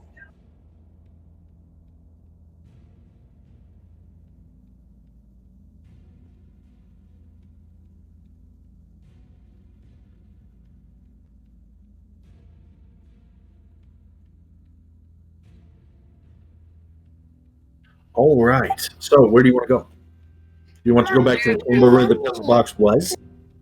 Yeah, I want to go to that hallway that leads down to that door and see if I can unlock that door with this cube.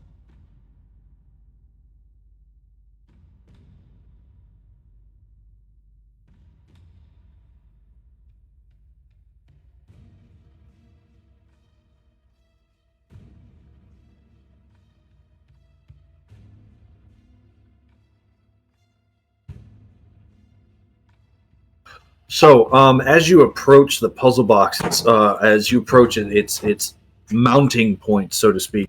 The puzzle box starts to glow brighter and brighter. Each of these faces glowing out brighter and brighter.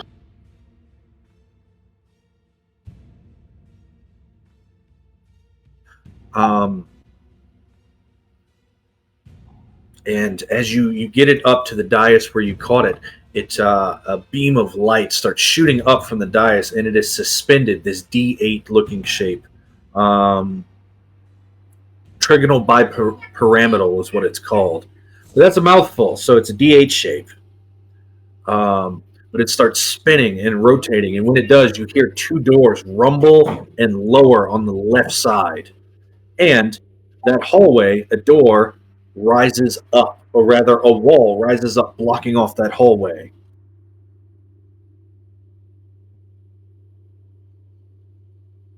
Hallway to the door that we're trying to get to? Yes, I'll show you. So you can see that long hallway to your right, yeah? Yes.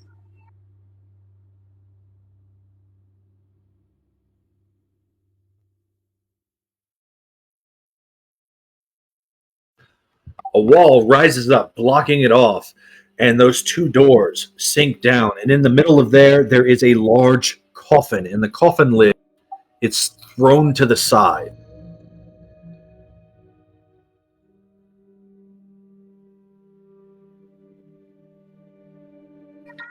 I'm assuming that creature came out of there. Is this a different hallway we haven't gone down yet? Yes. And you hear a loud roar come from the further on downwards. Guess we know where we're going. As you walk by the coffin lid is pushed to the side, and on the inside of it is inside of this ornate coffin is empty.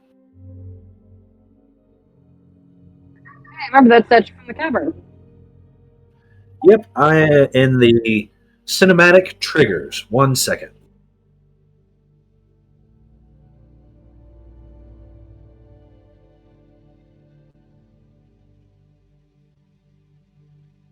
Here we go.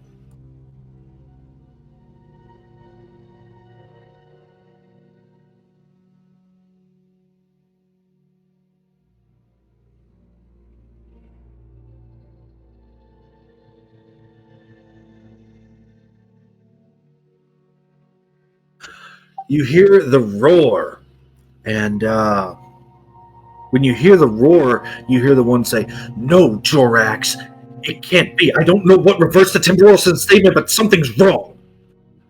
The other voice says, "No, no, no, they came and they took the eggs and they corrupted the eggs. They took and they corrupted it. And I know it's them. I know that they did it. They did it. Look at them. Look at her."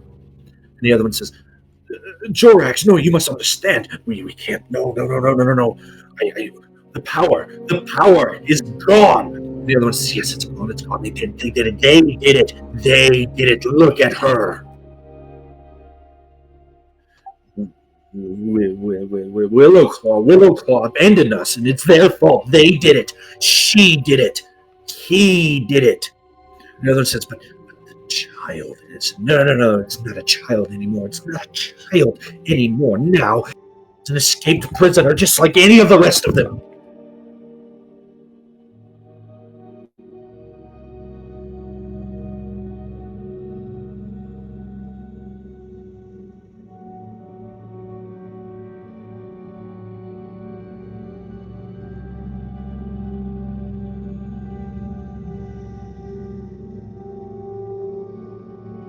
What would you like to do? I'm gonna stealth. At least try to. Go ahead and make your stealth check. 23. 24 because I have advantage.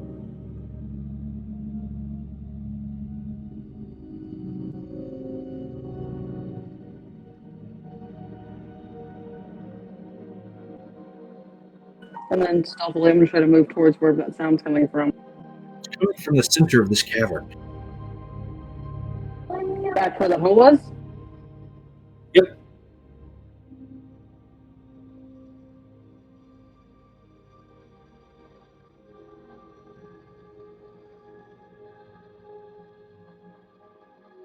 Stop there.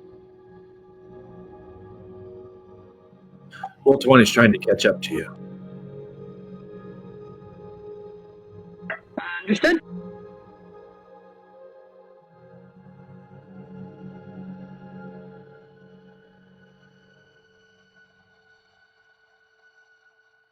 Caius and Lavi would have come with you as you went along the side. I'm going to make a stealth check for the both of them.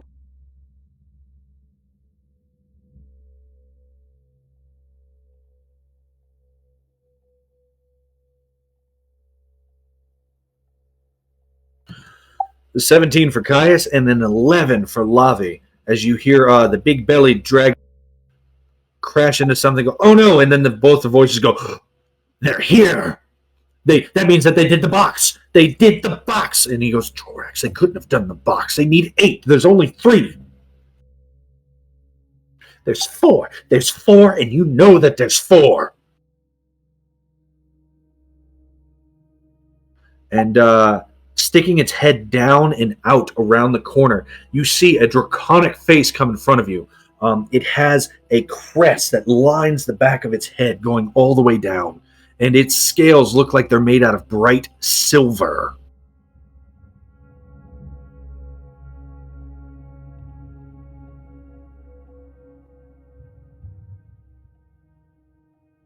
Its eyes look mad, and as it does, it looks right at you. You can't hide from me. I know where you are. I always know where you are. I need you to make a saving throw as he exhales his breath weapon. Fun. Is the silver one? Yep. What type of save? It is a con save, please. 9.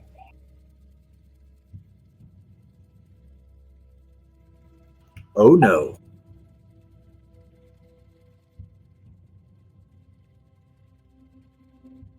So he uses his paralyzing breath.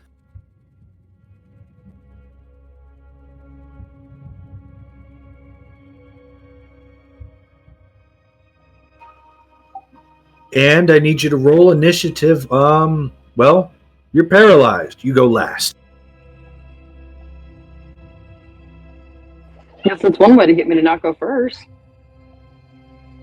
I guess. There we go. All right. Oh man, I did not expect you to get paralyzed. I haven't been rolling well unless it's initiative and sleight of hand checks all night. Yeah. Yeah, let's change this to some boss battle music.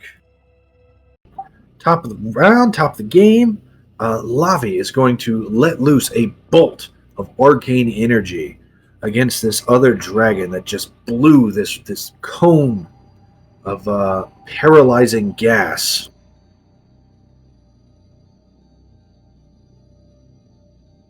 At both Caius and Kalianna. Who are both paralyzed.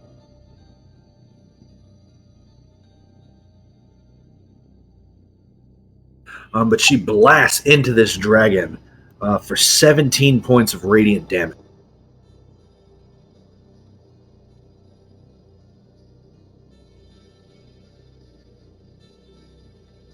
This bolt of light goes off, and he is an easy target for the next attack against him, and Lavi's going to move as best as her fat belly can let her.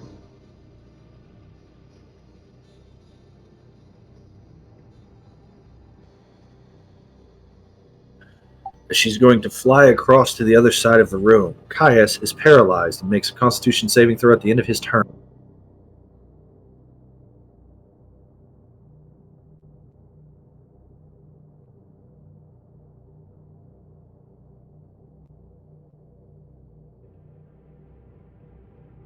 Actually, that would have hit before then. Kalianna, would you want to go before or after Kai? After. Because he wouldn't have gotten to roll initiative either. That makes it the dragon's turn, and the dragon's going to roll up to the two paralyzed. Does he recharge his breath weapon? He does. So then he's going to roll up. He's going to make an attack against Kalianna. If he hits, he crits.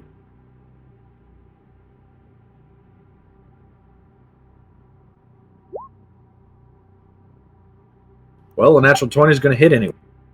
So he hits, and he will do 10 points of piercing damage to Kalianna.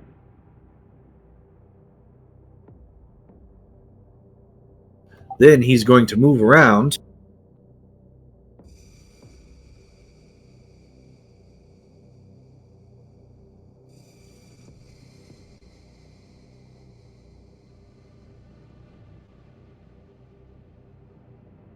And duck around.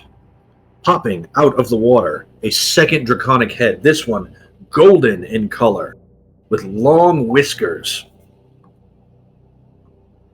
calls out and yells in draconic at the other dragon and says, "Lay down your weapons, fool! Cease this, before all is lost!"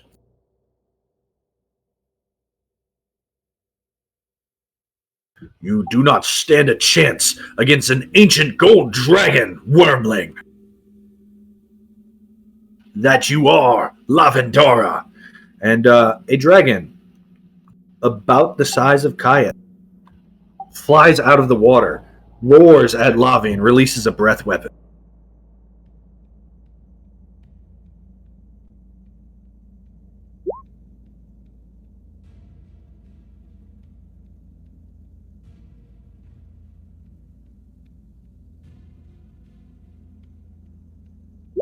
Lavendara makes a strength saving throw, and she saves. So she is not affected by the weakening breath. This dragon will then fly around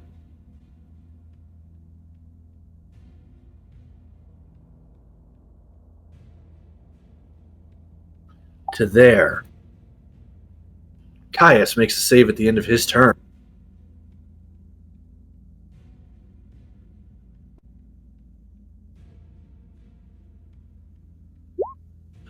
And is no longer paralyzed. Kalianna makes a save at the end of her turn.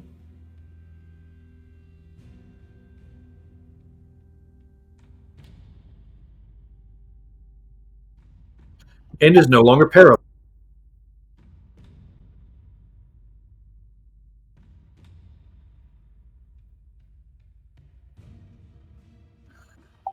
Lavi's turn. Lavi's going to step out over here. She's going to fly out, and she's going to release another guiding bolt, this time at the golden dragon.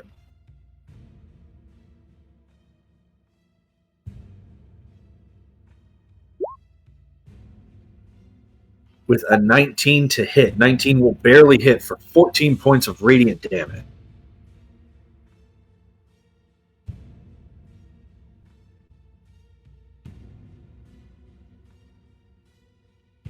It is an easy target. She will then wait there. The silver dragon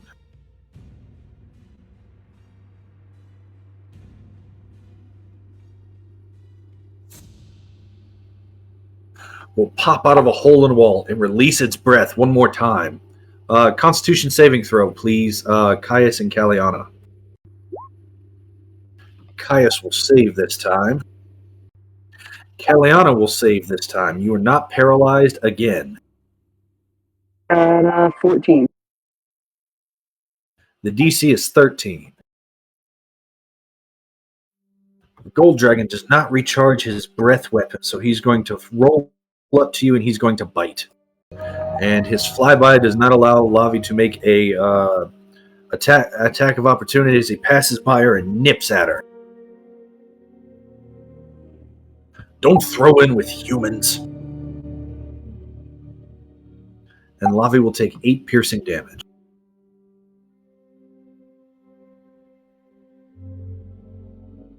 Caius is going to take one step up to the silver dragon, and at advantage because of guiding bolt, he's going to make a weapon attack.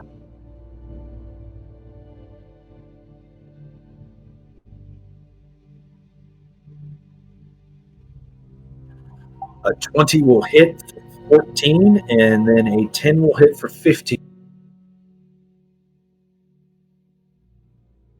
As he slashes into this dragon, and when he does,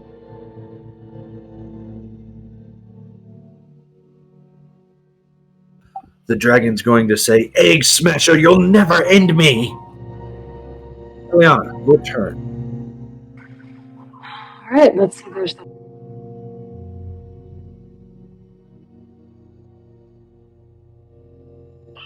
I will approach the silver dragon. Actually, I don't think I can hit that one. You can't from there. Yep. Okay.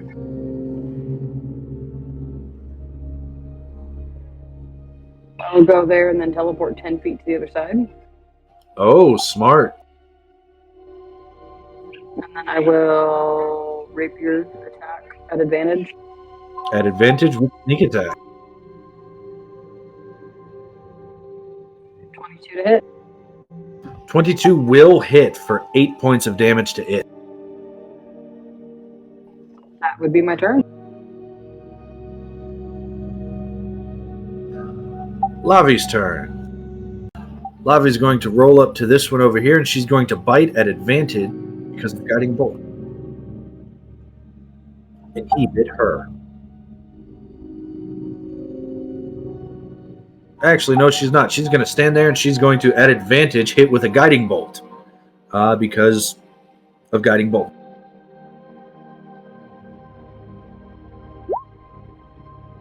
A 20 will hit for another 15 points of radiant damage to the gold dragon.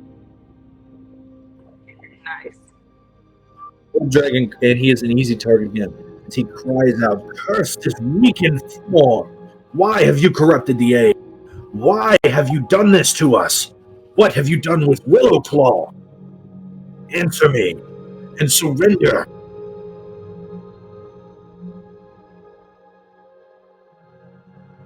That is Lavi's turn.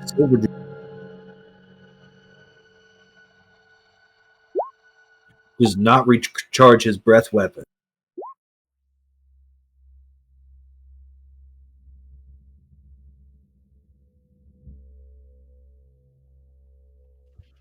And Jorax will, since he does not recharge his breath weapon, he's going to take a bite at Caius.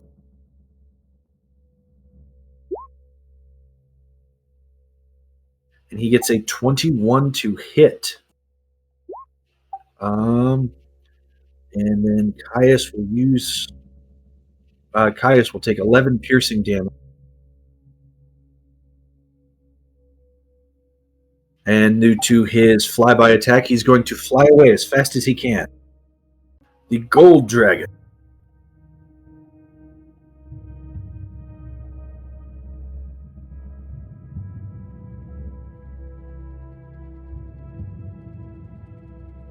Moving you 5 feet so you can see what's happening. The gold dragon does not recharge his breath weapon either, so he's going to engage in melee with Lavi.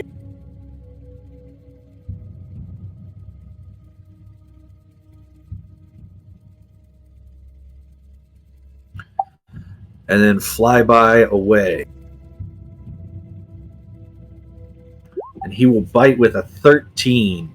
So he bites out at Lavi and she swats him away before he scrambles and flies off. Caius is going to run north. And he yells, "I see the little expletive deleted. I see the little jerk. He's right up here."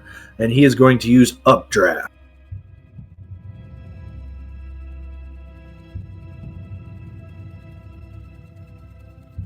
So he spends a point and he launches it 30 feet straight up. It gets a 9 on a save, so this thing goes launching 30 feet straight up, slams into the ceiling, takes 8 points of bludgeoning, then falls immediately and takes another 8 points of bludgeoning, and it is prone on the ground. And Caius will yell out to you, he says, "The silver one's down! Find the other one!"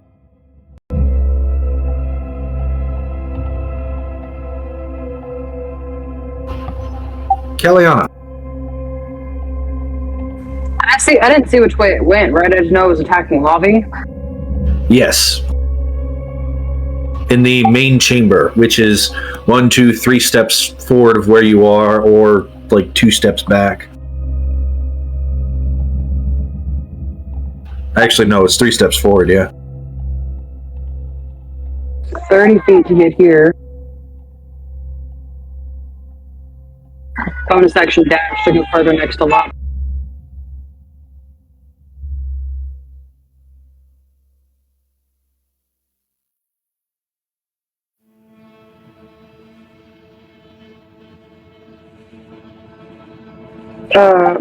Another 30 feet to go there, and I'm going to hold an energy beam for when I can see it. All right, you level your hand and you're ready to think in an element. Which element are you going to think at this dragon?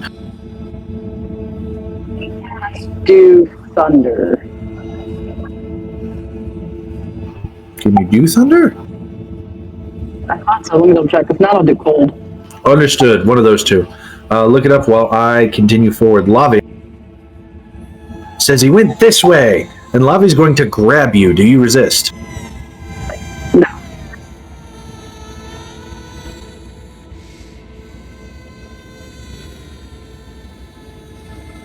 I can do thunder. Understood. That's cool. It's cold, fire, acid, lightning, and thunder.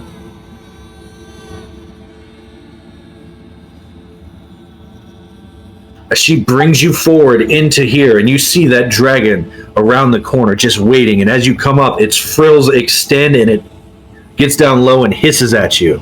Advantage and disadvantage cancel out for a 23 to hit it for 4 points of thunder damage.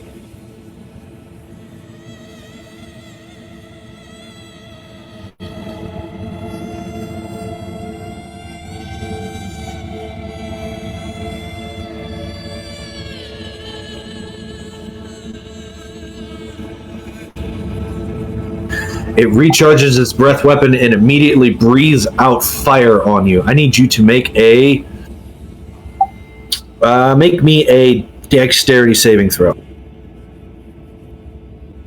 Another 9.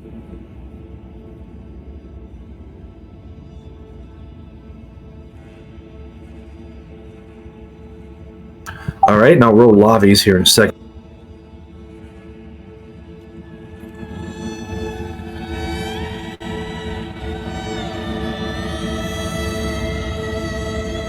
Lavi gets a nat 20. Good for her. So you will take 24 points of fire damage, and Lavi will take half of that for 12. It's the 24, not the 14? It's the 24, not the 14, yes. His talent is he gets to roll the fire damage twice. Take the higher. Okay. I'm unconscious.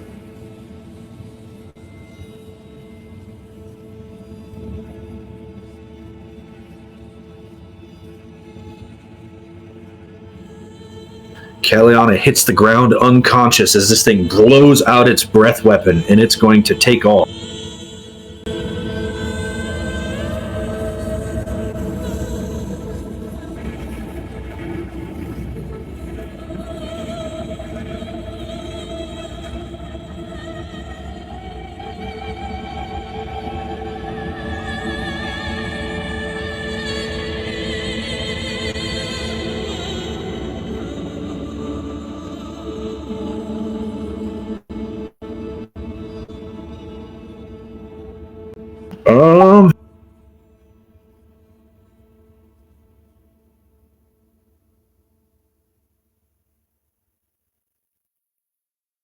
Yeah, Caius is going to blast you and Lavendara both.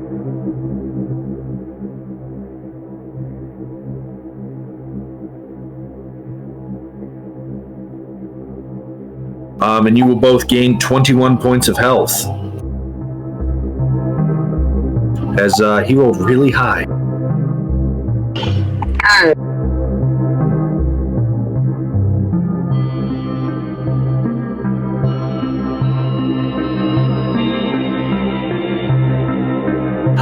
Actually, he will bonus action droplets first, then blast it and send 2 of those droplets towards you for an extra 9, Kalianna. So you get 30 health. Nice, that's almost wow.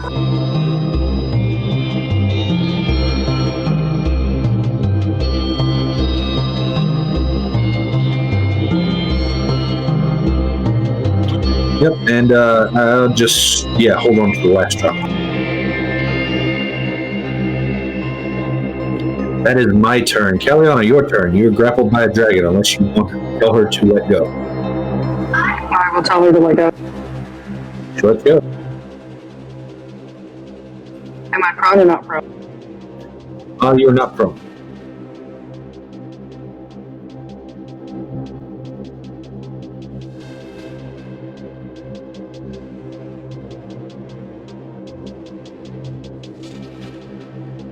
Bonus action dash.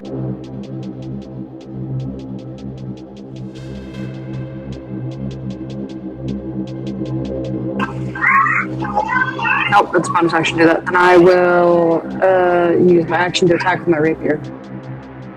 Alright, go ahead and roll. Actually, Searing Smite is that's a bonus action instead, isn't it? It is, yes. Yeah, I'll use my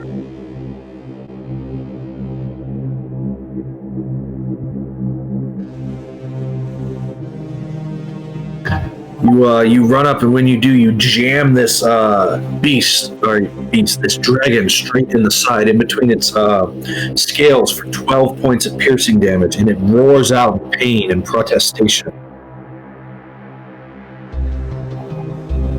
Worker of iniquity, doer of evil, go back to your cell! Ah!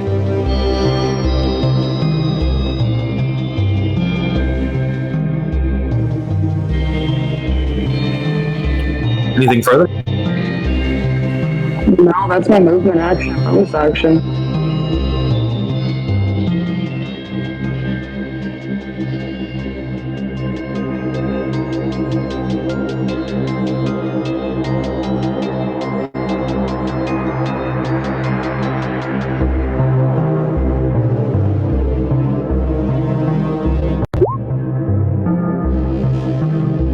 Lavi casts Guiding Bolt again, but this time the golden dragon sort of swirls through the air, dodging it. And it crashes into the wall behind her, leaving a glowing, smoldering wreckage of 17 radiant damage. It rolls to recharge. It does recharge. Kalianna, I need you to make a strength saving throw. You and Lavi. 6.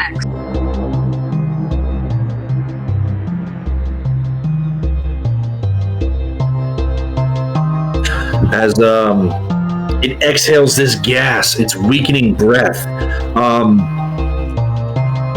You are disadvantaged for attack roll, strength-based attack roll, strength checks, and strength saving throws, and you deal half damage. You repeat the save at the end of your turn.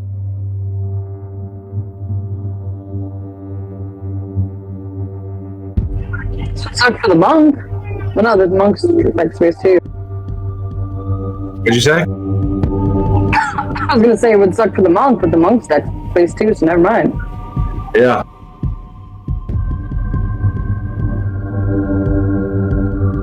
It's going to try flying up near the top of this chamber, 30 feet in the air.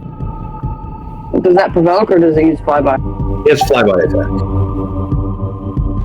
If he's flying, he does not provoke attacks of opportunity. Caius is going to come in. What is his range? 1 second.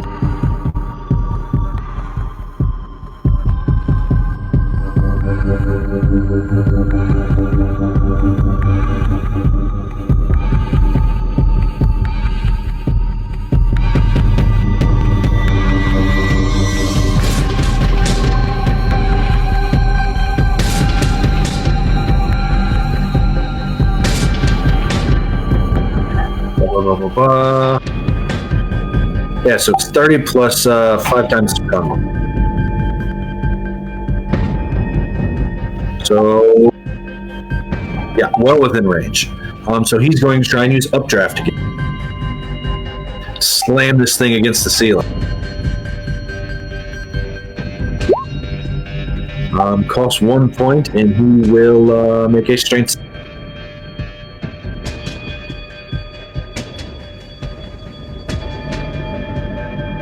Dragon makes a strength saving throw. Gets a 19 and saves. This Caius sends this wave of air straight at the dragon, but the dragon masterfully flies through it, unaffected. Kalianna, your turn. It's 30 feet in the air.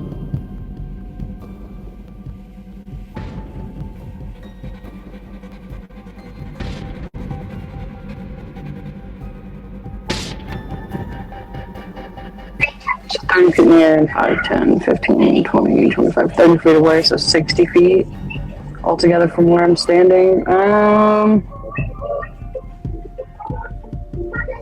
Energy beam.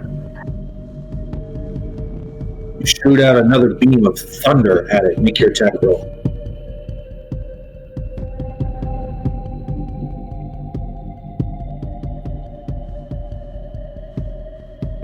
25 is going to hit for 5 points of thunder damage. As you focus these weaponized sound waves towards it, and it crashes into it with a bang. Lavi's going to use another guiding bolt.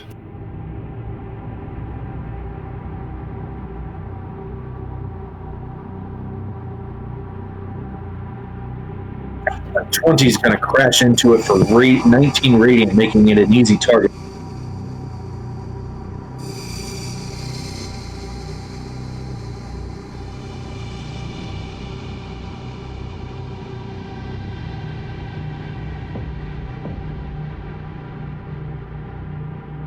It rolls to recharge. It recharges its breath weapon.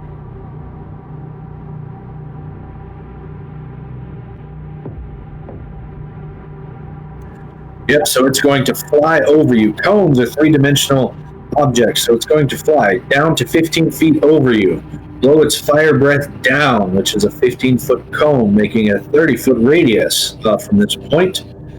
Make a dexterity saving throw as it's going to fly back up to 30 feet.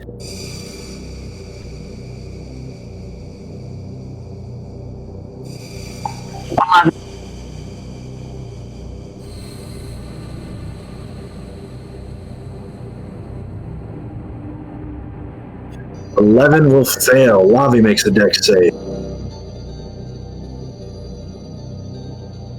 Gets a 15 and save.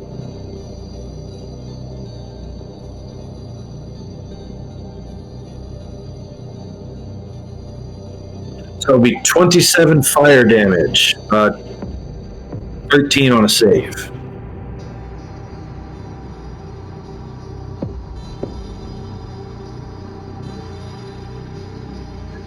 Oof, as all that health you just got promptly vanishes as this thing blows its super hot breath in your direction. Caius' turn. Caius is going to run after.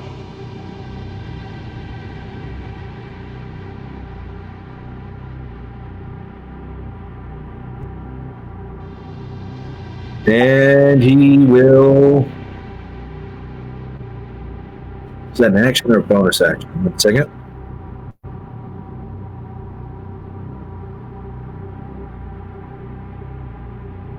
It is an action.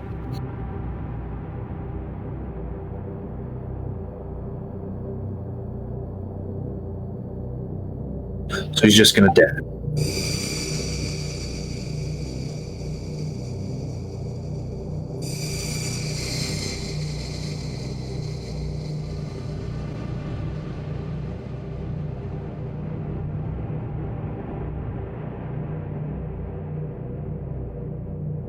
That'll be Caius' turn. Kalianna. I am going to 5, 10, 15, 20, 25, 30 feet towards where Caius went.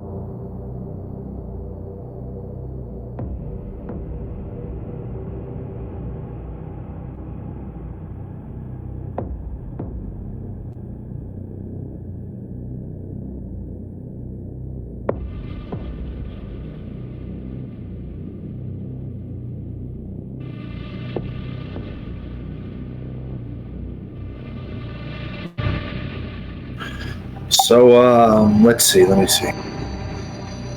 So Caius, with elven speed and grace, launches himself across this water, barely leaving ripples. And you go along the north wall, and you can see the dragon. The walls, the ceiling here is down to 20 feet tall, so he's 20 feet above the ground, still glowing with that light that Lavendara put on him, flying clumsily, half blinded.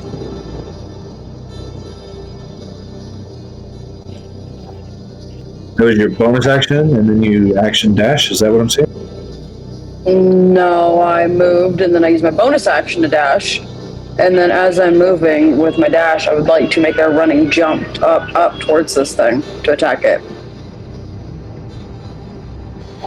Okay. Let's see.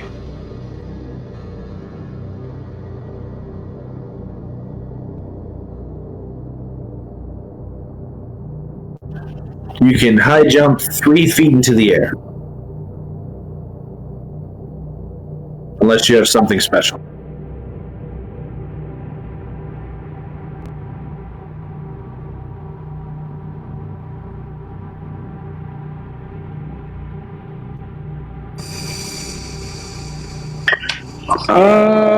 Gonna throw my dagger at it. Was that in range? You are in range for that.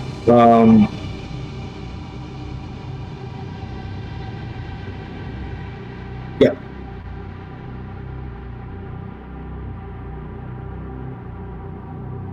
An 8 will not hit as your dagger just clangs off the ceiling and hits the ground next to it. Yep, that's my turn. Obviously.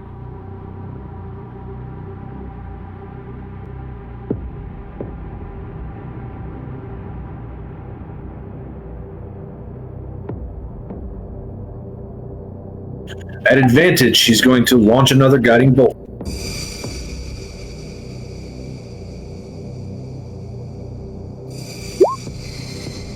.22 is going to hit it for another 14 radiant damage, and it's an easy target.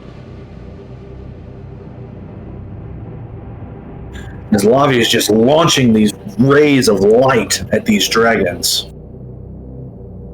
It does not recharge its breath weapon, so it's going to make a bite attack as it passes Lavendara.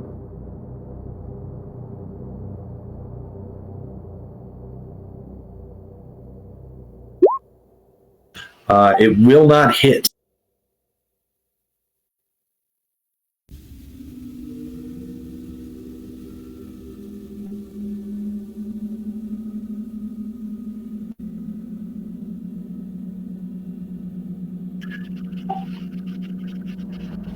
Caius.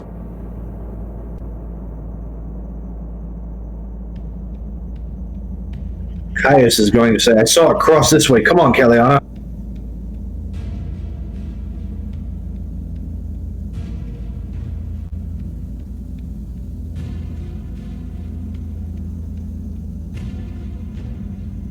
And then you're going to hear him yell, go north, go north, go north.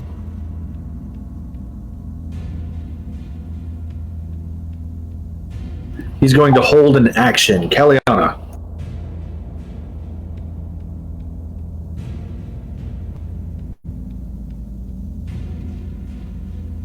Odie will get me there. Bonus action dash.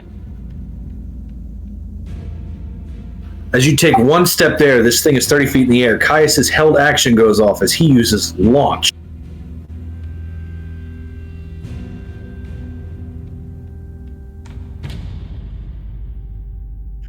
This blast of air and water launches you 30 feet straight in the air, right next to this thing.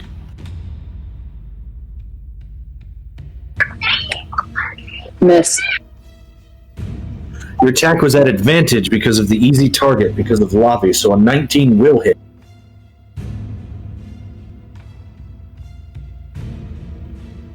It has an armor class of 18. It's thick and strong scale, deflecting most blows, but you manage to, being lifted up through the air by this energy. Go ahead and roll me another d6 for the guiding winds. 1.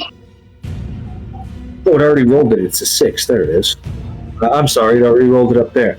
So 7 and 9 is 16 points of piercing damage as you get launched up in the air. And when you do, you just hold your rapier up and you pierce this thing's belly.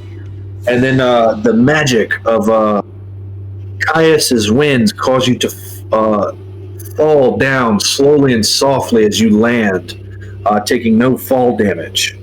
It's close to 30 feet per round for 1 minute. If you land before the minute is up, you take no fall damage. Land on your feet, the effect ends. So you hit the ground softly, and this thing plummets to the ground.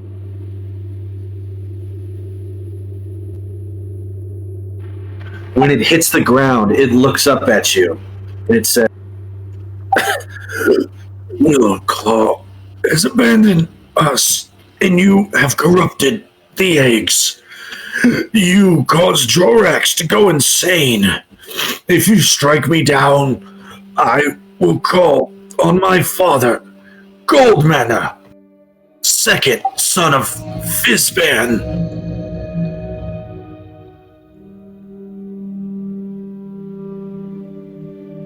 And then he coughs up blood. What would you like to do? I'm going to ask him if there's a way for me to get out of here without killing him.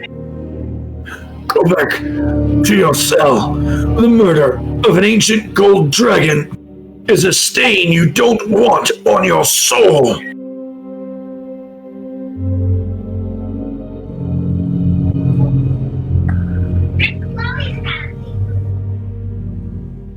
You don't leave me any choice. I'll stab him. Yep. You stab your rapier into his chest, piercing the draconic heart, and you can feel the heat radiating out of that wound, and he stops moving. Not much of a choice there. I'm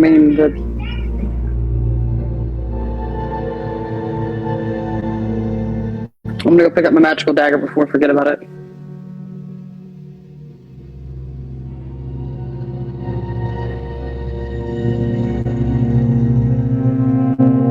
As you have completed Dragons and Dungeon.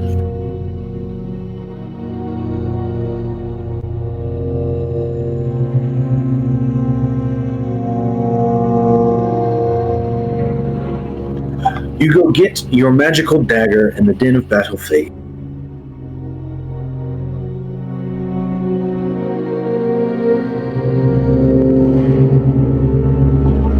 What would you like to do? You can hear the sound of stone sliding on stone. Go back to that hallway and find a way out of here, hopefully.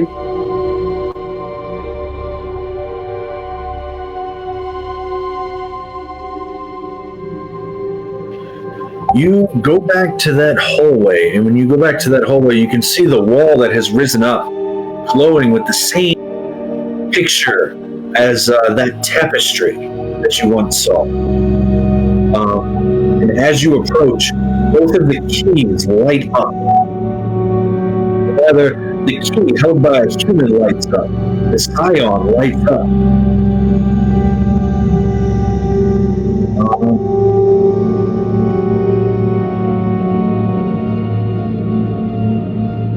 I'm going to give the other key to Caius. Okay. You give the key to Caius, and you see the elf light up, the mage light up, the noble light up, and the other one is the angel is lit up.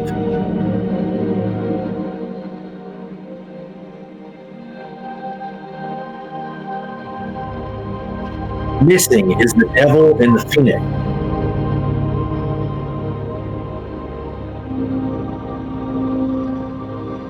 Closest to a devil we have is Opal. I'm gonna go find her, but I don't know where we put her body. She's been being dragged behind you by the ankle by a dragon this entire time. Then I'm gonna grab her hand with one hand, I guess, then, see if it works. When you grab her hand with one hand, the devil lights up. The phoenix lights up. And then when Lavi touches your shoulder, you see the dragon light up. And this wall shakes and rumbles and slides down.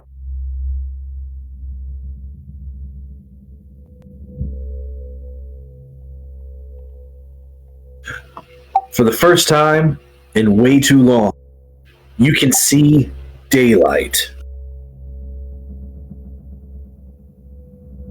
And you can feel cold air blowing through the open door.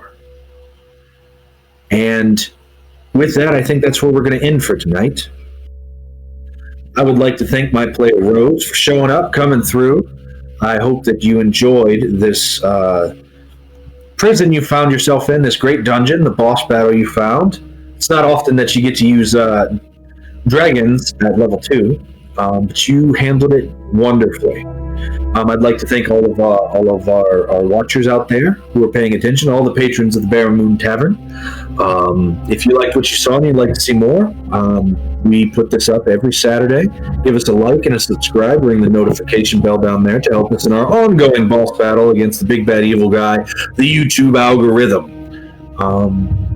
And until next time, sidle up close to the fire, stay warm, grab yourself a mug, and we'll see you in the Bear and the Moon Tavern next week. Bye, everyone.